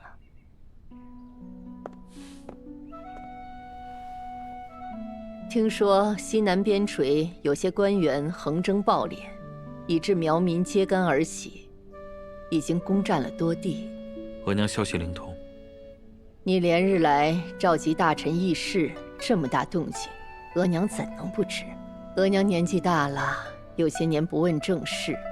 但这么大的事，你应该向额娘知会一声。额娘如今应该安养天年，儿臣若时不时拿政事来烦扰额娘，岂不是不孝？兰贵妃兄长曾驻守过西南，和苗疆打过交道。照理说，平叛之事由他带兵最为妥当。只是，自他入京以来，一直称疾在身，闭门不出。朕屡次召见，他皆推辞不应。难道本朝再无可用之将？这些年，兰氏父子权倾朝野，朝中诸多武将皆是贵妃派系。如今仓促动兵，一时之间，恐怕很难和兰氏撇清关系。那就用你14弟当年平定西南，老14也在军中，也跟苗民打过交道。他是你亲弟弟，对你忠心耿耿。若由他挂帅，岂不最为稳妥？小说里的14，不正是命丧西南吗？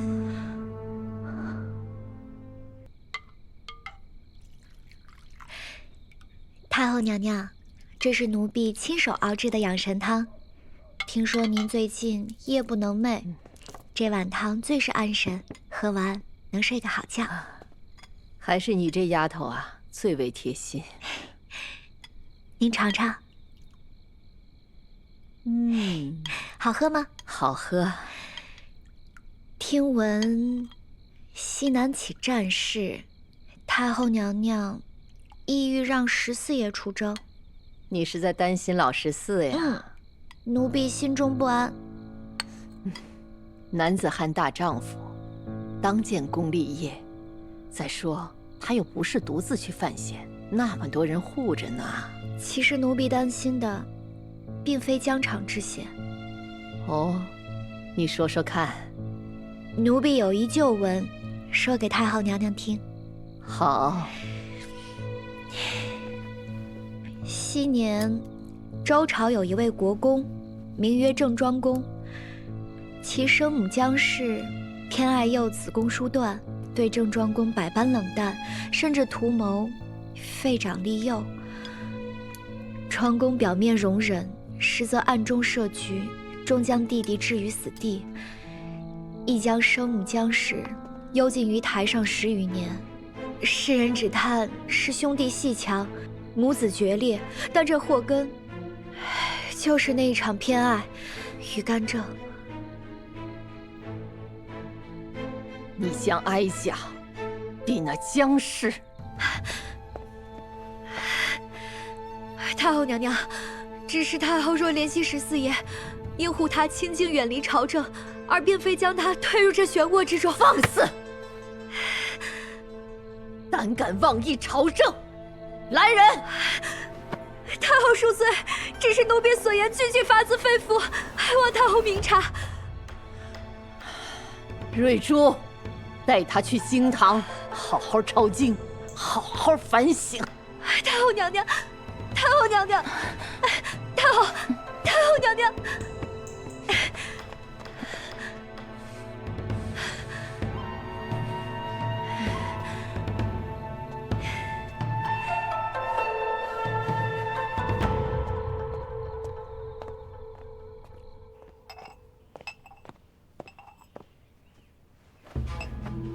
儿臣给皇额娘请安。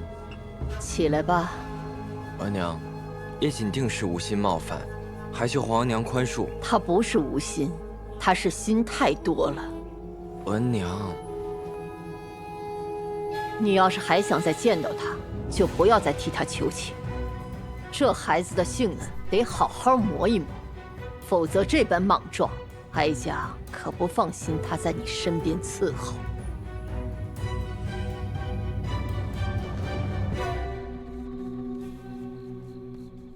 小个人能改变命运，王爷一定也可以的。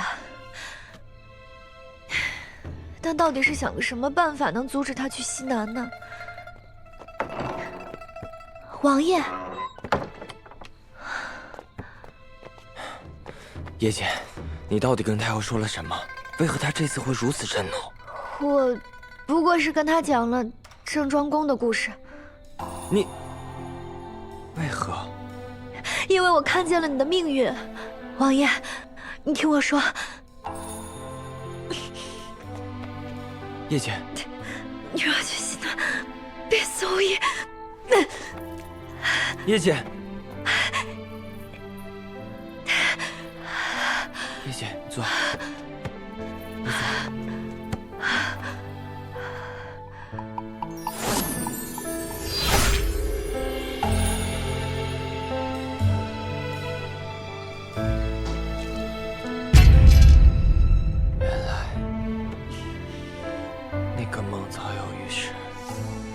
叶瑾，你没事吧？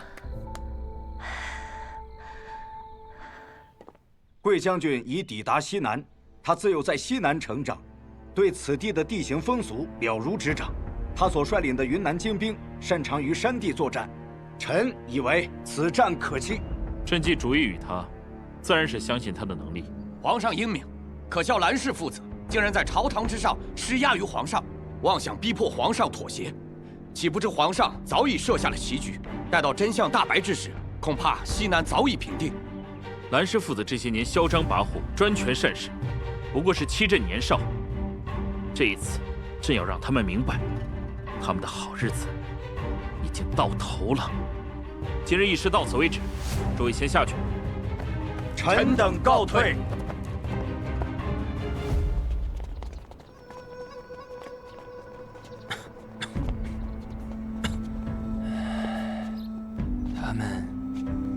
怎么回事？回王爷，昨夜太后娘娘犯了心疾，太医诊断建议太后迁居静地调养。这不一早上，整个慈宁宫都在张罗。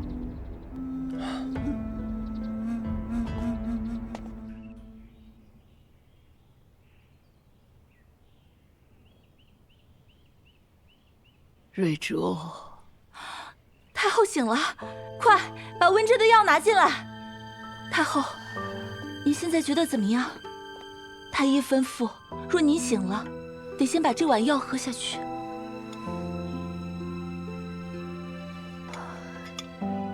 喝什么药啊？哀家这把老骨头，碍了人的眼。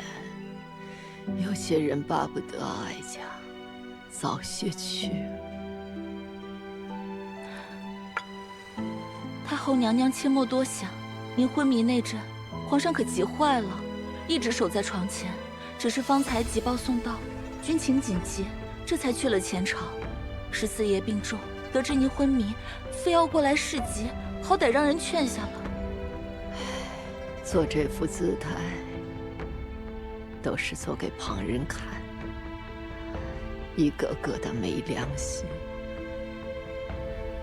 日主啊，哀家筹谋一生，不过是为了这2个儿子，可这2个儿子，一个个的不领情。你说，哀家错了吗？太后娘娘慈母之心，怎会有错？奴婢来自草原，我们草原有一句古话：雏鹰若想翱翔9天，必得独撑风雨。太后应该替皇上感到高兴，他撑得起这江山，才是真正长成了。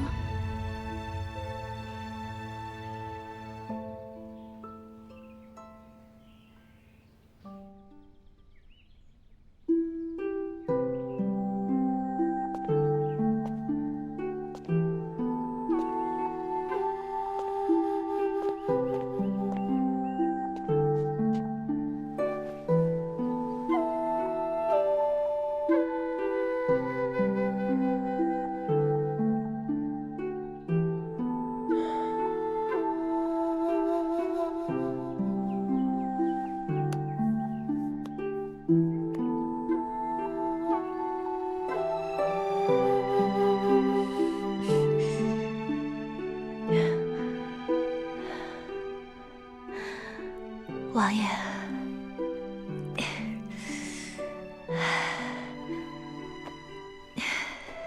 你还好吗？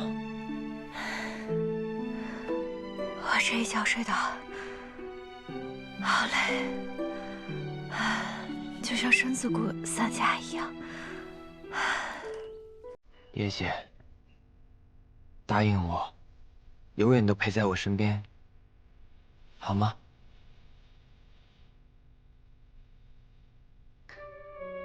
我带你去找皇额娘赐婚，我要你做我的父亲，唯一的父亲。然后，我们就远离朝堂，远离是非，做一对潇洒的闲散夫妻，好吗？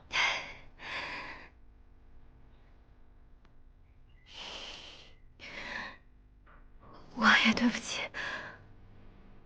我不能嫁给你，我不能跟你一样离开皇宫。为何？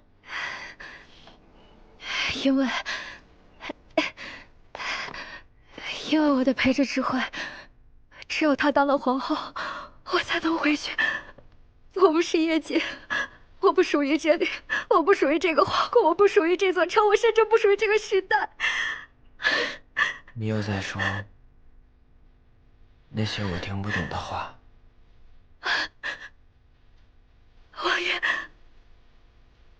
王爷，我喜欢你，但是我不属于这个世界，我终究还是要回去的。对不起。我听不懂你在说什么，但只要你在这里一天，我就会在你身边护你周全，不让你受半点委屈，哪怕你有别的归途。一直以来，你替我受了太多委屈，如今又因为我错过了和14爷在一起的机会，我这辈子欠你的实在是太多了。此事与你无关，我既然答应了你，你只需安心待产，平安的把这一胎生下来，才是最重要的。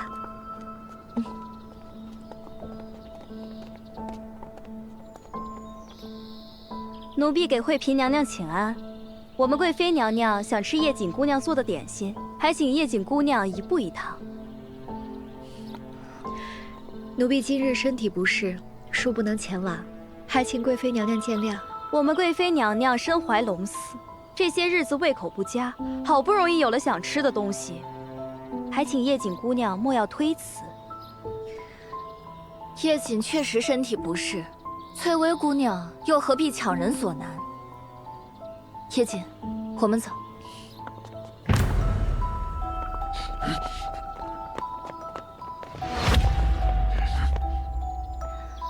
保护惠嫔是你们的职责，但今日之事与惠嫔无关。叶锦不过是一个小小宫女，公然违抗贵妃的旨意，你们难道要为了她而得罪贵妃娘娘吗？你，惠嫔娘娘还是别多管闲事。今日一早，皇上便去了京郊大营，如今宫中无人能为您撑腰，凭您之力，又怎能违抗贵妃娘娘的旨意呢？来人，把她给我带走！放肆！我看谁敢！来人，把他给我拦下来！惠嫔娘娘，奴才奉皇上之命保护您，旁人不在奴才职责之内。今日此局难破，智慧恐怕护不住我自己会走，跟你们去便是了。带路吧。叶锦，帮我给十四爷传个话。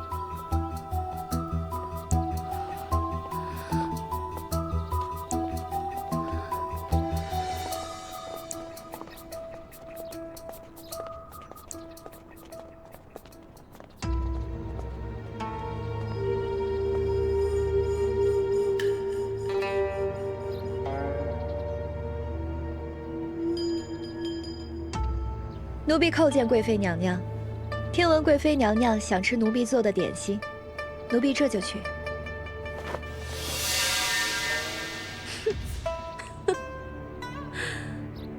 点心？你以为本宫叫你来是为了吃东西？从你去帮惠嫔的那一刻起，就该想到会有今日的下场。本宫奈何不得惠嫔，可要你的命，却比杀一条狗还容易。来人，把这个贱婢给本宫杖毙！谁敢动我？我是慈宁宫的人，若要处置，得禀明太后。太后，本宫曾为了皇后之位处处讨好。可如今本宫看透了，那皇后之位从来轮不到本宫。既如此，本宫又何必处处顾忌？动手！放开我！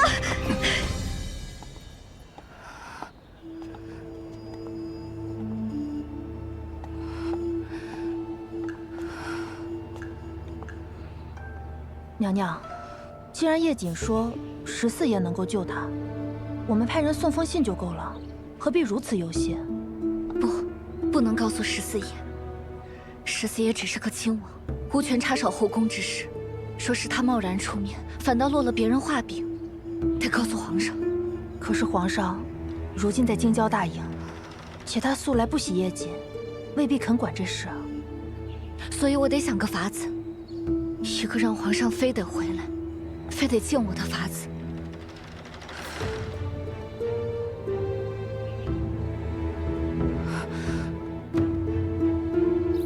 放开我！贵妃娘娘，你这么多年独宠却无所出，你就没有想过原因吗？放开！住手！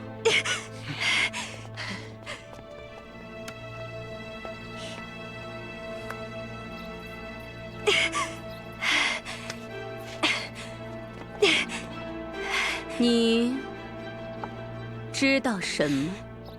奴婢知道，贵妃娘娘初入宫，皇上最爱您这一身肌肤，夸您肤若凝脂。自此，贵妃娘娘便对养父愈加上心。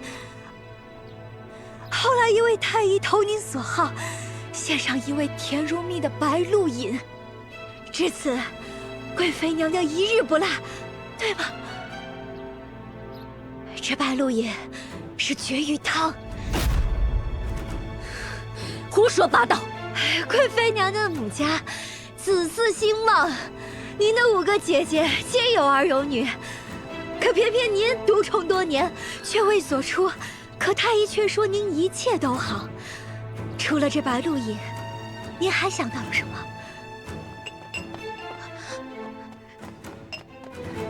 娘娘，惠嫔娘娘有急事求见。怎么，她要临盆了？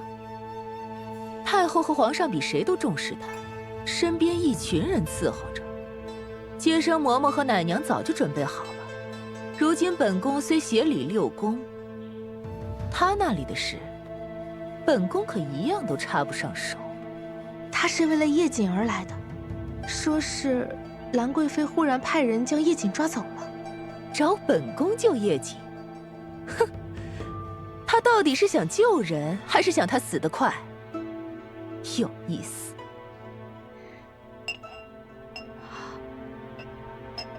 你想说什么？要不还是让他先进来叙话吧。要是让人看见他一直站在咱们宫外，还说咱们欺负他呢。进来之后呢？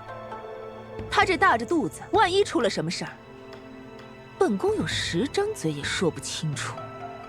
他一个太医，哪来这么大的胆子？贵妃娘娘英明，一下就想到了关键。是太后，不，是皇上。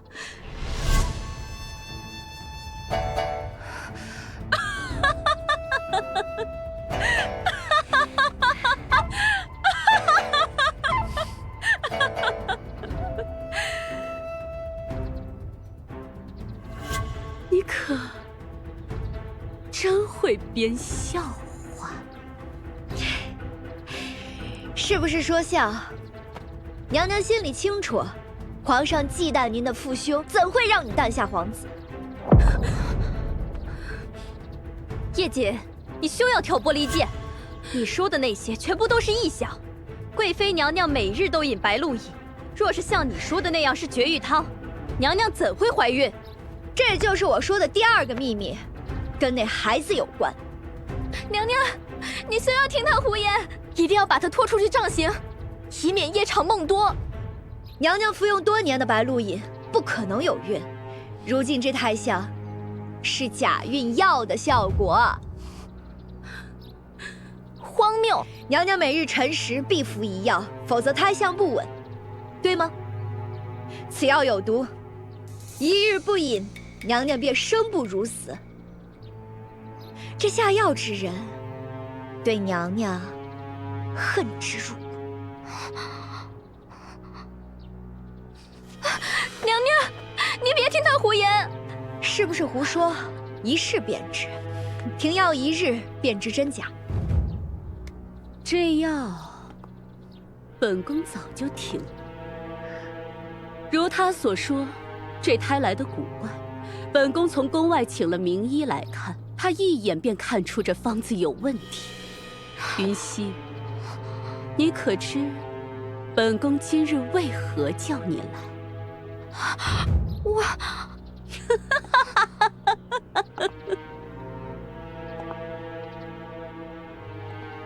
今日天清气朗，适合杀人。来人，拿下他！娘娘，你不要听他的，娘娘不要听他胡说。德妃娘娘，嫔妾有要事要求见德妃娘娘，还望德妃娘娘一见。娘娘，我们先回吧。既然德妃娘娘不愿意帮忙，再另寻他法。惠嫔娘娘，您身体要紧，还是回宫歇歇去吧。德妃娘娘，皇上让您协理6宫，后宫之事就该由您做主。如今叶瑾性命垂危，您却闭门不出，这是何道理？娘娘，若是德妃娘娘因九月不肯相救而袖手旁观，嫔妾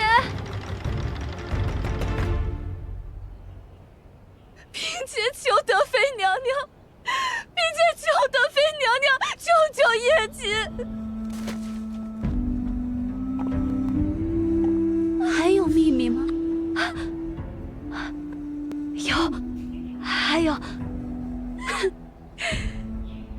着去地底下讲吧。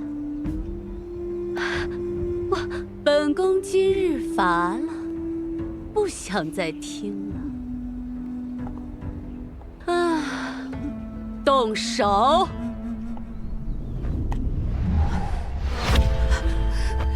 德妃娘娘，求您看在嫔妾的面子上，救救叶瑾吧！娘娘，你何必如此啊？娘娘，咱们回去吧，娘娘。求德妃娘娘救救叶瑾！老贵妃，我是资有够的人，你怎么敢这么对我？老贵妃，放开我！放开我！咱们回去吧，娘娘。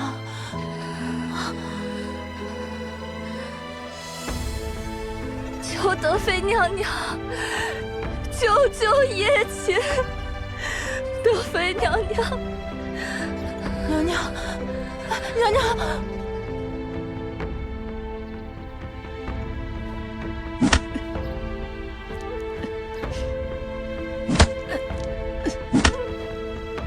我知道所有人的结局，唯独不知道自己的。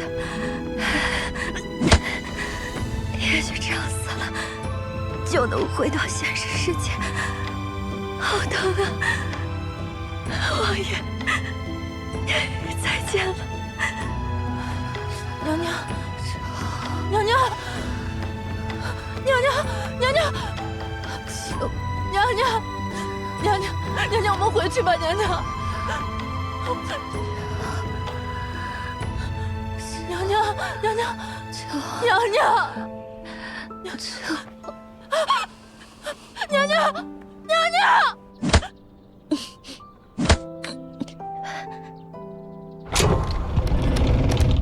住手！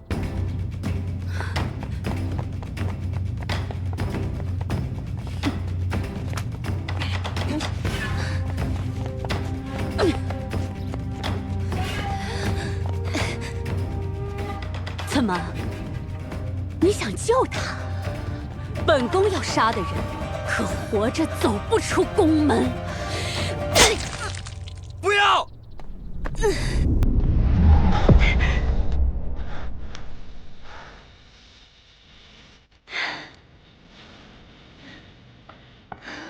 叶瑾，对不起，我来晚了。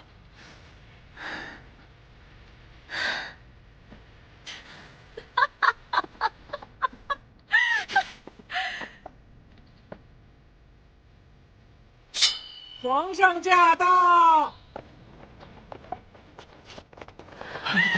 ！14住手！今天谁也别想拦本王！你想杀了本宫为他陪葬？来呀！叶瑾流血不止，你难道要看着他死在你面前？快传太医去慈宁宫。今日之事，朕会给你一个交代。叶瑾，我们走。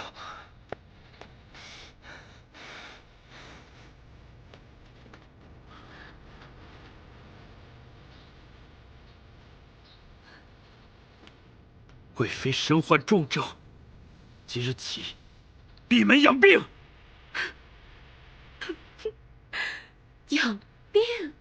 本宫没有病，病的是你们，是你们所有人！真是个疯子，把他给镇压下去！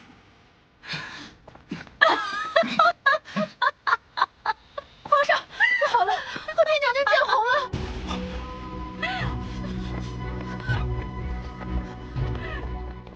娘娘，千万别紧张啊！娘娘，来，娘娘，用力！娘娘你别害怕，来，用力，娘娘，用力啊，娘娘，使劲！娘娘，千万别泄娘娘气啊！你别害怕，娘娘，加把劲儿！娘娘，用力，用力啊，娘娘！来，再加把劲！娘娘快了，就快了，就快了！用力啊，娘娘！用力呀，娘娘！娘娘，来，使劲啊！娘娘，快了，看到头了，看到头了，娘娘！叶瑾，叶瑾，叶瑾，你还好吗？叶瑾。王爷，我要回到我的世界了，你不要太伤心。不，你不要走，你不要抛下我，留下来陪伴我，留下来陪伴我。王爷，我来到这儿遇见你，我一点也不后悔，我也不想走，但是我时间不多了。我要告诉你的是，我叫沈招娣，25岁，我从来就没有什么心上人，你是我第一个男朋友，若有下辈子，我一定会嫁给你。好，白首不相离，好吗？好。皇上，祖宗的规矩，男子不可进产房，更何况您是皇上。惠嫔娘娘积恩自有天下，必会母子平安的。朕原以为德妃能妥善处理公务，没想到她竟如此无能，犯下此等大错，不仅愚昧，更是贪婪。司机你旨，德妃骄横跋扈，违逆宫规，废除其封号，褫夺其掌管6宫之权。奴才领旨。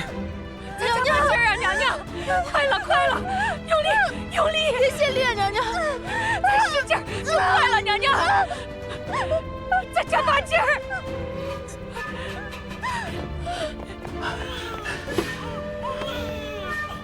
恭喜皇上，贺喜皇上！皇长子降生，母子平安。启奏皇上，贵将军一战定乾坤，西南战事大捷！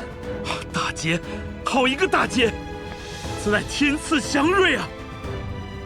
皇长子真是朕的福气。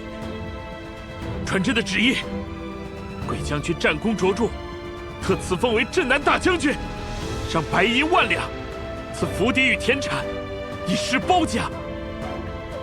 朕的皇长子，此小名为祥瑞。你不许走！月景姑娘，该喝药了。我都快死了，还喝什么药？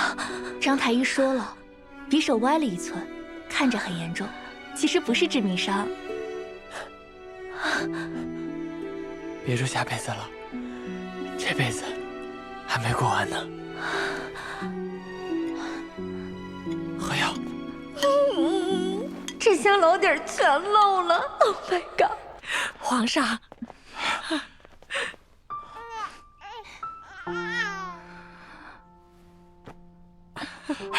慧儿，慧儿，别强撑，朕来看你了。皇上，好好养着，待你康复，朕定会让你名正言顺，受尽荣宠。皇上恩重如山，臣妾不敢当。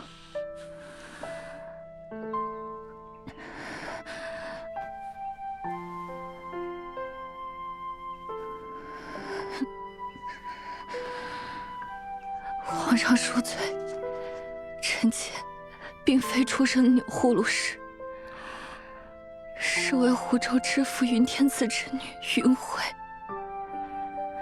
臣妾父亲一生清正廉洁，对皇上忠心耿耿，却被奸佞陷害，惨遭杀害。臣妾今日要为父亲鸣冤。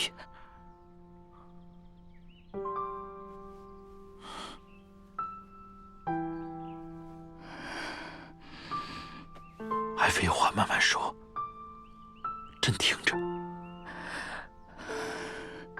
那是10年前的旧事了。为昭明父亲冤屈，揭露兰家罪行，臣妾这些年暗中搜集证据，皆写于这些血书当中。此为兰家罪状18条，条条触目惊心。臣妾愿意性命担保，这一切皆为事实。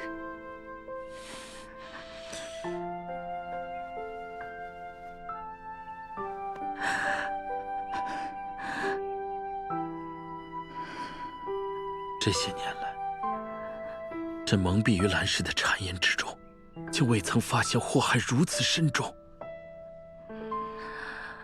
若不铲除祸根，天下难安，百姓难得安宁。你这血书来的正是时候，慈禧，传朕旨意，严查兰氏罪行，必须彻查清楚。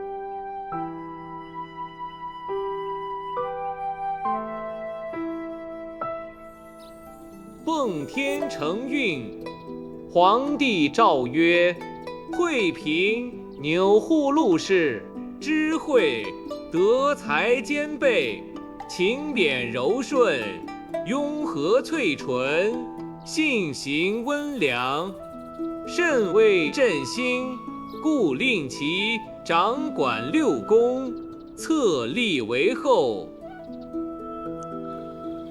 这一场宫变，座上人换了面孔，知慧翻手为云，一步登天做了皇后。可我和14呢，在这深宫里，我们的日子还能有多久安稳？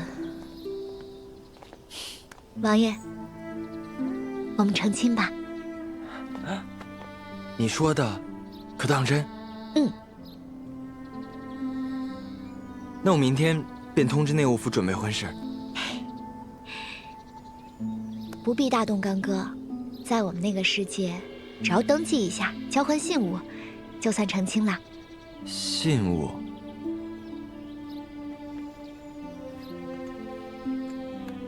这块玉佩是我从小戴着的，那我把它送给你。在我们的世界，戒指就是那个信物，但我没有准备南戒，就先把这个送给你。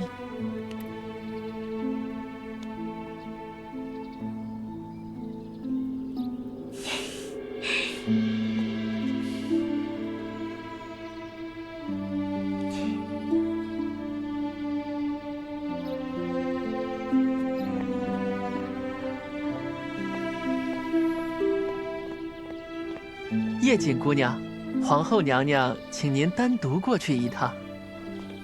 好，我去就回。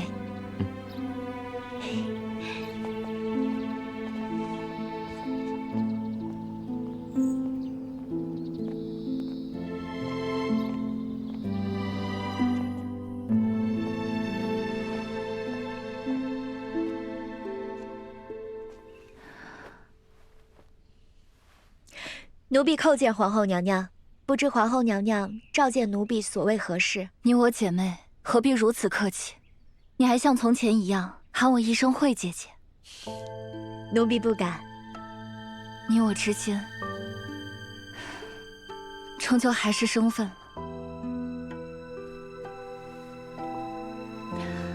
昨夜子时，兰贵妃被打入冷宫，清晨4刻。兰氏一族满门抄斩，你我的仇，如今算是都报了。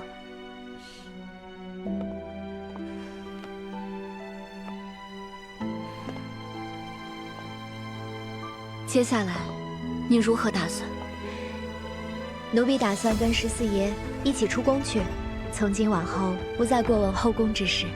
出宫也好，天高海阔。只是，我多少有些舍不得你。娘娘言重了，娘娘现在是皇后，地位稳固。膝下还有皇长子傍身，纵使没有我，以后在这宫里，再无人与你争锋。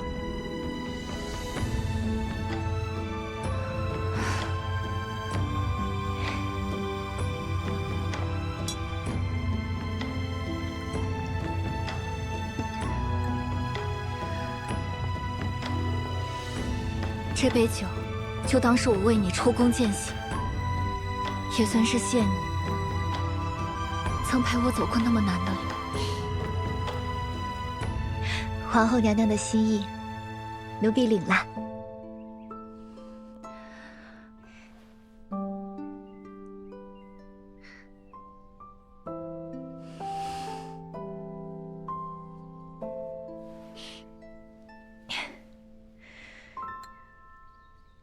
好酒。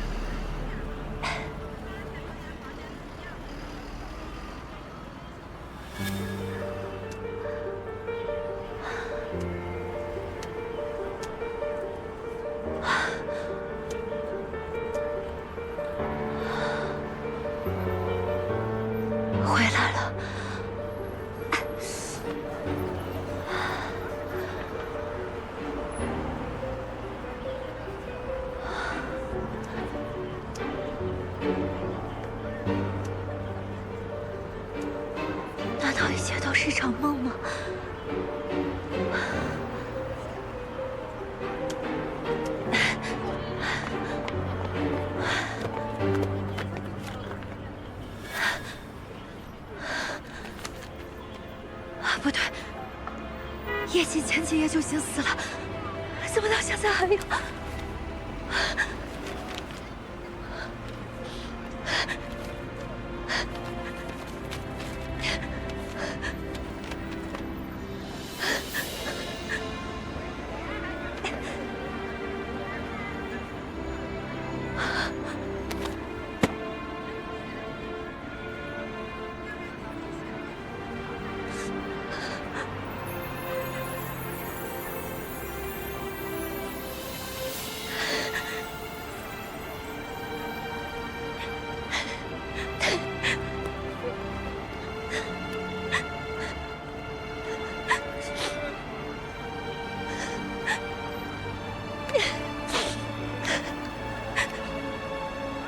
叶姐，叶姐，叶姐，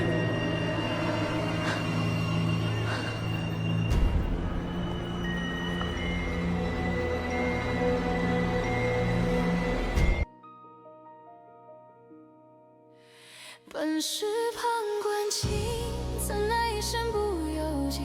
算尽了机关，却算不透相遇繁华，似锦步步是仙气。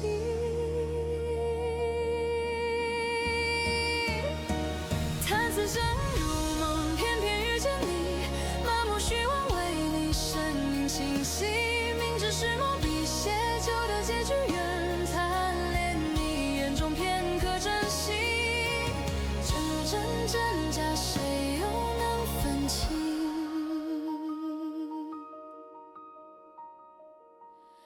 你言辞几句苍晚一千计，似曾相识却又遥不可及。他你来处寻不到踪迹，仿佛你是天外一缕游丝。本是旁观情，怎奈一生不由己。算尽了机关，却算不透相